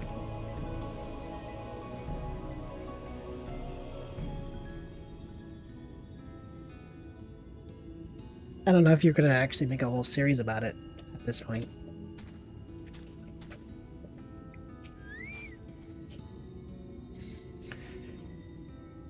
Thank you, my friend, for staying at my side through this whole sordid endeavor.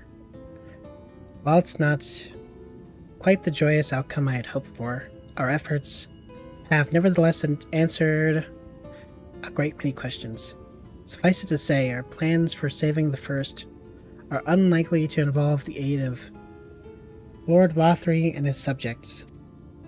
I gave up on that halfway through the video after the second session. Dang. Why? I mean, I won't say I haven't given up on similar projects, but are you just bored of doing it? Like cutting?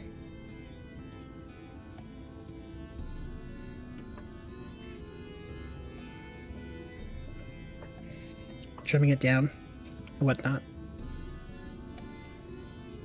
And we must speak with the Exarch and chart a new course. This is far from over.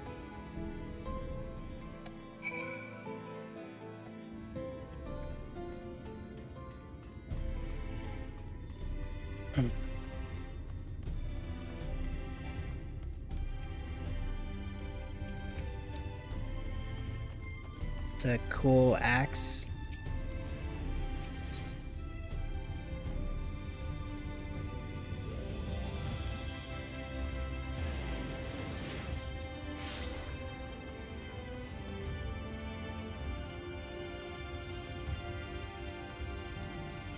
Also, I'm going the wrong way.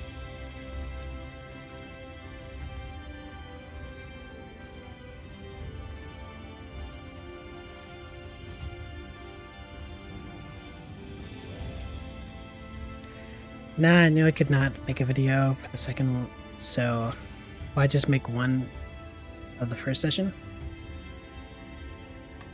What do you mean you couldn't make a video of the second? Like it was boring?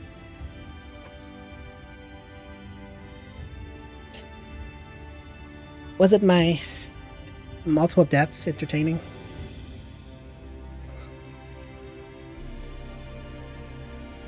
Although I think the VOD is unpublished.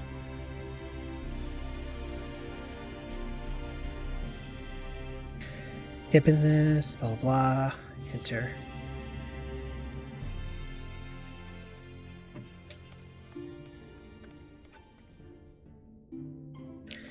Boring and y'all left partway through.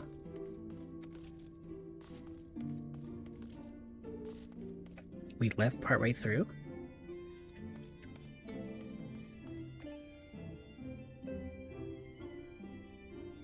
What do you mean we left?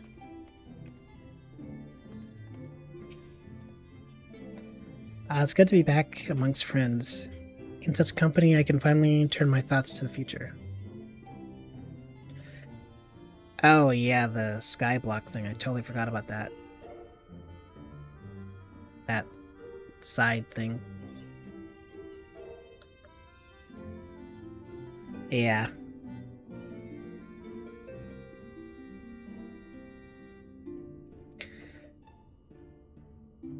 Well, that's understandable. I mean, I'm pretty sure we came back though, after like 5 minutes of the skyblock thing. Because I wasn't interested in doing it. But yeah.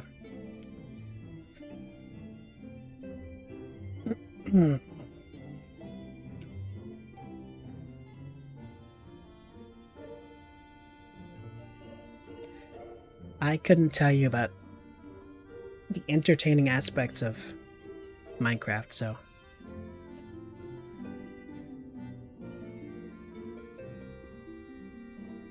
I wouldn't know how to make it entertaining.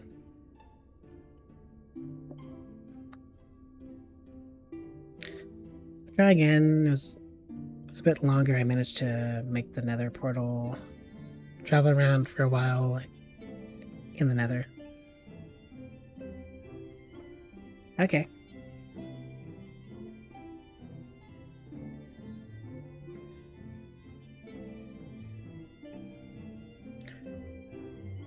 Okay, we discuss all that we learned and begin planning our next step. I think it's best that you visit Alizé. Her familiarity with Amarang will no doubt provide us invaluable insight. And besides, I know she's eager to see you as I am. Bring a smile to her face, Theo. Alright. Well, we have one piece of the puzzle. I'll hopefully get a lot of clips from tomorrow's video. Or stream, I mean. The one piece?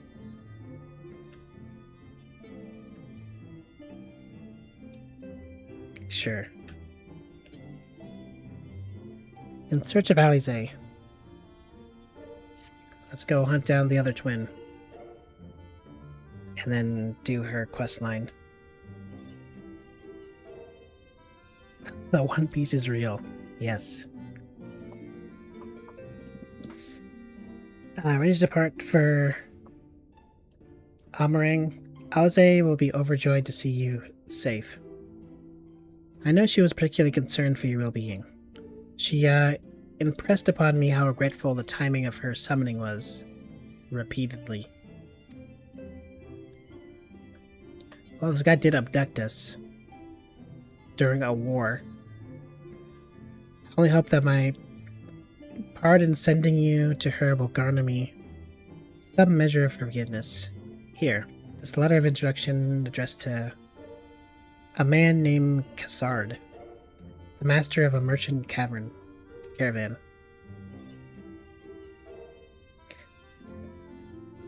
Gonna try to do a crowd control Hades playthrough.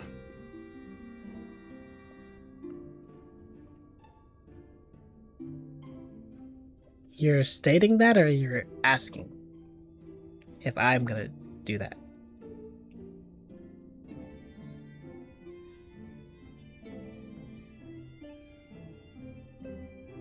Okay.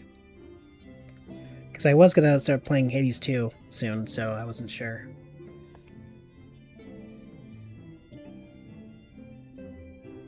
Not sure if they even have that. But yeah, it sounds like a decent idea. I assume it's all set up on crowd control itself. Like they have a Hades integration.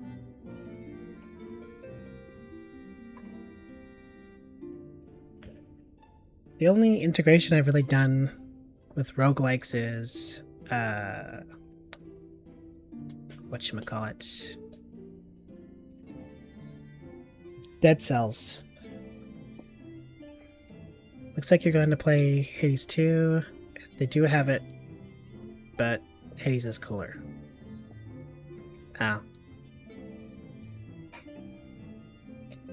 Well, I'm not sure what else you have left to do in Hades besides just play the game. I feel like I'd be more motivated to do something like that if I had ulterior motives. But anyways, there are a few who know the ways of the desert as well as he does.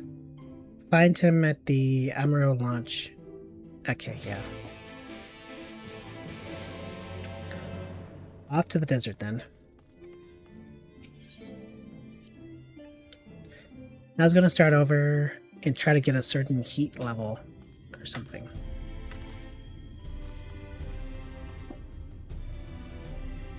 Well, have you obtained... Did you do the heat to get all the statues? I think one of them was optional. Or at least one of them was optional, so... I don't know if you necessarily need to restart. But you could just work towards that. But it's up to you, really. If you think it's more beneficial to restart and have the whole journey be crowd control related, then it can work out.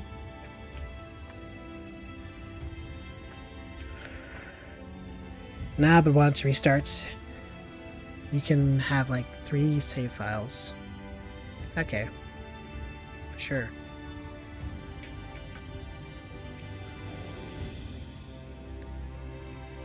If you come looking for work, I might have a spot for another guard.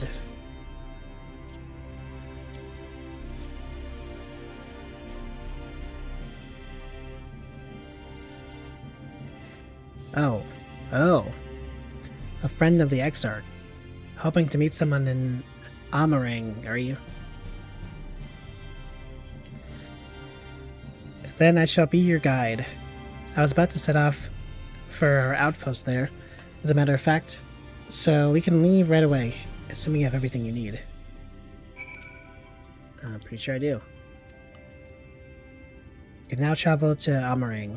Speak to the android Amaro Tamer to fly to the desert.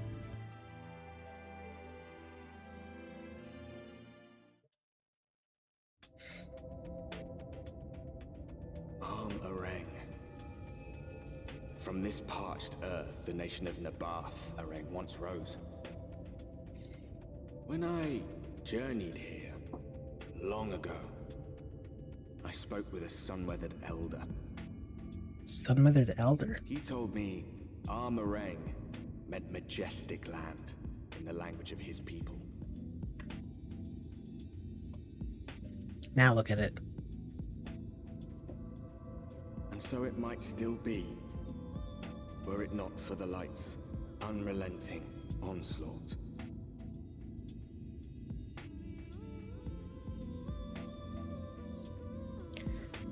The music of this expansion has been very good.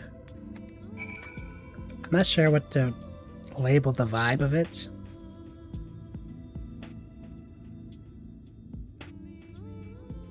Kind of early 2000s-y. Anyways.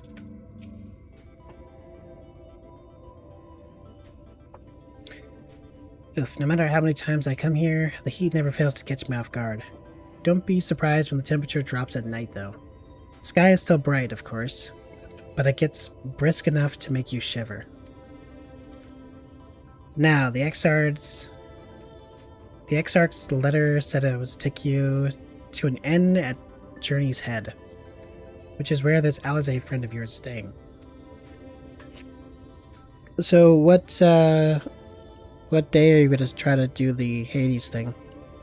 Tuesday?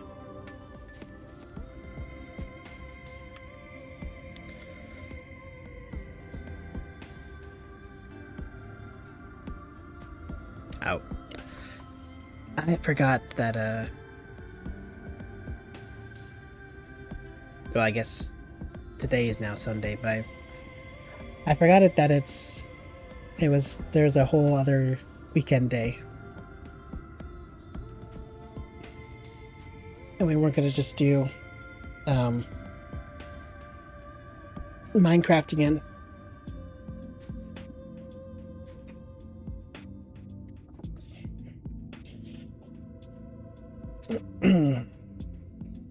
Anyways.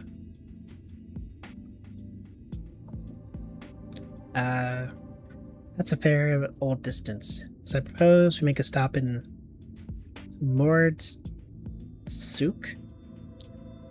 to break up the trek, allowing me to attend to some business and you to enjoy the local hospitality. Sounds good? Good. But yeah, sounds like a plan. I will definitely tune in. Alright, you lot. I'm off, and I'd better not see the goods covered in sand when I get back.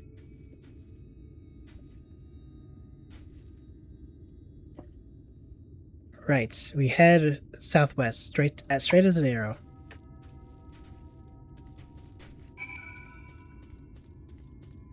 Should be like 10 quests for this quest line. That's a big cactus.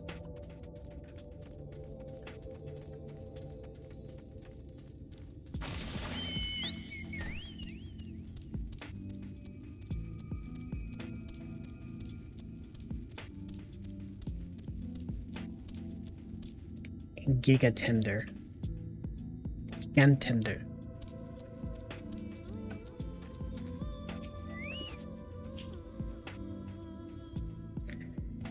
Stop here a moment. This is your first visit to Amarang, is it not?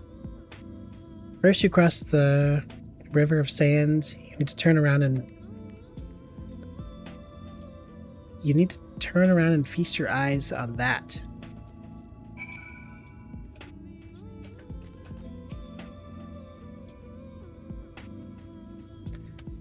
Tender or Tinder? I think tender with an E.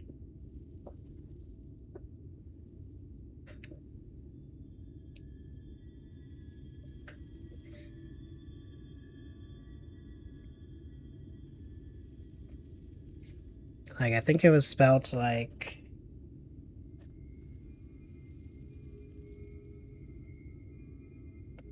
Okay, I need another N. Like this? Although, ironically, the cactus head was cutting off the part of its own name. They built them big, didn't they? That's...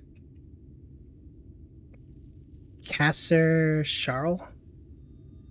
Man, these names. Fortress meant to protect the northern reaches of Nabathrang. Seeing what was left behind, I believe it when they say that it was once one of Norvrent's mightiest nations.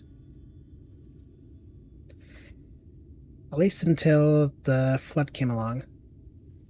Great chunks of Nabathrang's land were lost to the light, its great city included. The few who survived didn't see much point in staying. Most of them, anyways. No, not many chose to come here these days. Not with everything in ruins. Even that hulking giant fortress has become little more than a Amaro roost for me and my caravan. The Amaros are the big birds, the big black birds, I think. But not everywhere is as deserted as this place. Just wait until you see Mord Soup. Let's press on, shall we? That's a nice lore drop, but I didn't ask. And more importantly, you should have just voice acted that.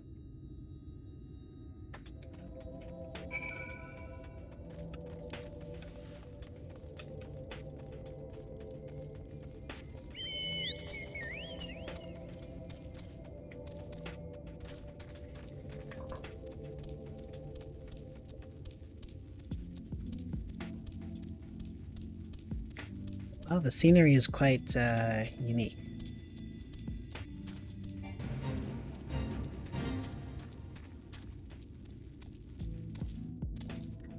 It's weird to have a world just constantly daytime, even though the temperature changes, like a typical desert.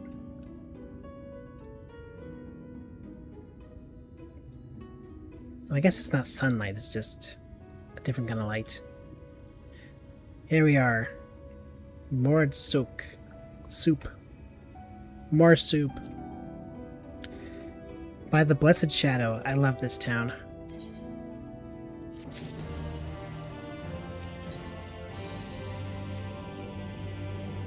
More soup. Not just full of more, but Humes and all manner of others too. It has long been a refuge for folks displaced by the flood, so the population is nothing if not diverse. Oh, have you met Mord before? They might look like shifty little blighters, but a more welcoming lot you could never wish to meet. Speaking of which, we should pay our respect to Master Gengen? I'll go ahead and let him know we've arrived. Who?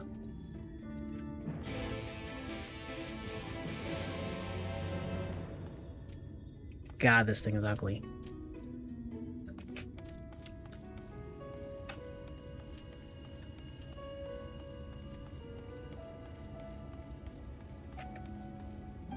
I kind of wish I had that mount. But I guess it's fine just keeping my classic bird.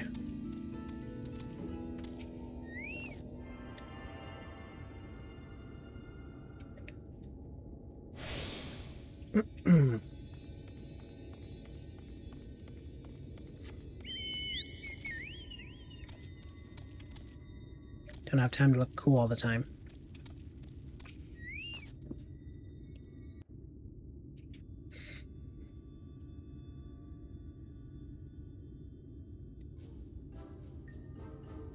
Those teeth.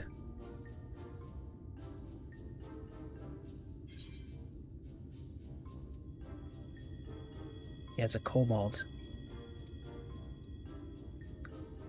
I'll just say this is a Mord.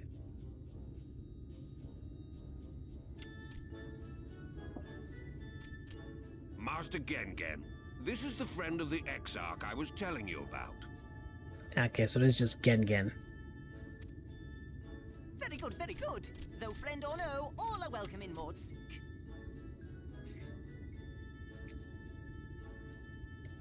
I swear he just made a sound effect. Just said Mordsk. Souk is Mordish for city. As things stand, this souk was the largest Souk. and busiest marketplace in all Armorang.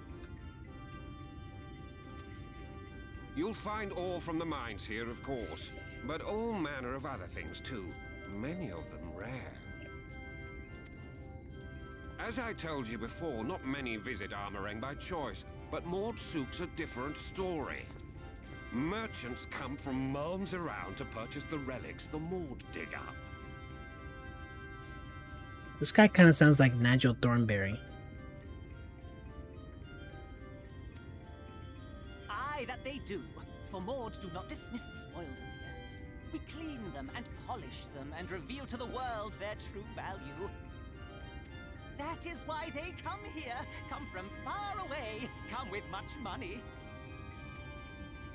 And so our souk is always busy, busy, busy. No such thing as a thing no one needs. You say that every time, Master Gengen. Some sort of family motto, wasn't it? Or perhaps a Maud philosophy, for which we should all be very grateful. Would that everyone was so willing to take in refugees regardless of race or creed. Mm-hmm.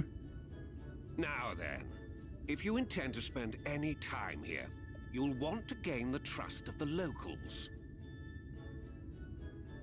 And there's a little custom all newcomers are expected to observe. The cracking of the coin purse. You buy one thing from the market. Price can be low or high, just as long as you buy. It's ceremonial. You need to buy something to leave. As the good Maud says. In fact, the Exarch sent a little something to cover this very expense. Good. A Verbert gold piece, no less. The first I've held in years. Verbert gold? Real Verbert gold? Dang, they... Jesus. Here, newcomer, crack your coin purse with me. Excuse me, ma'am. Oh no, you want my goods, newcomer? I have jars and pots all smooth and shiny. Over here! Come and look. You buy, you buy.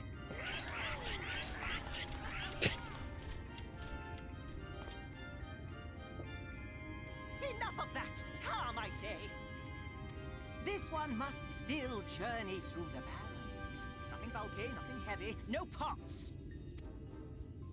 Nothing better for the road than a full belly. Spend that piece at Ronron's place, yes? Eat for 3 before you leave. Eat for 3. Bad twins?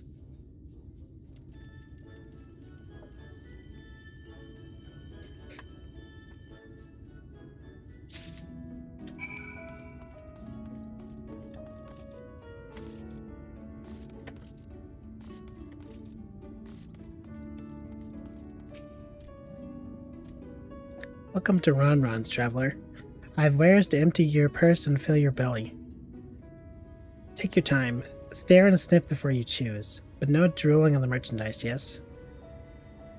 Browse Ronron's wares. You may move the camera as well as zoom in. Why am I zooming in on the meat? What is this?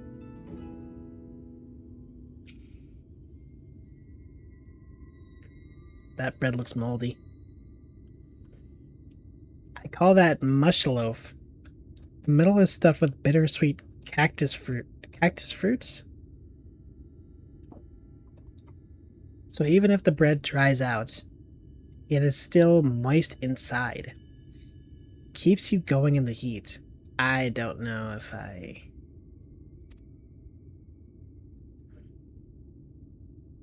Worms. Everyone's favorite, plump white worms slathered in honey. Once you eat a glazed wiggler, you'll never want any other treat. Meat. Even my ever-burning bounty. Oh, that's my ever-burning bounty. Made with the best parts of the lizard. Cured with special spicy spices. Some find the smell challenging, but it'll warm you up on chilly desert nights. Okay, let me zoom in on you. You're the next course. Silly customer, you can't eat Ron. Not even the Vobert gold. Not even for a Vobert gold piece. I like that they had dialogue for that. Skewers. I think someone in chat once mentioned that they ate frog.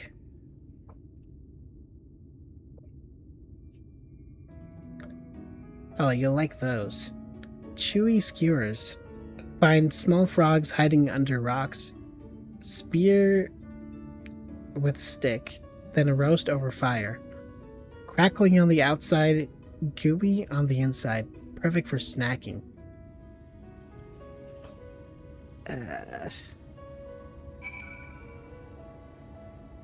Take your entire stock.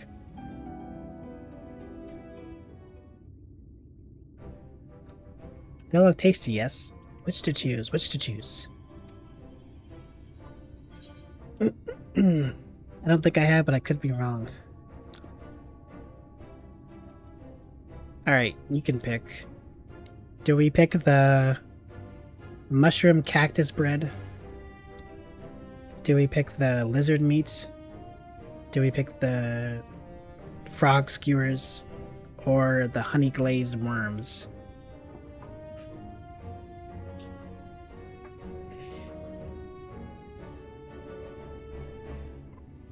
Glazed. Disgusting.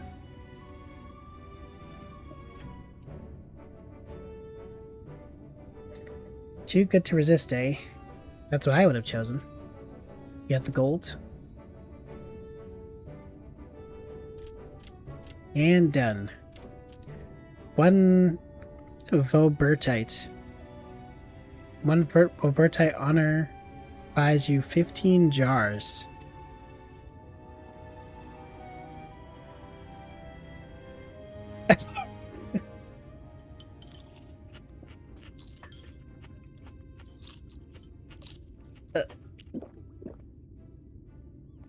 I did not need that ASMR. He's dying.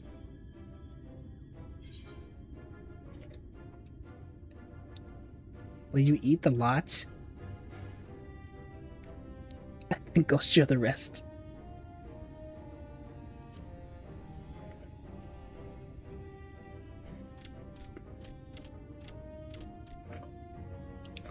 You want me to eat the rest? That would be selfish. Unless I die. Our visitor invites us to a feast. Let us give thanks to his great generosity and small appetite. Yeah, worms! Consider your coin purse cracked. I am pleased to accept your custom, and Gengen will be pleased that you honored ours.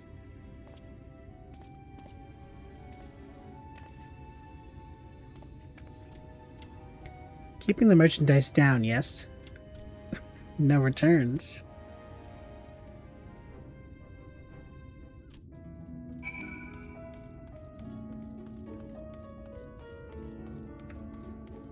I don't know if I want to taste honey anytime soon.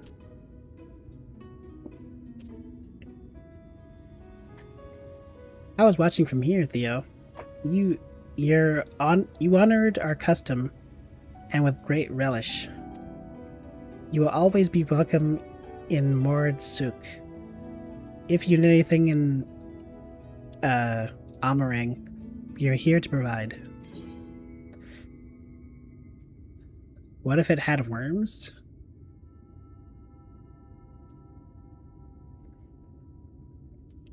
If my honey has worms in it, I'm suing.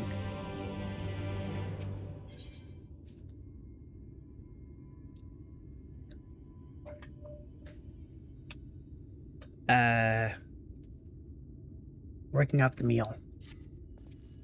Vomiting up the meal. You have courage, my friend. Ranman's wares are more exotic than harmful. I don't envy you the bellyache you'll have on the morrow. Right. Now that you've eaten, I expect you're eager to get back on the road. Would you mind if we delayed our departure a touch? I have a few deals left to close before I can conclude my business here in Mordsuk. But the protein. I'd rather have like Greek yogurt instead.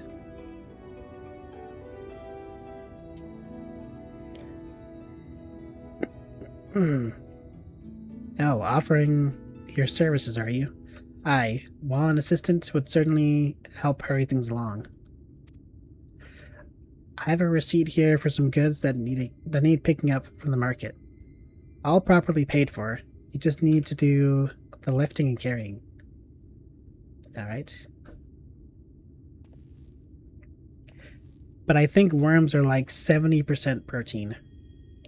Good for them.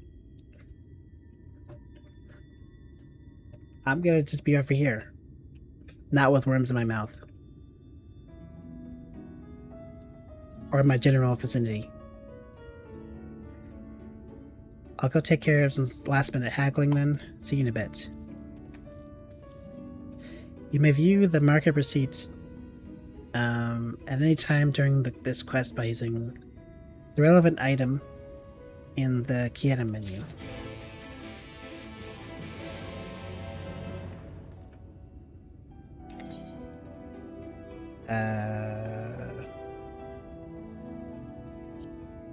Let's sort this first.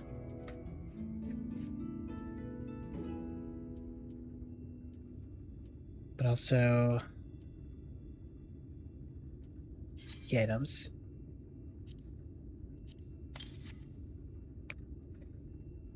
Table cactus, thon, iron ore, volatile. And the Batharang antiques. Okay, you're not one. What did you say? Keep away from my private worm stash. Get back, I say. You got it, dude. You've more than got it. If it was real, I think I may have tried the frogs.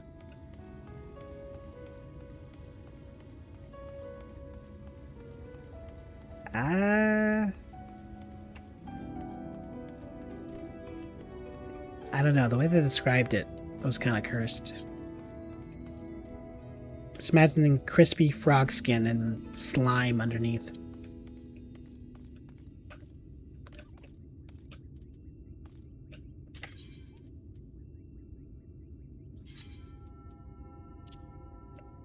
That's just me, though.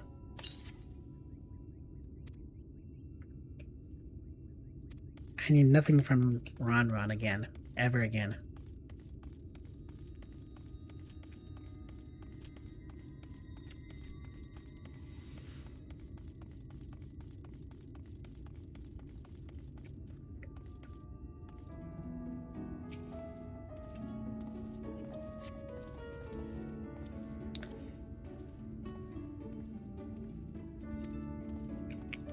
Ow.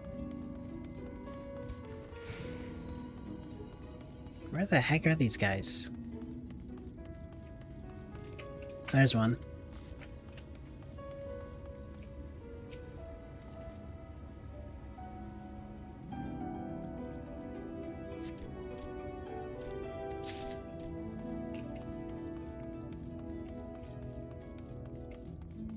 There's a Tholtol. Close, but not that guy. For some iron ore.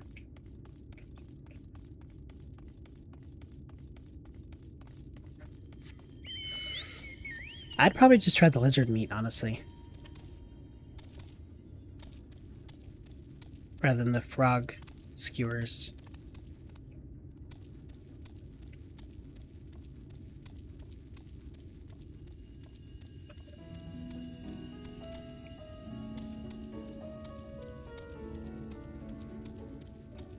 Where the heck are these traders?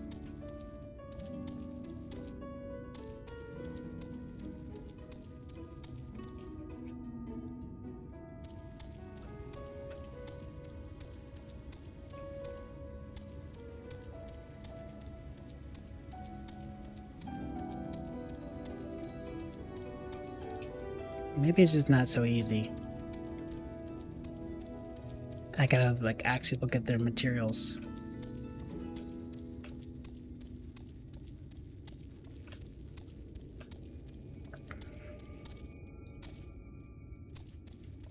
Or maybe they're just over here. I'll take that. Last thing we need is some antiques.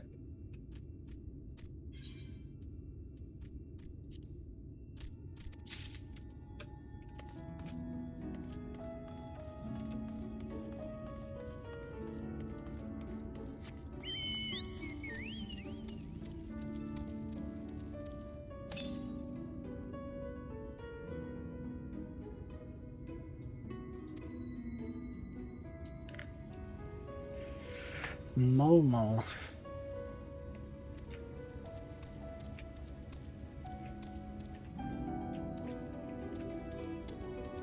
Where the heck is Momo?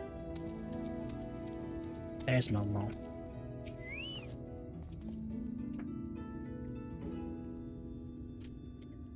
All is right with the world.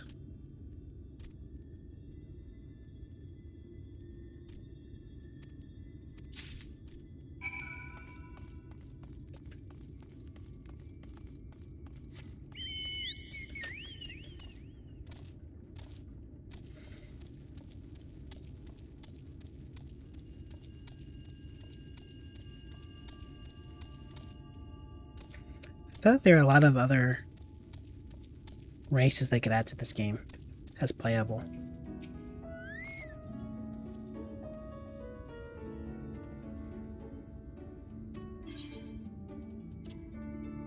Well,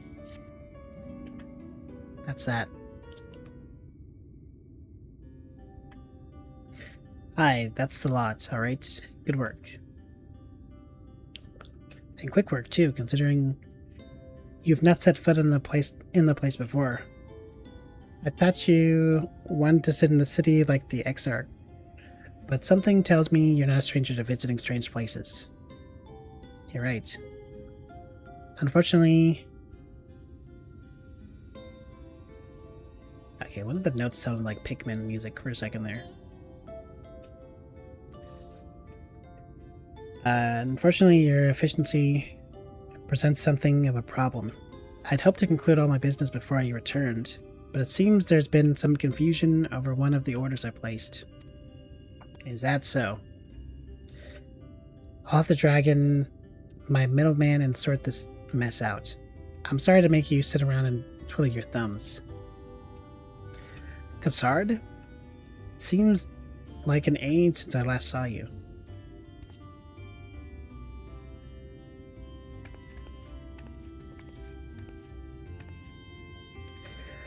Well, if it isn't the lovely Tesleen.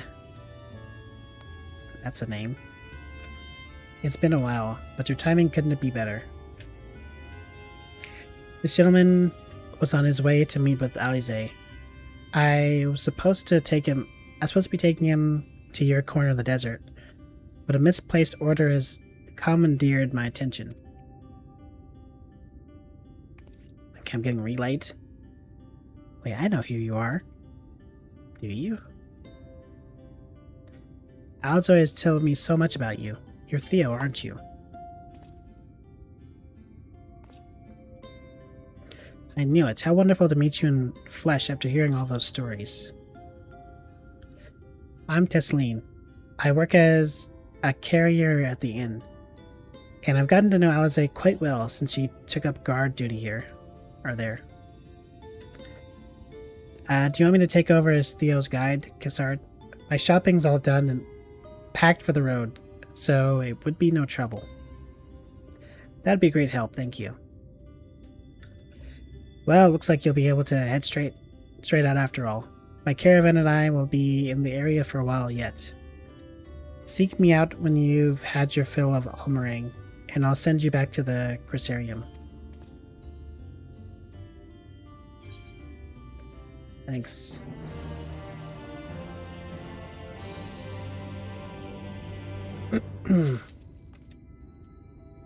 Well, let's go, stranger. Alize has been desperate to see you, Theo, so let's get to her sooner rather than later. The inn isn't too hard to find, really. You can actually see the top of the rock spires from here. We just need to swing around the ridge, then head south. Come on, I'll get my supplies together and meet you outside.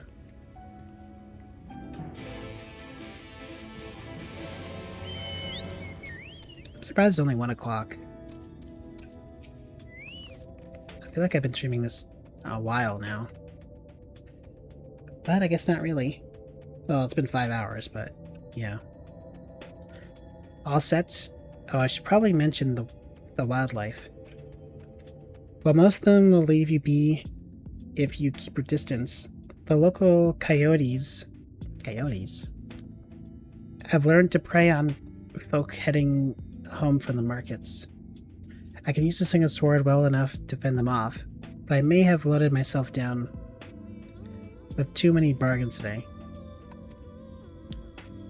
Do you think you can handle any beasts that try to make a meal of us? No. I thought you might. Alze was always saying how much you, I mean, let's get going, shall we?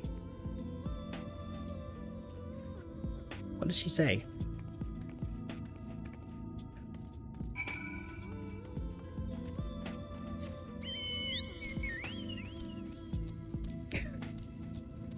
Well, it's a good thing I'm a tank role, but I don't know if I prefer having to do escort mission right now.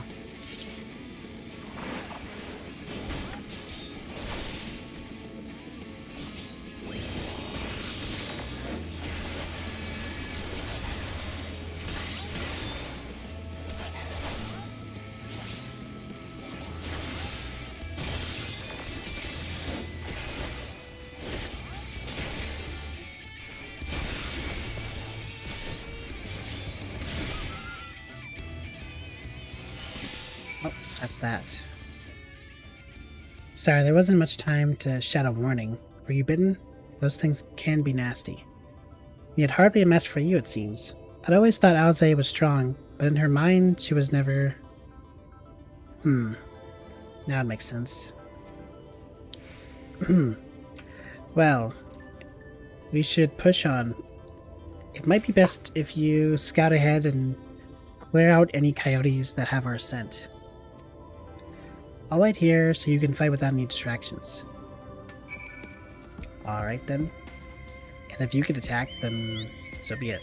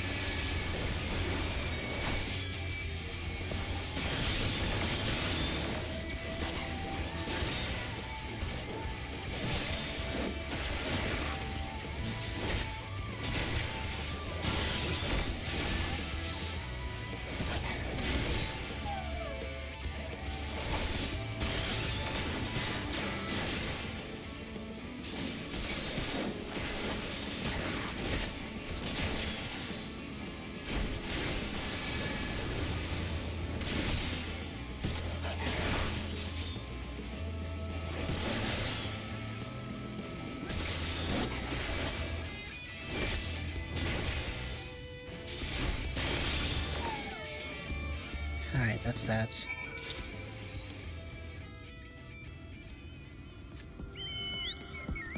And by that said, I mean, gotta report back to her again.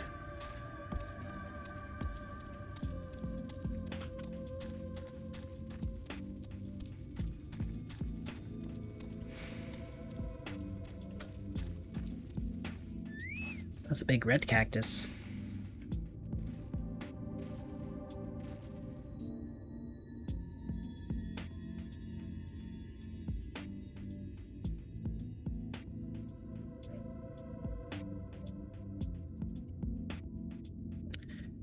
Oh, thank goodness you're back. I could hear the howling and snarling from here. Frightful creatures. Let's hope the rest have seen your handiwork and know to avoid us now. I need to get these supplies back to the inn. You know, if you can just nicely warp there. That'd be great.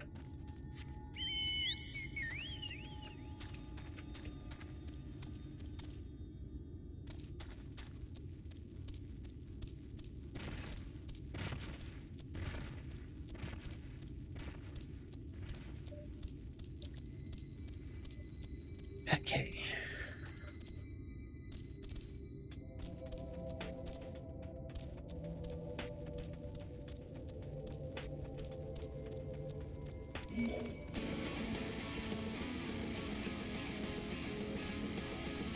Leave me alone. This is it. Thanks to you, I didn't have to drop my shopping even once. Come to think of it, I'm glad I didn't make the trip alone. It seems you ended up escorting me. I'll have to repay the favor somehow, but first let's head inside, shall we?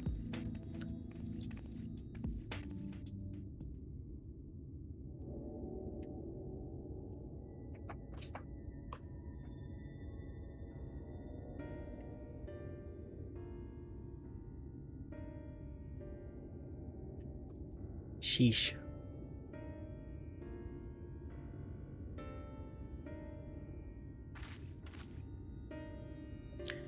Welcome to the inn at Journey's Head. You might be our first visitor from the Crystarium since Alize arrived. It's not much, but it's home for the afflicted and a handful of carriers. This illness isn't contagious, is it? I don't think you want to hear that. You don't know? I don't think I've met anyone besides Alize who is so unfamiliar with our situation here. Most folk have grown up knowing someone who knew someone.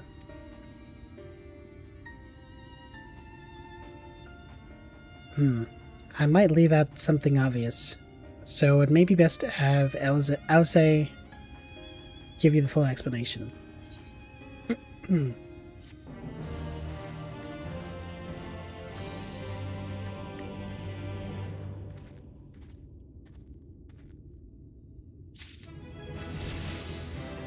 Oh snap. Level up. Honestly, I forgot about experience points. So we're 77 now, which is great.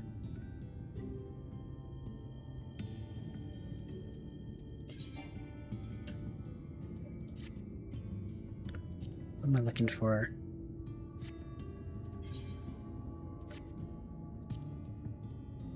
This. When's my next new skill? Level 80. Confiteor. We have all the tank stuff. And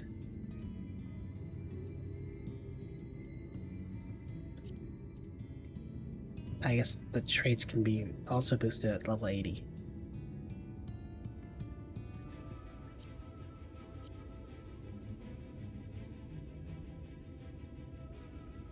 Alright.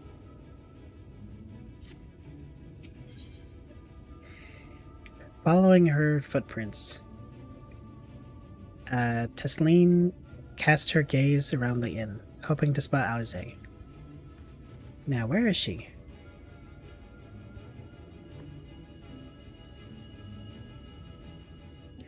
I think she might be out on patrol.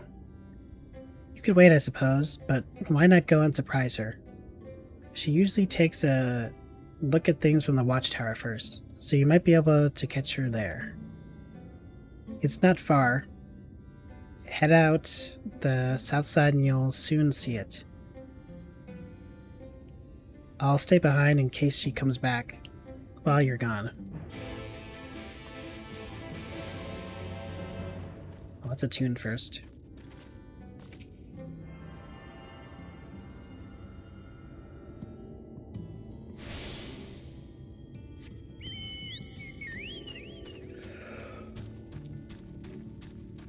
Oh,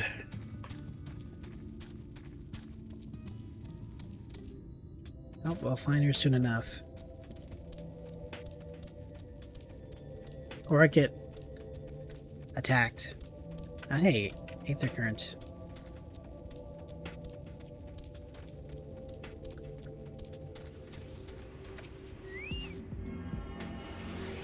It'd be handy to have this before I have to do the re-trekking around.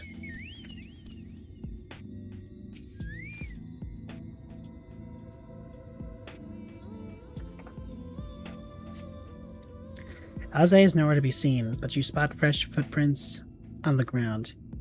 They look to be about the right size.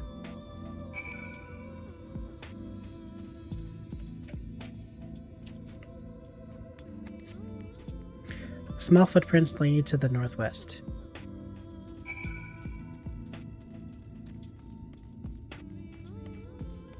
What the heck is that guy?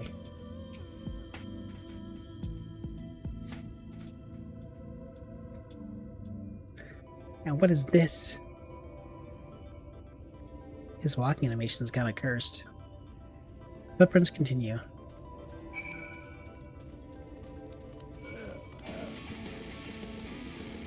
You wanna go, zombie man?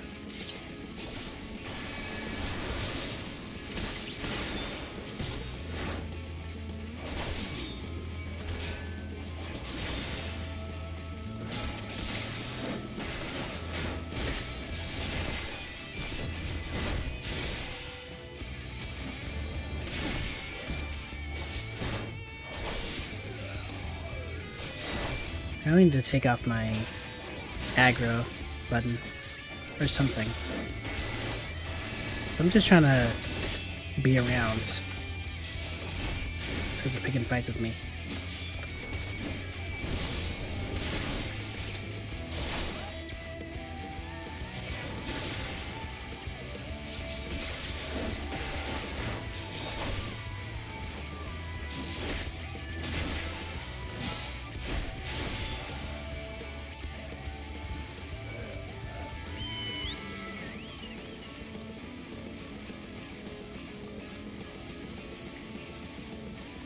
Leave me alone.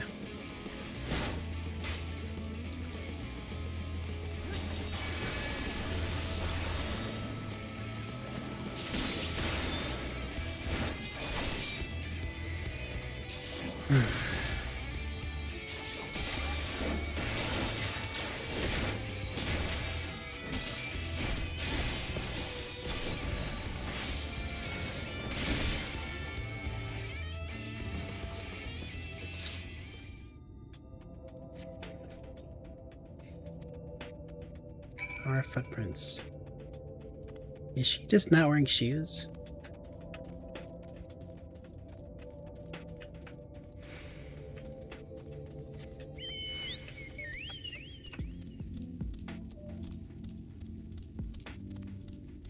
I mean, I guess the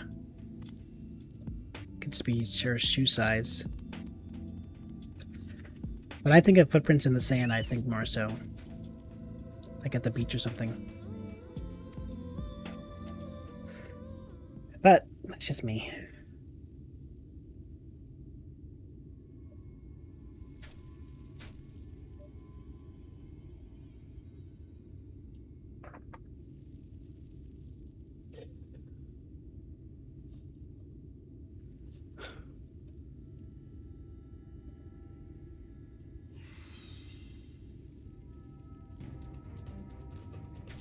Get back here! Why does this look familiar? Is that... It can't be.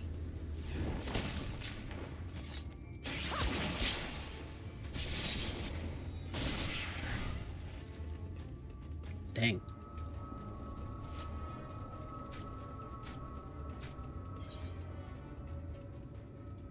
You almost lost that one.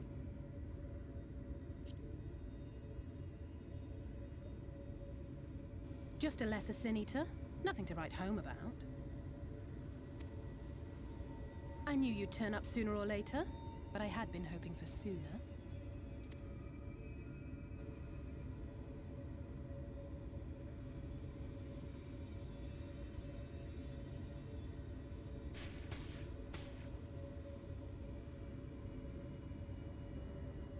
How are you?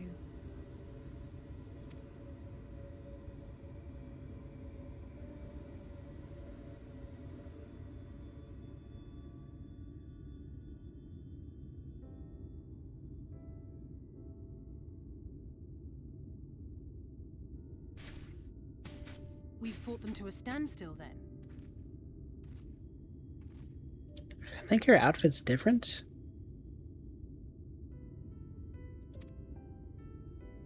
The Exarch did say that the Empire seemed to have drawn back when he last looked in on the source. But without knowing for sure how fast time was passing there, I couldn't help worrying that a lot might have happened since then. I'm heartily relieved to hear that it hasn't, just as Alphino must have been. As you can imagine, both he and Urianger were desperate to hear the news from home when I arrived. I haven't actually seen Thancred and Y'shtola yet, but they will have heard all the latest developments from the Exarch by now, or should have at least.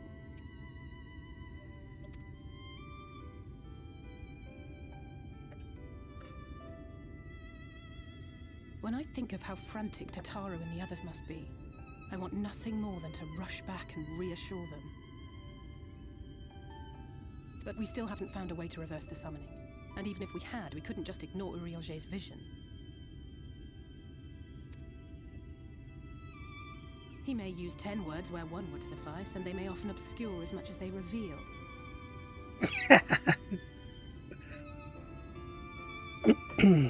That's pretty funny. I know people like that. But on this matter, he was as clear as day. I do not doubt for one moment that he saw what he claims.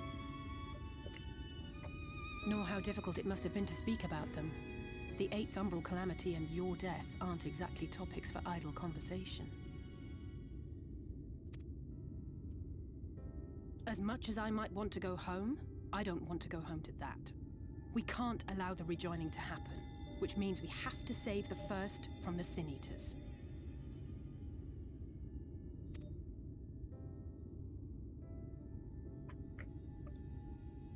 That great wall of white is a remnant of the flood. 100 years ago, the balance in the first tipped decisively in favor of light. From that moment, it rose and swelled with each passing day, and then, without warning, it burst forth like water from a broken dam. A colossal wave of pure light, drowning everything in its wake. Only Norvrant was spared. You know what? Seeing this, how it looks, it kind of reminds me of it's a very niche reference. Like the ending of Flushed Away, where they like freeze, like the tidal wave. It's about to hit the town. It just looks like a frozen wave. For the most part, living things are composed of ether of various different aspects. But when exposed to such a flood, their etheric harmony is shattered, and their natural form breaks down. Then they either perish, or are warped into mindless abominations.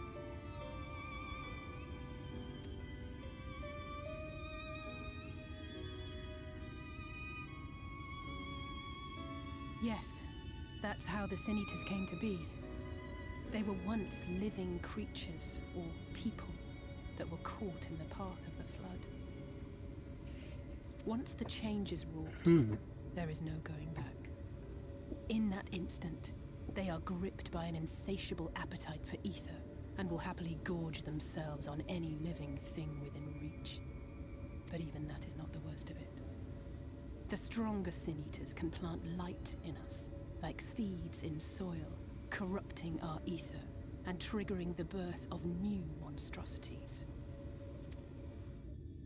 They are creatures of base instinct that exist only to feed and to multiply.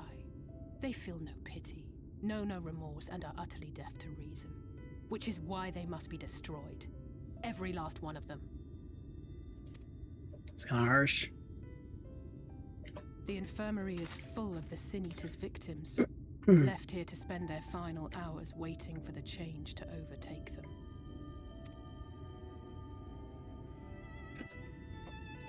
So, seniors are kind of like zombies, and people are getting infected and turning. Is that my understanding of it?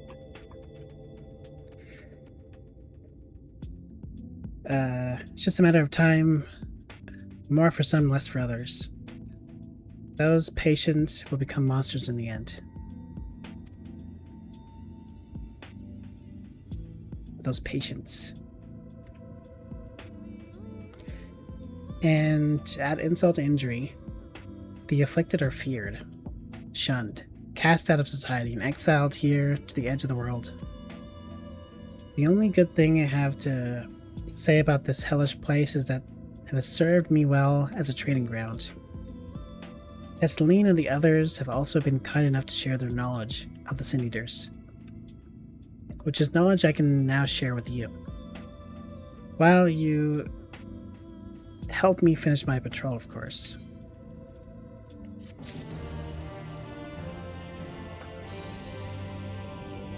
So, going back to Alphino's stuff, Lord Vothri was able to, I guess, command the Sin Eaters. And on this side, we see the creation of Sin Eaters being people. So maybe that's part of his ability to command, or why they haven't seen people escape.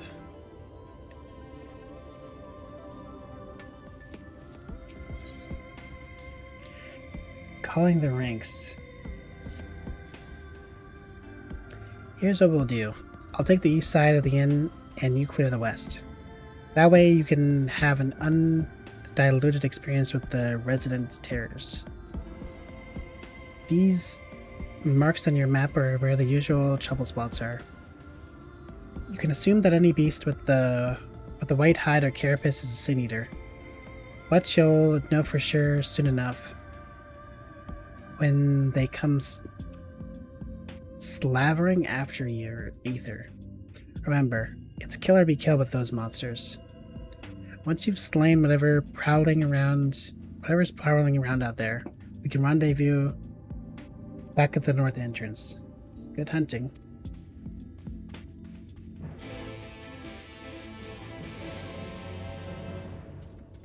Alright.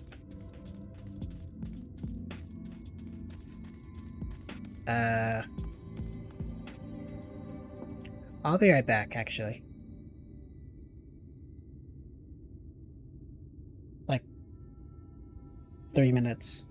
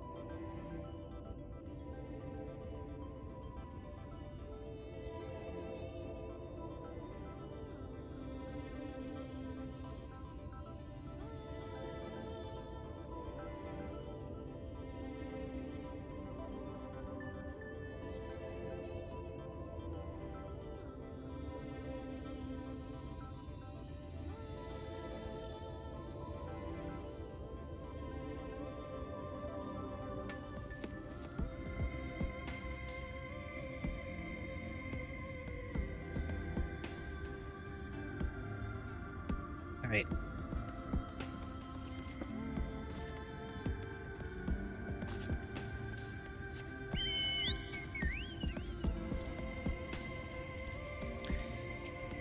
Let us be about it. As they say in Doma.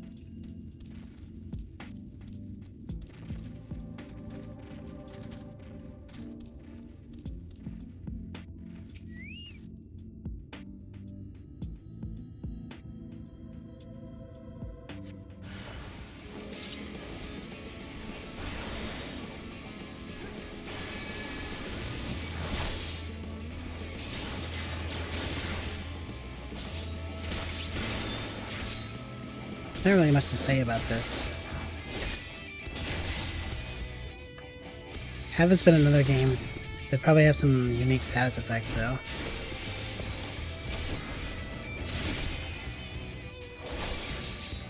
But not here.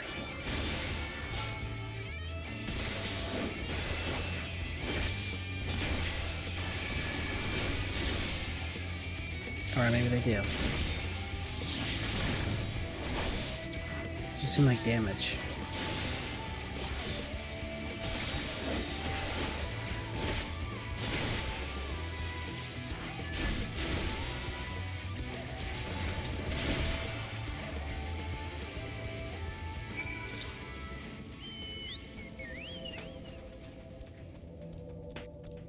Right. Yeah, it's not that far.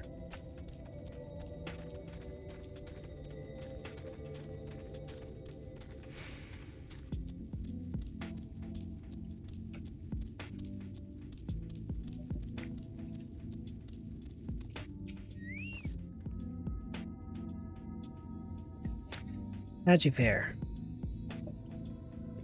Done and done. I thought there might be one or two lurking on the fringes. Nothing out of the ordinary for this area. I expect you notice it yourself, but individually, these lesser sin eaters are no more deadly than any natural predator you might encounter in the desert. It's when they appear in numbers that they pose a threat. Much like the void scent, they have an unfortunate tendency to flock to the strongest of their kin. Thus, when a powerful sin eater goes on the hunt, it might be attended by a venerable swarm of weaker kin. Imagine an army of such creatures descending on a village or a hamlet. Not the hamlet. That's the basic idea behind my patrols. To cull their ranks often enough that their numbers won't be overwhelming when the big ones come out to play. And you've certainly helped out on that front. Let's report our victories to Tesseline, shall we? Let me see that green. Thank you.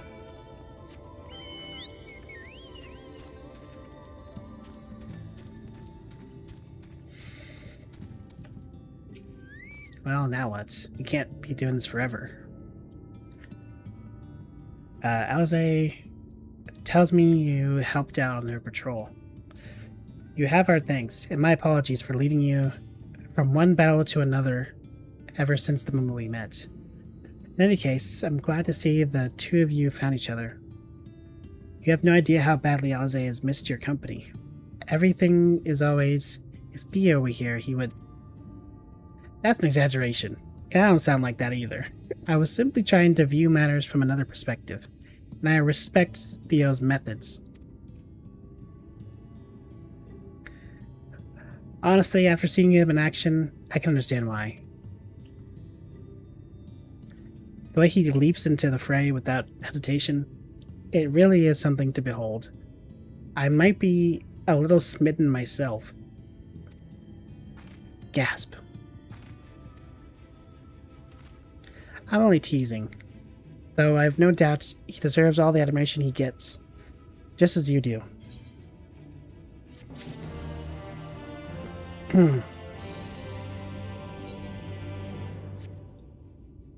What's the armory button? On Control I.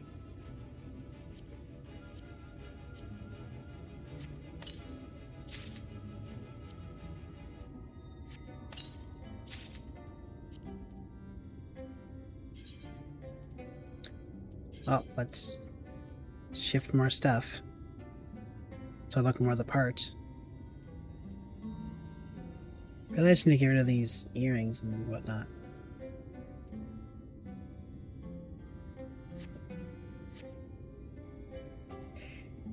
Anyways. Purchase of fruits. Tesleen has the air of a woman being pulled in 10 directions at once. I'd love to lay out a welcome mat, but the duties I put off when I went to the market are still waiting for me. There are 101 things that need doing. I'm sorry, but would you mind waiting here with Alize? What?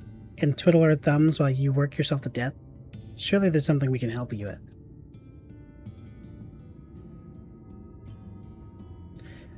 I could do with a hand, it's true. Thank you. You can start by helping sort out the larder, Alize. What's a larder? While we do that, could you tend to our patients, perhaps? There are 3 in particular I meant to visit. It's just a matter of saying a few words to them and seeing if their skin isn't caked in sand. Their names are Ponil, Toden, and Halric. They may not give much in way of a response, but I promise they'll be pleased to meet someone new.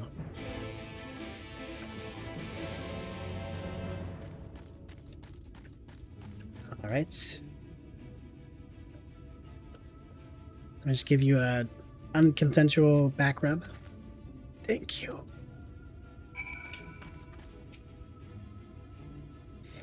Let me give you a unconsensual shoulder rub. Jordan glances up at you blankly, but you notice the tension in his face eases slightly. And Halric.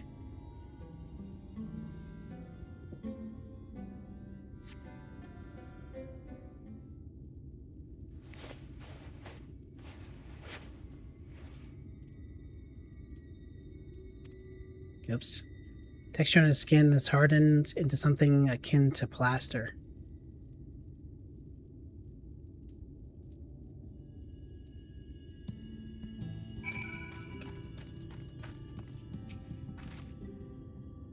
You've seen the patients? How were they?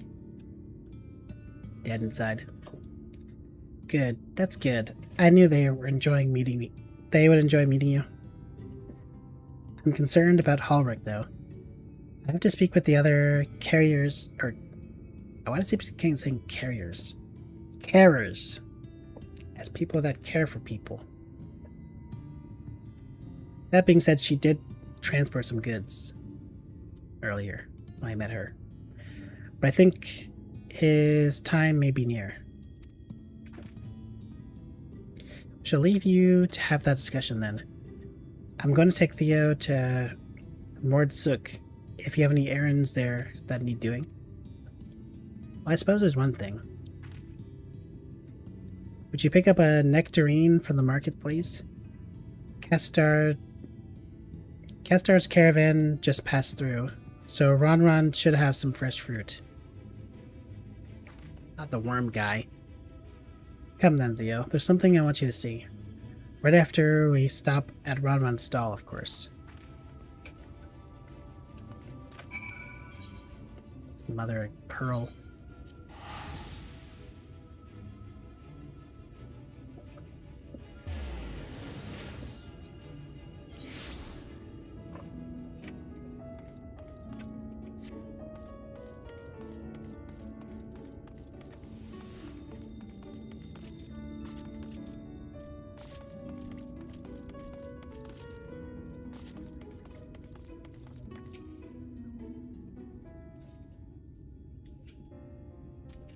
Oh, back again, are you?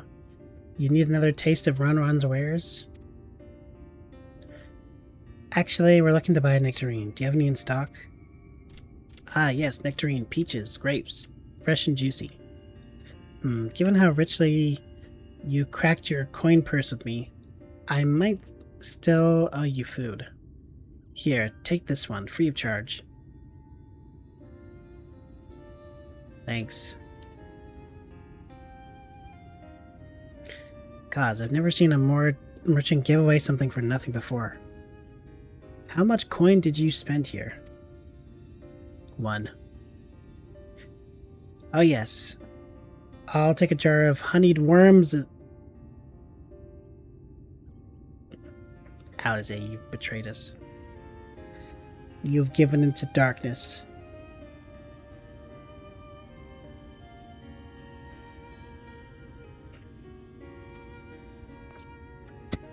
Look how I stepped back. Oh no, they're not for me. It's an offering of sorts. What? The worms, if you please. Only the best regulars for you. Come again, my friends.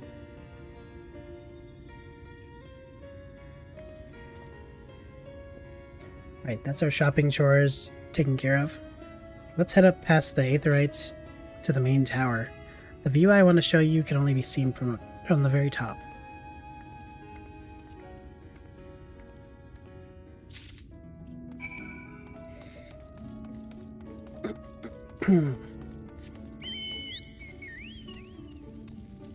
Okay, so how do we get up there? Is the question. Oh. I guess that's how. Here are your precious worms. That buys us a trip to the top of the tower, does it not? Gasp! Glazed regulars. You actually bought them. I really shouldn't let you, but just this once, alright? Only once. Never fails. Shall we?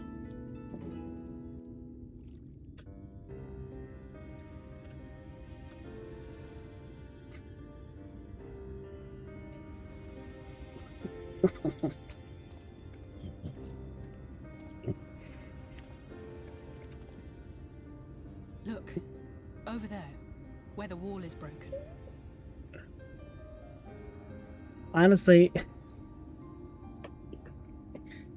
from this height, I'm thinking of just jumping off and going into like some hay, like Assassin's Creed or something. I don't know why that particular thought came to mind, but also like Kermit falling from the building gif.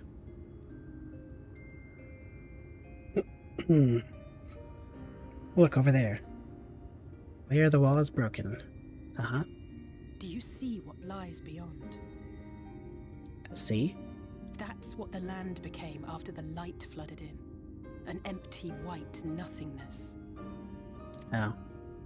Life cannot exist in such conditions. The primordial light would wreak havoc on the body's etheric balance. Okay.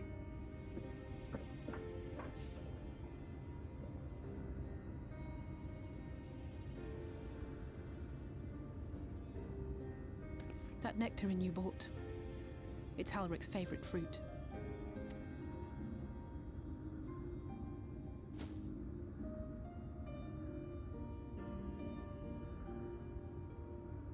Most of the patients, Halric included, survived the attacks of powerful eaters. But their fate was sealed all the same. The monster's corruption has entered their bodies, and their very essence is being subsumed by light. The twisted state of the world itself just makes matters worse. Under normal circumstances, a person's ether naturally tends to equilibrium. But for these poor souls, the opposite is true. Sooner or later, every single one of them will turn.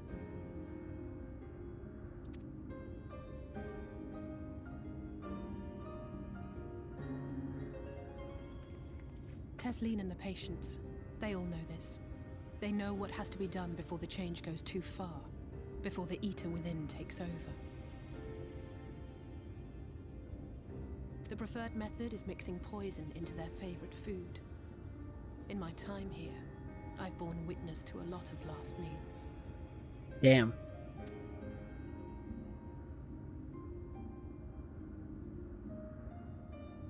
I feel just as helpless as before. No matter how hard I fight, it's never enough.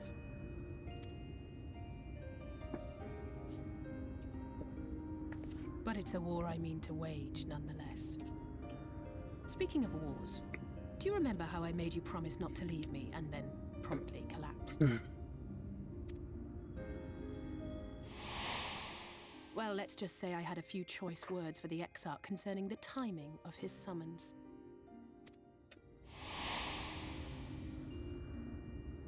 But even if the fault lay with someone else, I couldn't shake the feeling that I'd abandoned you on the battlefield. So I swore that I'd make up for my absence there by making a difference here. And that's what keeps me moving forward, even when things seem hopeless.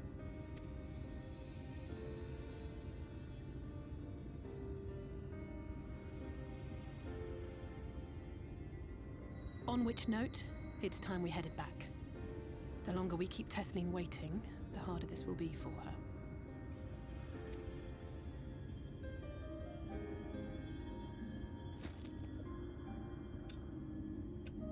Well, let's go kill that child.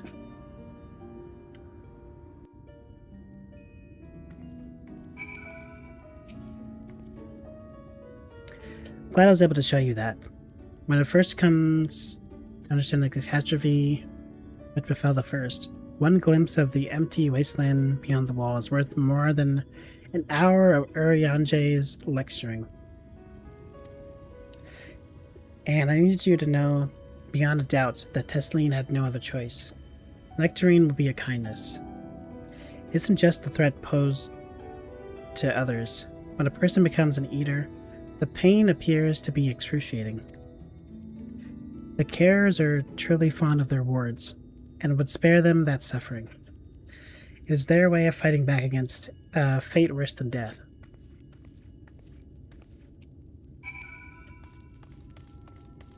Well, let's see if he actually manages to not transform.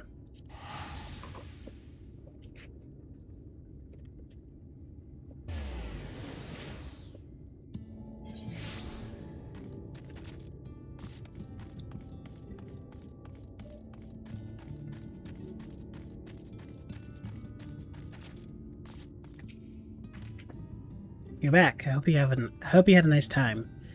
Did you manage to find a nectarine? Yep, here's your death fruit.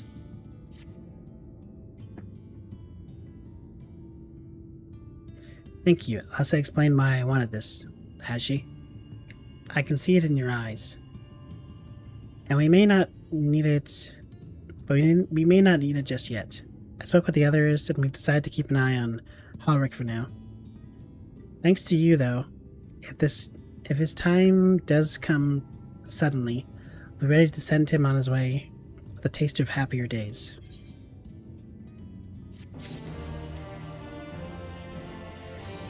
Time left to us. Tesleen makes an effort to smile brightly.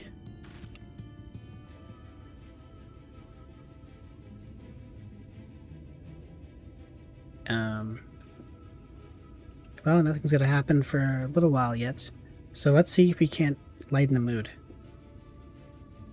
We don't want our gloomy faces worrying the patients. I think it's time for that welcome meal, don't you?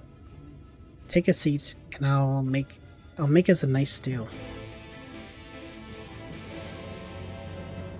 I wish there was dinner downstairs, but there's not.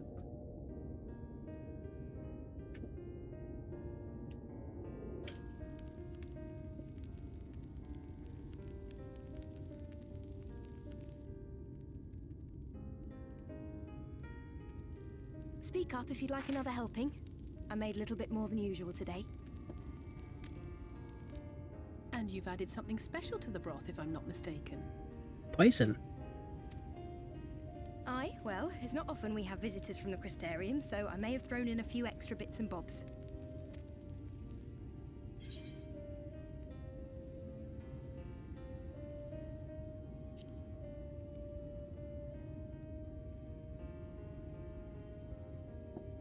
That's what I like to hear. Give me a moment to warm up the pot.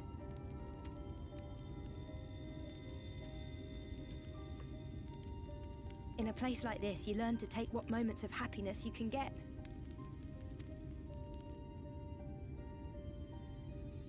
I remember when I first came here with my mother. She was showing the early signs.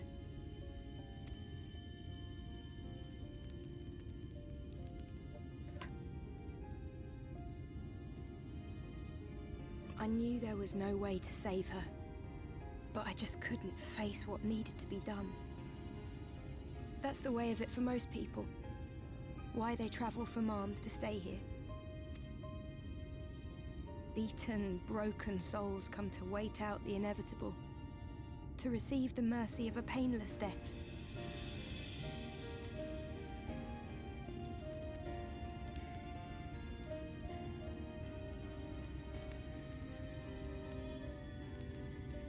When my mother finally left this world, I was mad with grief, but also thankful that her passing was a peaceful one.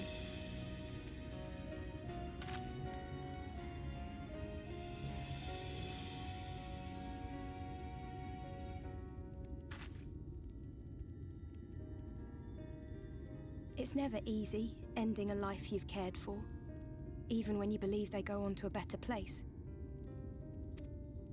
I often find myself wishing the Warrior of Darkness would come and do that part for me. I got you. The Warrior of Darkness? Me some of my You've never ghost. heard the tale? I'm not sure where it began, but every child in Norvrant could tell you a version of it. Warrior of Darkness, servant of death, take care of our souls at our dying breath. Let sinners and eaters of sin go with thee, that all may return to the sunless sea. Sunless sea. Well, that's the version I was taught anyway. It's just an old bedtime story. He's certainly never deigned to visit us here. Which is a good thing, surely. He sounds rather ominous. Do you think so? I always liked the idea that he treated every soul the same, even the Sin Eaters.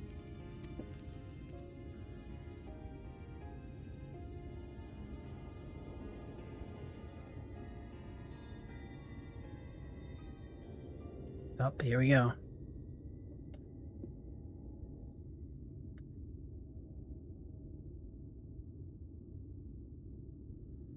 They're coming. Desleen!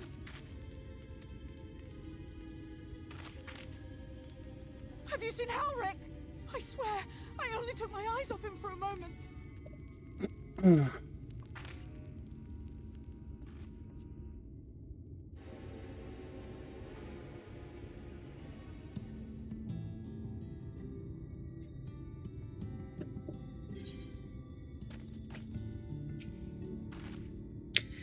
Theo Alize. We have to go look for Halric. I don't know what's gotten into him, but if he's wandering out there alone,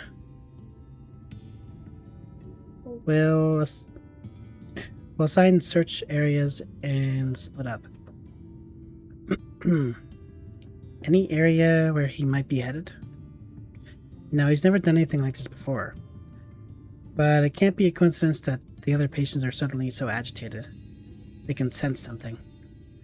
In any case, let's keep the search close to the end. Halric isn't very sure on his feet, so he wouldn't have gone far. I'll search the east side. Please, Halric. Please, Belrite. I'll cover the north and west. You take everything from here to the south.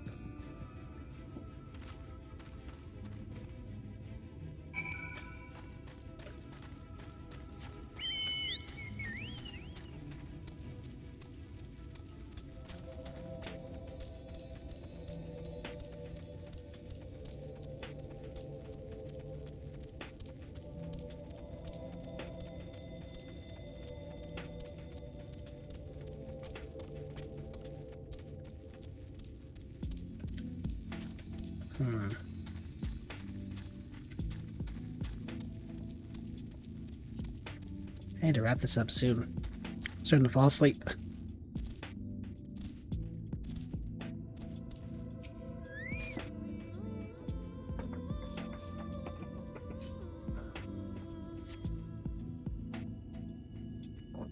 Let the boy die. You see no signs of Halric. Maybe he went further west. It's a wild goose chase.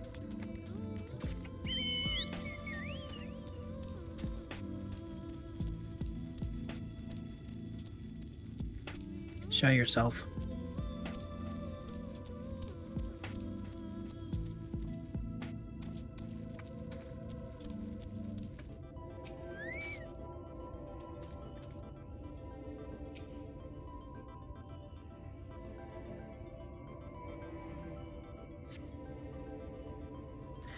You scan your surroundings in search of Halric and suddenly find yourself under attack.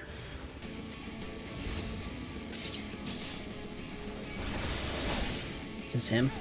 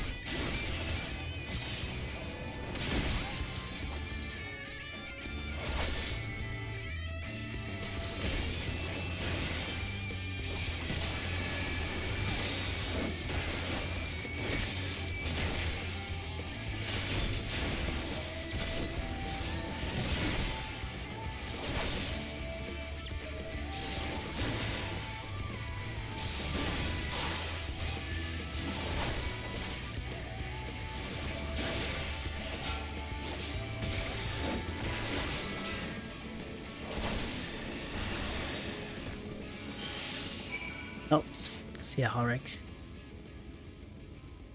That was definitely you.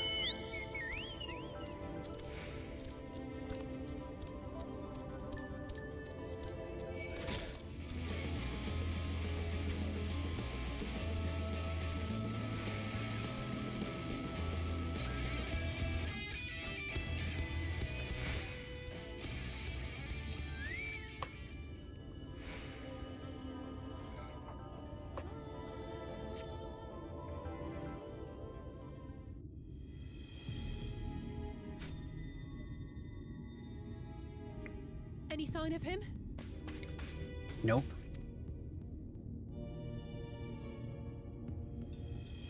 No luck then. But he surely can't have gone far. We should keep looking. The Sin Eaters are out in force, and if we don't find him soon, you can be sure they will.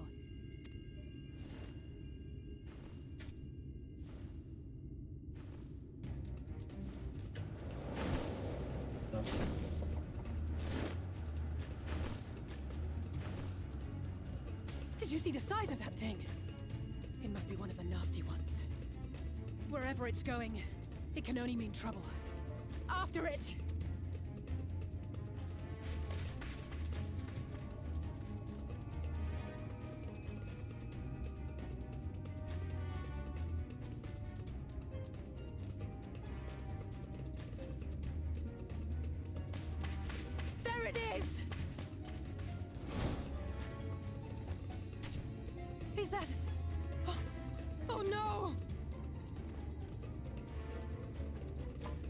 Just get cut in pieces.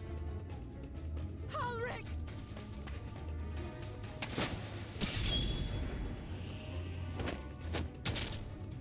Damn. We have to run!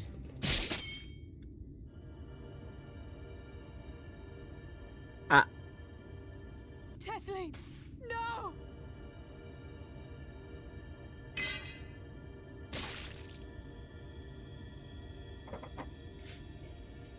Well, can't say I'm surprised that she died.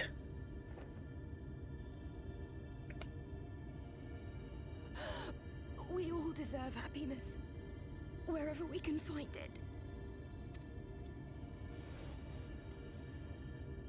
The time left to you is precious. No one should die in pain. Like I am right now. Mother, I...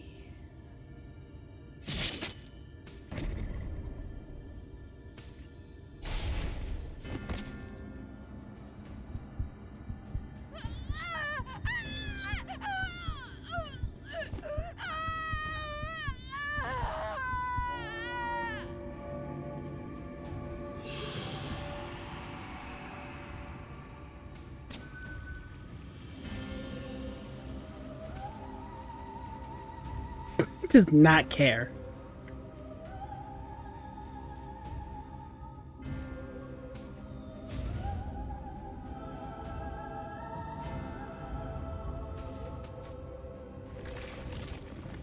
Jesus.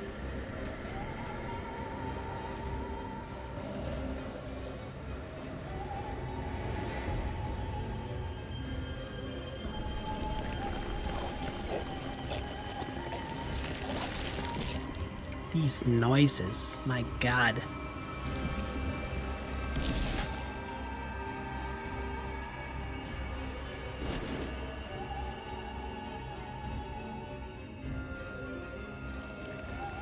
Ugh. No, no, no, no, no! Holy.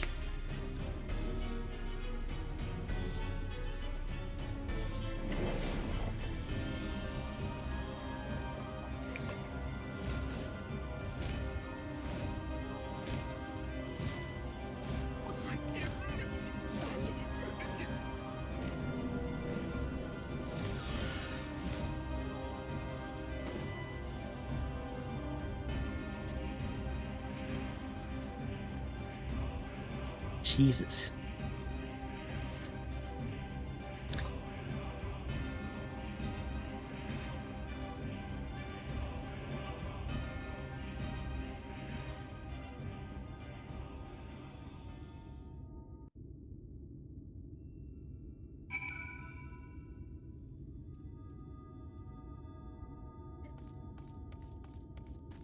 Unsurprisingly, the nectarine was never used. Well, not used yet. Maybe we'll feed it to her. I'm sorry, Theo. I tried to tell the carers what happened, but I can't be the shoulder they lean on. Not like this.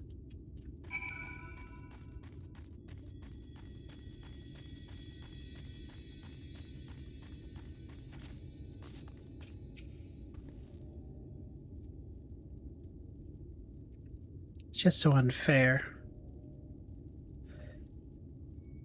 Tesseline was always so cheery with the patients, telling them not to be scared. That there wouldn't be any pain. Of all the people in the world to suffer such a fate.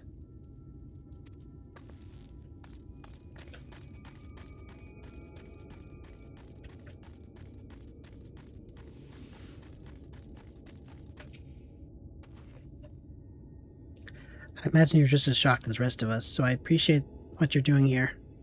Me, I don't have the words. Without a body, we can't even give her a proper burial. And she cared about that sort of thing.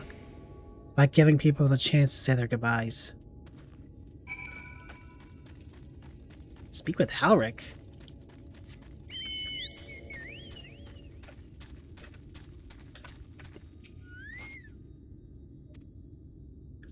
Halric is as unresponsive as ever. He stands motionless, staring up in the sky, where the Sin Eaters made their escape.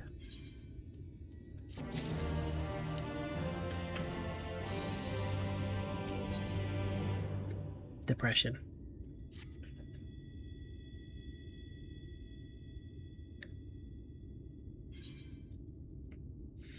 What will you say? I've spoken with the carers. Thank you. What you're doing, it means a lot to them, to me.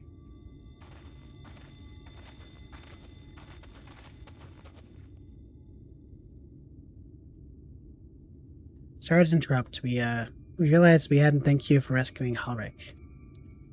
You weren't hurt at all, were you? Hurt? There wasn't even a fight. I was too light, too slow. I thought I could protect you. You can't blame yourself for things beyond your control. You brought Halric back safe and sound. No one could have done any more. I'm sorry, but I've come to a decision. I won't be continuing my role here.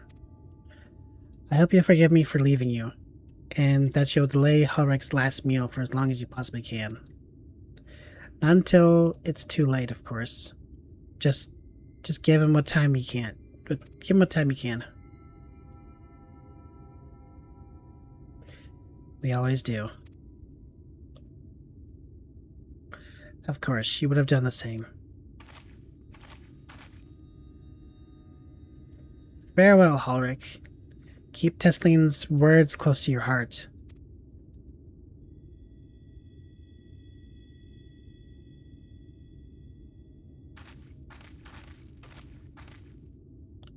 Wait, you're leaving at this very moment? I understand how you must feel, but surely this is a bit hasty. Do you even have anywhere to go? I have a destination in mind, yes, and a purpose. This damned light, building without cease. It's the reason we can't save those corrupted by the Eaters. But what if we corrected the balance? Even if it were only little by little, even if it took years, it would surely make things better. Now hold on there. Everyone knows there's too much light. But how could you even hope to get rid of it? You'd have to change the whole world. That's right.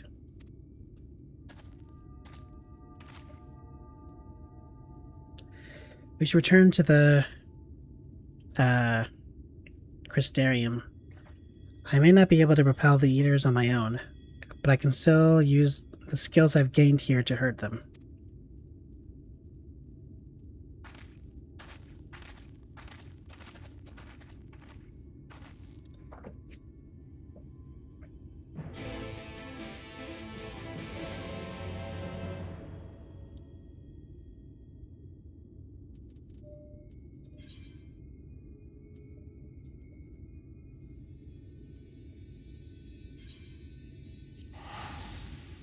Oh, let's head back.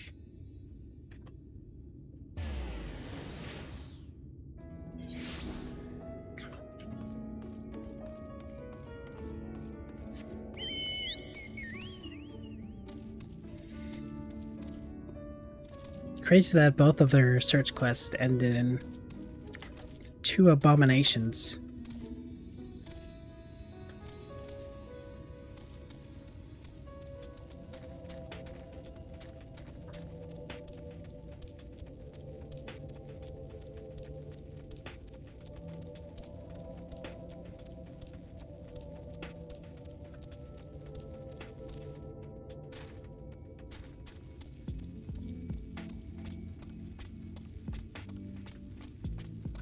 What even is this thing? They shouldn't need a lamp, considering everything's always light.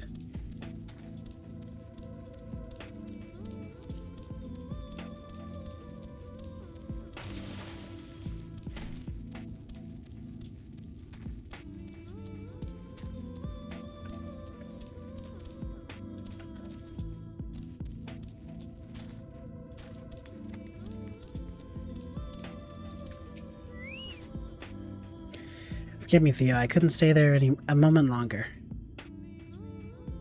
I mean, you could walk with me. But I was serious about what I said.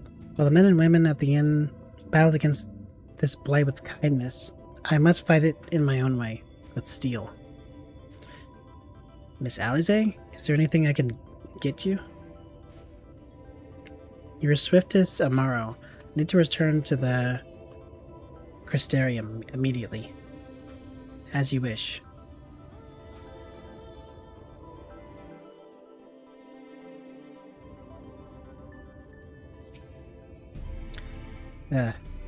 Remind me to wear goggles if I ever fly over Almarang again.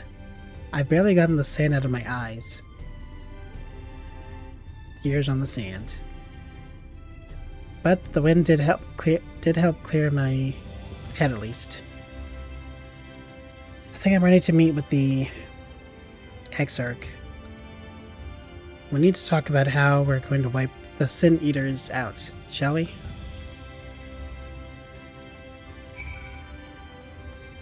Let's do it.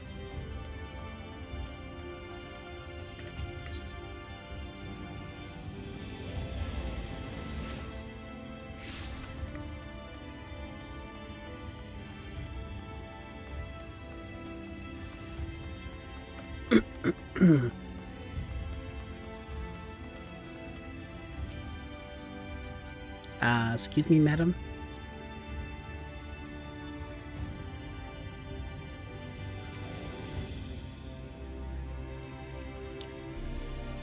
Yeah. Don't need to read that.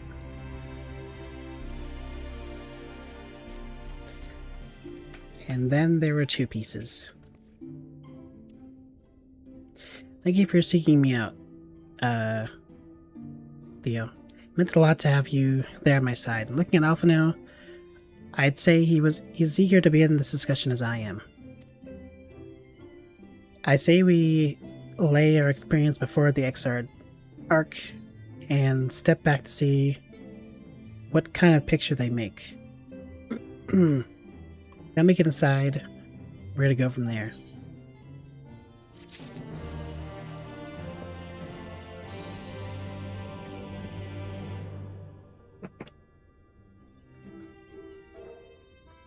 Alright. We finished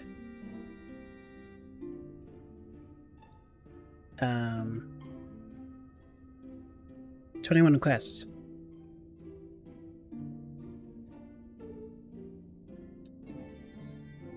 So I think that's good. Good place to end.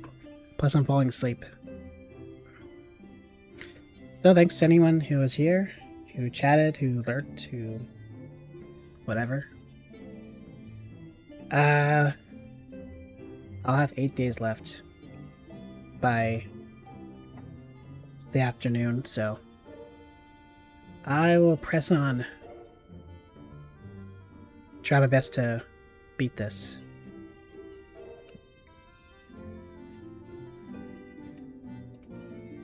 Anyways, good night.